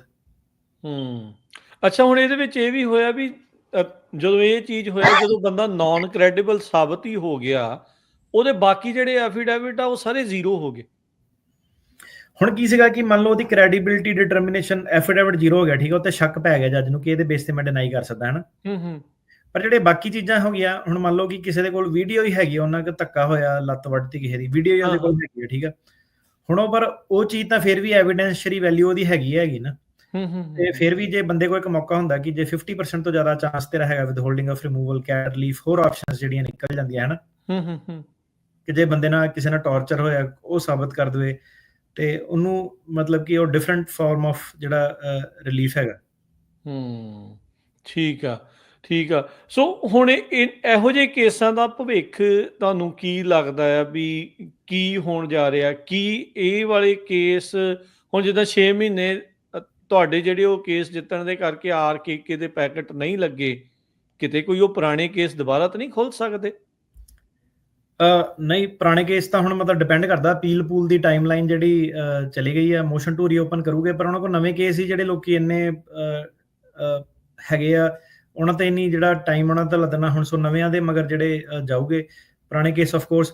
ਸੋ ਮੇਨ ਚੀਜ਼ ਇਹ ਹੈ ਕਿ ਇਹਦੇ ਵਿੱਚ ਤੁਸੀਂ ਜਿਹੜੀ ਬਰੀਫਿੰਗਸ ਕੀ ਹੁੰਦੀ ਹੈ ਨਾ, ਬਰੀਫਿੰਗਸ ਨੂੰ ਸਮਝਿਆ ਕਰੋ, ਠੀਕ ਆ, ਕਿ ਕਲਮ ਕਿਹਦੀ ਚੱਲਦੀ, ਕਿੱਦਾਂ ਚੱਲਦੀ ਆ, ਉਹਨੇ ਘੰਟਾ ਲਾ ਕੇ ਕੰਮ ਕਰਨਾ, 10 ਦਿਨ ਕੰਮ ਕਰਨਾ, ਠੀਕ ਆ, ਉਹਦੇ ਹਿਸਾਬ ਨਾਲ ਜਿਹੜਾ ਤੁਸੀਂ ਫੈਸਲਾ ਜਿਹੜਾ ਕਰਨਾ। ਤੇ ਬਰੀਫਿੰਗਸ ਨੇ ਜਿਹੜਾ ਸਾਰਾ ਸੀਗਾ ਅੱਗੇ, ਜਿਹੜਾ ਬਰੀਫਿੰਗਸ ਦੇ ਉੱਤੇ ਸਾਰੀ ਚੀਜ਼ਾਂ ਜਿਹੜੀਆਂ ਡਿਪੈਂਡ ਕਰਨੀਆਂ, ਗੇਮ ਉਹਦੇ ਉੱਤੇ ਜਿਹੜੀ ਆਉਣ ਪੈਣੀ ਆ। ਤੁਸੀਂ ਦੱਸਿਆ ਵੀ ਸੀਗਾ ਇੱਕ ਵਾਰੀ ਵੀ ਕਈ ਵਾਰੀ ਤੁਹਾਡੀਆਂ ਹੀ ਕੀਤੀਆਂ ਹੋਈਆਂ ਬਰੀਫਿੰਗਸ ਘੁੰਮ ਫਿਰ ਕੇ ਤੁਹਾਡੇ ਤੱਕ ਪਹੁੰਚ ਜਾਂਦੀਆਂ ਸੀਗੀਆਂ। ਏਦਾਂ ਹੀ ਆ। ਸੋ ਫਿਰ ਹੁਣ ਕਾਪੀ ਪੇਸਟ ਤਾਂ ਹੁਣ ਦੇਖੋ ਧੜੱਲੇ ਦੇ ਨਾਲ ਕੰਮ ਚੱਲ ਰਿਹਾ, ਤੇ ਫਿਰ ਉਹਦੇ ਖਾਮਿਆਜ਼ੇ ਵੀ ਜਿਹੜੇ ਉਹ ਭੁਗਤਣੇ ਪੈਣੇ ਆ। ਕਈ ਵਾਰੀ ਤਾਂ ਜਿਹੜਾ ਸੱਜਣ ਮਿੱਤਰ ਕਿਸੇ ਦਾ 3 ਸਾਲ ਪਹਿਲਾਂ ਵੀ ਕੇਸ ਪਾਸ ਹੋਇਆ, ਤਾਂ ਸਭ ਤੋਂ ਜ਼ਿਆਦਾ ਜਿਹੜੀ ਬੇੜੀ ਡਬੋਂਦੇ ਹੁੰਦੇ ਆ ਸੱਜਣ ਮਿੱਤਰ, ਕਿਉਂਕਿ ਉਹ ਹੈਗਾ ਕਿ ਕਿਸੇ ਦਾ ਕੇਸ ਪਾਸ ਹੋ ਗਿਆ, ਆਪ ਬੰਦੇ ਦੀਆਂ ਇਹ ਫੈਕਟ ਆ, ਆਪ ਬੰਦੇ ਦੀਆਂ ਭਾਵੇਂ ਲੱਤਾਂ ਕੰਬਦੀਆਂ ਹੋਣ ਆਪਣੇ ਬਿਆਨ ਦਿੰਦੇ ਹੋਏ, ਬਾਹਰ ਜਾ ਕੇ ਤਾਂ ਇਦਾਂ ਸ਼ੇਰ ਬਣਨਾ ਕਿ ਜਿੱਦਾਂ ਮੈਂ ਤਾਂ ਸਰਕਾਰੀ ਵਕੀਲ ਨੂੰ ਢਾਲਿਆ, ਜੱਜ ਨੂੰ, ਵਕੀਲ ਨੂੰ ਬੋਲਣ ਨਹੀਂ ਦਿੱਤਾ, ਮੈਂ ਤਾਂ ਇਦਾਂ ਕਰਤਾ ਉਦਾਂ ਕਰਤਾ, ਹੈਨਾ। ਤੇ ਉਹ ਚੀਜ਼ ਜਿਹੜੀ ਹੈਗੀ ਬੱਲੇ ਬੱਲੇ ਵਾਲੀ ਬਹੁਤ ਜ਼ਿਆਦਾ ਵਾ। ਸੋ ਇਹ ਕੀ ਹੁੰਦਾ ਕਿ ਕਈ ਵਾਰੀ ਦੂਜਿਆਂ ਨੂੰ ਸਲਾਹ ਦਿੰਦੇ ਕਿ ਨਹੀਂ ਨਹੀਂ ਬਰੀਫਿੰਗ ਨਹੀਂ ਕਰਨੀ, ਆਪਾਂ ਇਦਾਂ ਹੀ ਚੱਲ ਲੈਂਦੇ, ਹਨਾ। ਤੇ ਜਿਹੜਾ ਨਵਾਂ ਬੰਦਾ ਆਇਆ ਉਹ ਵੀ ਸਲਾਹ ਲੈ ਰਿਹਾ ਹੁੰਦਾ ਇਹਨਾਂ ਦੀ, ਲੈ ਇਹ ਤੋਂ ਪੁੱਛੀ ਜੀ ਭਾਜੀ ਆ ਆਪਣੇ, ਹਨਾ। ਤੇ ਉਹ ਭਾਜੀ ਕਈ ਵਾਰੀ ਉਹ ਕਰ ਦਿੰਦਾ, ਬਾਅਦ ਚ ਉਹ ਕਹਿੰਦਾ ਯਾਰ ਜੱਜ ਕਹਿੰਦਾ ਕਿ ਤੇਰਾ ਮਤਲਬ ਕਿ RKK ਲਾਤਾ, ਫਰਮ ਰੀਸੈਟਲਮੈਂਟ ਬਾਰ ਲਾਤੀ, CLP ਲਾਤਾ, ਕਿੱਦਾਂ ਭਾਜੀ, ਹੁਣ ਤਾਂ ਨਹੀਂ ਭਾਜੀ ਆਇਆ, ਕਿੱਦਾਂ। ਅਪੀਲ ਦੇ ਵਿੱਚ ਵੀ ਤਾਂ ਬਰੀਫਿੰਗਸ ਹੀ ਕਰਨੀਆਂ, ਸਰਕਟ ਕੋਰਟ ਦੇ ਵਿੱਚ ਵੀ ਤਾਂ ਬਰੀਫਿੰਗਸ ਹੀ ਕਰਨੀਆਂ। ਬਰੀਫਿੰਗਸ ਦਾ ਮਤਲਬ ਇਹ ਹੈ ਕਿ ਜਾਂ ਭਾਈ ਉਹਨੂੰ ਕਲਮ ਦੇ ਰਾਹੀਂ ਸਮਝਾ ਦਿਓ, ਠੀਕ ਆ, ਕ੍ਰਿਮੀਨਲ ਕਨਵਿਕਸ਼ਨ ਜਾਂ ਇਹ ਸਾਰਾ ਕੁਝ, ਜਾਂ ਉਹਨੂੰ ਆਪ ਸਮਝਾ ਦਿਓ ਮੂੰਹ ਜ਼ਬਾਨੀ ਕਰਕੇ। ਜਾਂ ਹੁਣ ਆਪ ਕਿੱਦਾਂ ਸਮਝਾਊਗਾ ਬੰਦਾ ਉੱਥੇ, ਕੀ ਮਤਲਬ ਕਿ ਲਾਅ ਪੁਆਇੰਟ ਥੋੜੇ ਨਾ ਆਰਗੂ ਕਰ ਦੂੰਗੇ। ਜੇ ਅਗਲਾ ਤੁਹਾਨੂੰ ਕਹਿ ਹੀ ਰਿਹਾ ਕਿ RKK ਦਾ ਤੈਨੂੰ ਓਪਰਚੁਨਿਟੀ ਦਿੱਤੀ ਆ, ਤੂੰ ਇਹਨੂੰ ਕਰਕੇ ਲੈ ਕੇ ਆ, ਸਮਝਾ ਇਹਨੂੰ, ਬਰੀਫਿੰਗਸ ਕਰਨੀਆਂ ਕਿ 50 ਪੁਆਇੰਟ ਇਹਨੂੰ ਕੰਪੇਅਰ ਕਰ, 20 ਕੇਸਾਂ ਨੂੰ ਕੰਪੇਅਰ ਕਰ। ਉਹਨੂੰ ਆਬਵੀਅਸਲੀ ਹੁਣ ਜਿਹੜਾ ਵਕੀਲ ਆ ਉਹ ਪੂਰੇ ਦੇ ਪੂਰੇ 50 ਪੜੂਗਾ ਲਾਈਨ ਬਾਈ ਲਾਈਨ, ਜਿੱਦਾਂ ਸਰਕਾਰੀ ਵਕੀਲ ਕਹਿ ਰਿਹਾ ਆਹ ਚੀਜ਼ਾਂ ਰਲਦੀਆਂ, ਤੁਹਾਡਾ ਵਕੀਲ ਕਹੂਗਾ ਕਿ ਆਹ ਚੀਜ਼ਾਂ ਨਹੀਂ ਰਲਦੀਆਂ, ਰਾਈਟ। ਉਹਦੇ ਵਿੱਚ ਤੁਸੀਂ ਦੇਖੋਗੇ ਕਿੰਨਾ ਟਾਈਮ ਜਿਹੜਾ ਖਰਚ ਹੋਊਗਾ। ਉਹਦੇ ਵਿੱਚ ਕੀ ਆ, ਇੱਕ ਸੱਜਣ ਮਿੱਤਰ ਆ ਗਿਆ, ਉਹਨੇ ਕਹਿ ਦੇਣਾ ਕਿ ਨਹੀਂ ਬਰੀਫਿੰਗ ਨਹੀਂ ਆਪਾਂ ਕਰਨੀ, ਚੱਲ ਲੈਂਦੇ। ਤੇ ਜਦੋਂ ਆਹੀ ਫਿਰ ਜਿਹੜਾ, ਸੋ ਇਹ ਕੀ ਚੀਜ਼ ਸੀਗੀ ਯਾਰ, ਇੱਕ ਤਾਂ ਉਹੀ ਹੈ ਕਿ ਨਾ, ਕਹਿੰਦਾ ਜਿਸਕਾ ਕੰਮ ਉਸੀ ਕੋ ਸਾਜੇ ਵਾਲਾ, ਉਹ ਵਾਲਾ ਹਿਸਾਬ ਕਿਤਾਬ ਹੋ ਜਾਂਦਾ। ਜਿਹੜਾ ਦੌਰ ਚੱਲਦਾ ਨਾ, ਐਵੇਂ ਨਾ ਕਿਸੇ ਨੂੰ ਆਪਣੀ ਜਿਹੜੀ ਤੁਸੀਂ ਕਹਿ ਲਓ ਕਿ ਸ਼ੋਸ਼ੇਬਾਜ਼ੀ ਦੇ ਵਿੱਚ ਮੱਤ ਜਿਹੜੀ ਨਾ ਦਿਆ ਕਰੋ। ਦੂਜੇ ਬੰਦੇ ਦਾ ਜਿਹੜਾ ਨੁਕਸਾਨ ਹੋ ਸਕਦਾ, ਹਰੇਕ ਕੇਸ ਜਿਹੜਾ ਯੂਨੀਕ ਆ। ਜਿਹੜੇ 2 ਕੇਸ ਸੀਗੇ ਤੁਹਾਡੇ ਮੂਹਰੇ ਦੱਸੇ, ਜਸਵਿੰਦਰ ਸਿੰਘ ਦਾ, ਗੁਰਪਾਰਸ ਦਾ, ਤਕਰੀਬਨ ਜਿਹੜੇ ਸੇਮ ਫੈਕਟ ਸੀਗੇ, ਹਨਾ। ਜਿੱਦਾਂ ਮੈਂ ਦੱਸਿਆ ਕਿ ਕਿੱਦਾਂ ਕਿਤੇ ਹਮਲੇ ਹੋਏ, ਤੁਸੀਂ ਲਾ ਲਓ ਕਿ ਇੱਕ ਜਿੱਤ ਗਿਆ ਸੀਗਾ, ਇੱਕ ਨਹੀਂ ਜਿੱਤਿਆ। ਜੀ ਬਿਲਕੁਲ। ਸੋ ਇੱਕ ਦੋ ਚੀਜ਼ਾਂ ਜਿਹੜੀਆਂ ਨਾ ਮੈਂ ਦੱਸ ਦਵਾਂ ਨਾਲ, ਐਡ ਆਨ ਹੀ ਆ ਇਹਦੇ ਵਿੱਚ, ਵੀ ਹਾਲਾਤ ਜਿਹੜੇ ਉਹ ਕੀ ਆ।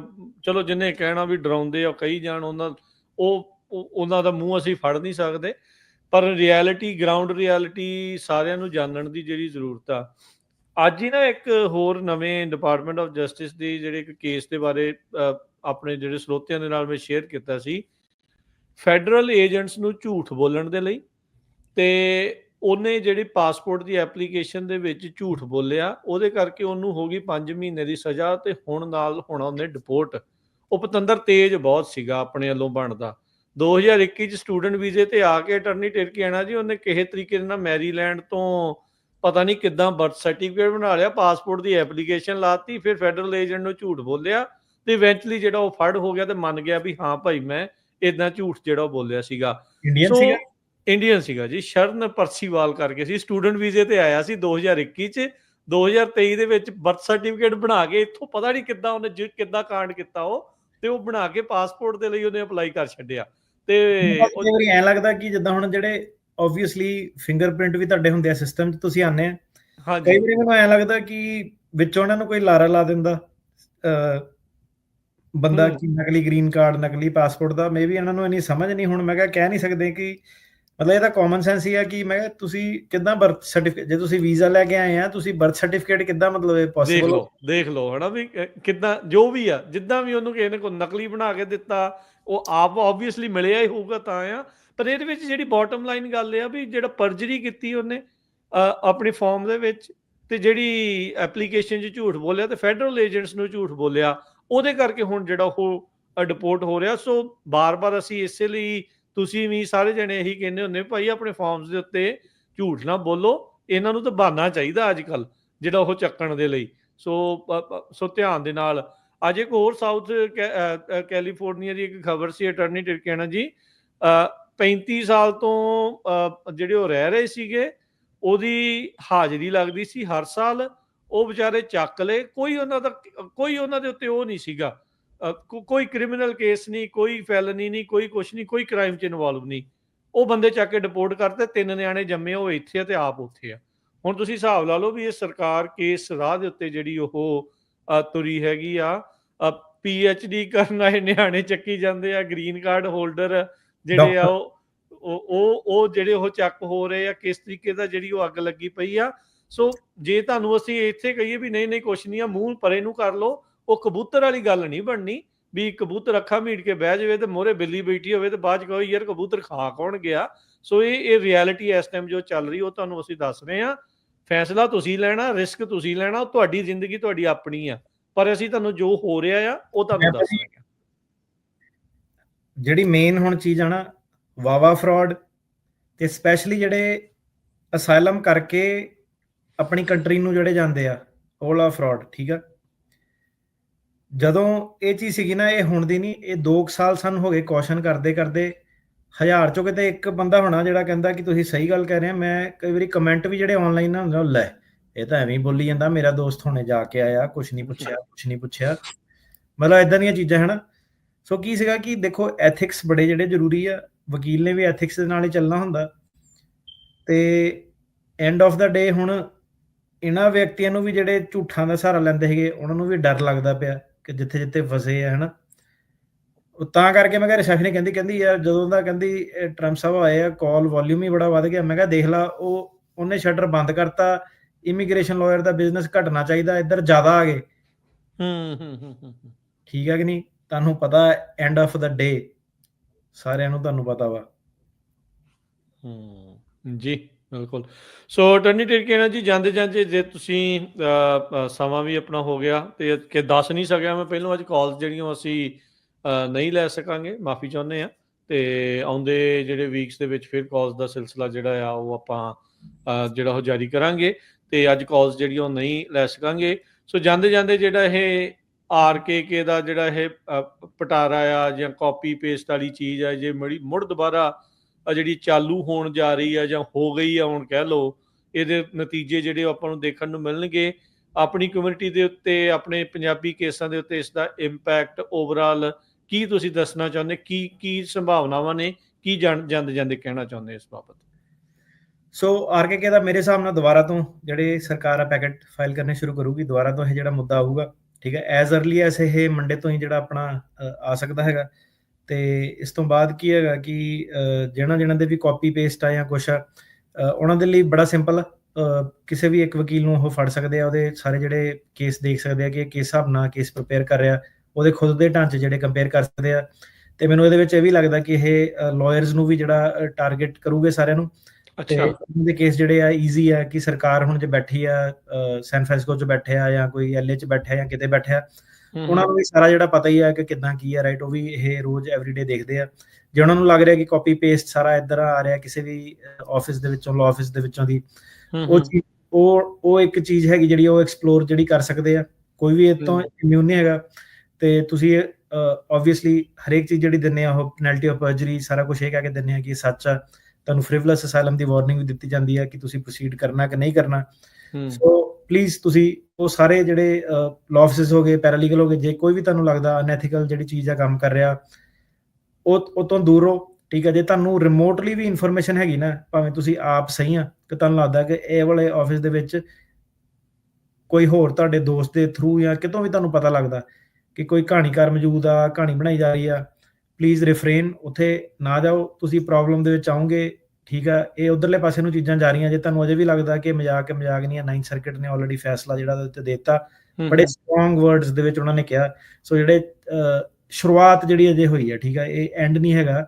ਇਹ ਜਿਹੜੀ ਸਾਰੀ ਚੀਜ਼ ਸੀਗੀ ਸ਼ੁਰੂਆਤ ਸੀਗੀ। ਸਾਰਾ ਜਿਹੜਾ ਉਹਨਾਂ ਦਾ ਸਿਸਟਮ ਸੀਗਾ ਉਹਨੂੰ ਰਿਫਾਰਮ ਜਿਹੜਾ ਕਰਨਾ। ਤੇ ਜਿਹੜੀ ਤੁਸੀਂ ਆਪਣੇ ਲਈ ਬੈਸਟ ਚੀਜ਼ ਉਹੀ ਕਰ ਸਕਦੇ ਆ ਕਿ ਈਚ ਪਰਸਨ ਫॉर ਹਿਮਸੈਲਫ। ਤੁਸੀਂ ਆਪਣੇ ਆਪ ਦਾ ਦੇਖਣਾ, ਤੁਸੀਂ ਕਿਸੇ ਸੱਜਣ ਮਿੱਤਰ ਜਾਂ ਕੁਛ ਉਹ no one is gonna save you, ਹੈ ਨਾ। ਆਪਣਾ ਤੁਸੀਂ ਦੇਖਣਾ, ਲੀਗਲੀ ਐਥਿਕਲੀ ਜਿਹੜਾ ਸਾਰਾ ਕੰਮ ਕਰਨਾ, ਠੀਕ ਆ। ਆਪ ਦੀ ਜਿਹੜੀ ਹੱਡ ਬੀਤੀ ਆ, ਆਪ ਭਾਵੇਂ ਤਾਂ ਪੰਜਾਬੀ 'ਚ ਲਿਖੋ, ਆਪ ਦੱਸੋ, ਠੀਕ ਆ। ਕਿਸੇ ਵਿਚੋਲੇ ਦਾ, ਮਿਡਲ ਮੈਨ ਦਾ, ਸੱਜਣ ਮਿੱਤਰ ਦਾ ਕਿਸੇ ਦਾ ਸਹਾਰਾ ਨਹੀਂ ਲੈਣਾ, ਠੀਕ ਆ। ਜੇ ਤੁਸੀਂ ਉਹ ਨਹੀਂ ਕਰ ਸਕਦੇ, ਆਮ ਸੌਰੀ ਟੂ ਸੇ, ਠੀਕ ਆ, ਤੁਸੀਂ ਕੋਈ ਵੀ ਜਿਹੜਾ ਇਮਿਊਨ ਨਹੀਂ ਹੈਗਾ। ਸੋ ਜਿਹੜੀ ਆਪਾਂ ਗੱਲ ਕਰ ਰਹੇ 9th ਸਰਕਿਟ ਦੀ, ਇਹ ਬੜਾ ਲਿਬਰਲ ਸਰਕਿਟ ਆ। ਜੇ ਸਹੀ ਗੱਲ ਆ, ਬਿਲਕੁਲ। ਇਹਦੇ ਵਿੱਚ ਹੀ ਤੁਸੀਂ ਦੇਖ ਲਓ ਕਿ ਗੱਲਾਂ ਕਿੱਧਰ ਨੂੰ ਜਾ ਰਹੀਆਂ ਵਾ। ਬਾਕੀ ਸਰਕਿਟ ਦਾ ਤੇ ਰੱਬ ਰੱਖਾ, ਹੈ ਨਾ। ਉੱਥੇ ਤਾਂ ਭੁੱਲ ਹੀ ਜਾਓ ਵੀ ਇਦਾਂ ਦੀ ਚੀਜ਼ ਜਿਹੜੀ ਉਹ ਕਿਤੇ ਜਿਹੜੀ ਉਹ ਹੋਊਗੀ ਜਾਂ ਕਿੱਦਾਂ ਜਿਹੜੀ ਉਹ ਹੋਊਗੀ। ਅੱਛਾ, ਉਹ ਜਾਂਦੇ ਜਾਂਦੇ ਇਹ ਵੀ ਦੱਸ ਦਿਓ ਵੀ ਜੇ ਜਿੱਦਾਂ ਤੁਸੀਂ ਕਿਹਾ ਵੀ ਜੇ ਕਿਸੇ ਨੂੰ ਲੱਗਦਾ ਵੀ ਭਾਈ ਉਹ ਇੱਦਾਂ ਆ, ਵਕੀਲਾਂ ਦੇ ਮਗਰ ਵੀ ਤੁਸੀਂ ਕਹਿੰਦੇ ਆ ਵੀ ਸ਼ਾਇਦ ਉਹ ਜਾ ਸਕਦੇ ਆ। ਇਸ ਚੀਜ਼ ਨੂੰ ਹੁਣ ਜਿੱਦਾਂ ਤੁਸੀਂ RKK ਨੂੰ ਨਜਿੱਠਿਆ ਸੀਗਾ, ਇੱਕ ਆਪਣੇ ਜਿਹੜੇ ਕੇਸਾਂ ਦੇ ਲਈ ਸਾਹ ਲੈਣਾ ਜਿਹੜਾ ਉਹ ਸੌਖਾ ਹੋਇਆ ਸੀਗਾ, ਤੇ ਹੁਣ ਆ ਜਿਹੜੀ ਚੀਜ਼ ਆਉਣ ਤੋਂ ਬਾਅਦ ਚ ਇਹਨੂੰ ਦੁਬਾਰਾ ਬਦਲਣ 'ਚ ਫਿਰ ਵਕਤ ਲੱਗ ਸਕਦਾ ਆ? ਕੋਈ ਮੌਕਾ ਮਿਲੂਗਾ ਇਹ ਚੀਜ਼ ਨੂੰ ਜਿਹੜਾ ਉਹ ਆਰਗਿਊ ਕਰਨ ਦਾ, ਮੁੜ ਦੁਬਾਰਾ ਕੋਈ ਚੀਜ਼ ਆ ਸਕਦੀ ਆ, ਜਾਂ ਇਹ ਕਾਈਂਡ ਆਫ ਲੰਮੇ ਸਮੇਂ ਲਈ ਇਹ ਚੀਜ਼ ਆਪਾਂ ਨੂੰ ਦੇਖਣ ਨੂੰ ਮਿਲਦੀ ਰਹੂਗੀ? ਨਹੀਂ, ਇਹ ਦੁਬਾਰਾ ਮੁੱਦਾ ਬਣੂਗਾ ਫਿਰ ਦੁਬਾਰਾ ਇੱਕ ਵਾਰੀ। ਮਤਲਬ ਹੁਣ 50-50 ਤੇ ਹੁਣ ਪ੍ਰੋਪੋਜੀਸ਼ਨ ਆ। 2395 ਜਸਵਿੰਦਰ ਸਿੰਘ ਵਰਸਸ ਗਾਰਲੈਂਡ ਇਹ ਕਹਿੰਦਾ ਹੈਗਾ ਕਿ ਤੁਸੀਂ ਸਿਰਫ ਕਹਾਣੀ ਰਲਦੀ ਆ ਉਹਦੇ ਬੇਸ ਤੇ ਕੇਸ ਡਿਨਾਈ ਨਹੀਂ ਕਰ ਸਕਦੇ। ਠੀਕ ਆ। ਗੁਰਪਾਰਸ ਸਿੰਘ 23-1247 ਉਹ ਇਹ ਕਹਿੰਦਾ ਕਿ ਜੇ ਕਾਪੀ ਪੇਸਟ ਆ, ਲੈਂਗੁਏਜ ਕਾਪੀ ਪੇਸਟ ਆ, ਪਲੇਜਰਾਈਜ਼ਡ ਹੈਗਾ, ਠੀਕ ਆ, ਕਹਾਣੀਆਂ ਢਾਂਚਾ ਸਭ ਕੁਝ ਰਲਦਾ, ਤੇ ਫਿਰ ਤੁਸੀਂ ਉਹਨੂੰ ਐਡਵਰਸ ਕ੍ਰੈਡੀਬਿਲਿਟੀ ਮੰਨ ਸਕਦੇ ਆ। ਇਹ ਤੁਸੀਂ ਲਗਾ ਲਓ ਕਿ ਬਿਲਕੁਲ ਇੱਕ ਬੈਲੈਂਸ ਤੇ 50-50 ਤੇ ਚੀਜ਼ ਖੜੀ ਆ। ਓਕੇ। ਪਰ ਜਿਹੜੀ ਸਰਕਾਰ ਆ ਉਹਨੂੰ ਥੋੜਾ ਜਿਹਾ ਹੋਰ ਖਿੱਚਣਾ ਚਾਹੁੰਦੀ ਆ, ਉਹ ਜਿਹੜਾ 2395 ਉਹਨੂੰ ਵੀ ਓਵਰਟਰਨ ਕਰਨਾ ਚਾਹੁੰਦੀ ਆ ਕਿ ਜੱਜ ਨੂੰ ਪਾਵਰ ਦਿਓ ਕਿ ਉਹ ਭਾਵੇਂ ਲੈਂਗੁਏਜ ਨਹੀਂ ਵੀ ਰਲਦੀ, ਕਿ ਜਿਹਨਾਂ ਦੀਆਂ ਕਹਾਣੀਆਂ ਵੀ ਸਿਮਿਲਰ ਹੈਗੀਆਂ ਉਹਦੇ ਬੇਸ ਤੇ ਵੀ ਜਿਹੜਾ ਡਿਨਾਈ ਬਿਲਕੁਲ ਹੀ ਠੋਕਣਾ ਚਾਹੁੰਦੇ ਆ, ਬਿਲਕੁਲ ਹੀ ਠੋਕਣਾ ਚਾਹੁੰਦੇ ਆ ਉਧਰਲੇ ਪਾਸੇ ਨੂੰ ਜਿਹੜਾ ਉਹ ਚੀਜ਼ਾਂ ਜਿਹੜੀਆਂ ਜਾ ਰਹੀਆਂ। ਠੀਕ ਹੈ, ਚਲੋ ਧੰਨਵਾਦ ਅਟਾਰਨੀ ਟਿਰਕੇਣਾ ਜੀ, ਬੜੀ ਮਿਹਰਬਾਨੀ, ਸ਼ੁਕਰੀਆ ਤੁਸੀਂ ਜੁੜੇ, ਸਮਾਂ ਕੱਢਿਆ, ਇਹਨਾਂ ਚੀਜ਼ਾਂ ਦੇ ਬਾਰੇ ਜਾਣਕਾਰੀ ਦਿੱਤੀਆਂ। ਮਿਲਦੇ ਹਾਂ ਅਗਲੀ ਵਾਰੀ। ਧੰਨਵਾਦ, ਸਤਿ ਸ੍ਰੀ ਅਕਾਲ ਜੀ। ਸਤਿ ਸ੍ਰੀ ਅਕਾਲ ਜੀ।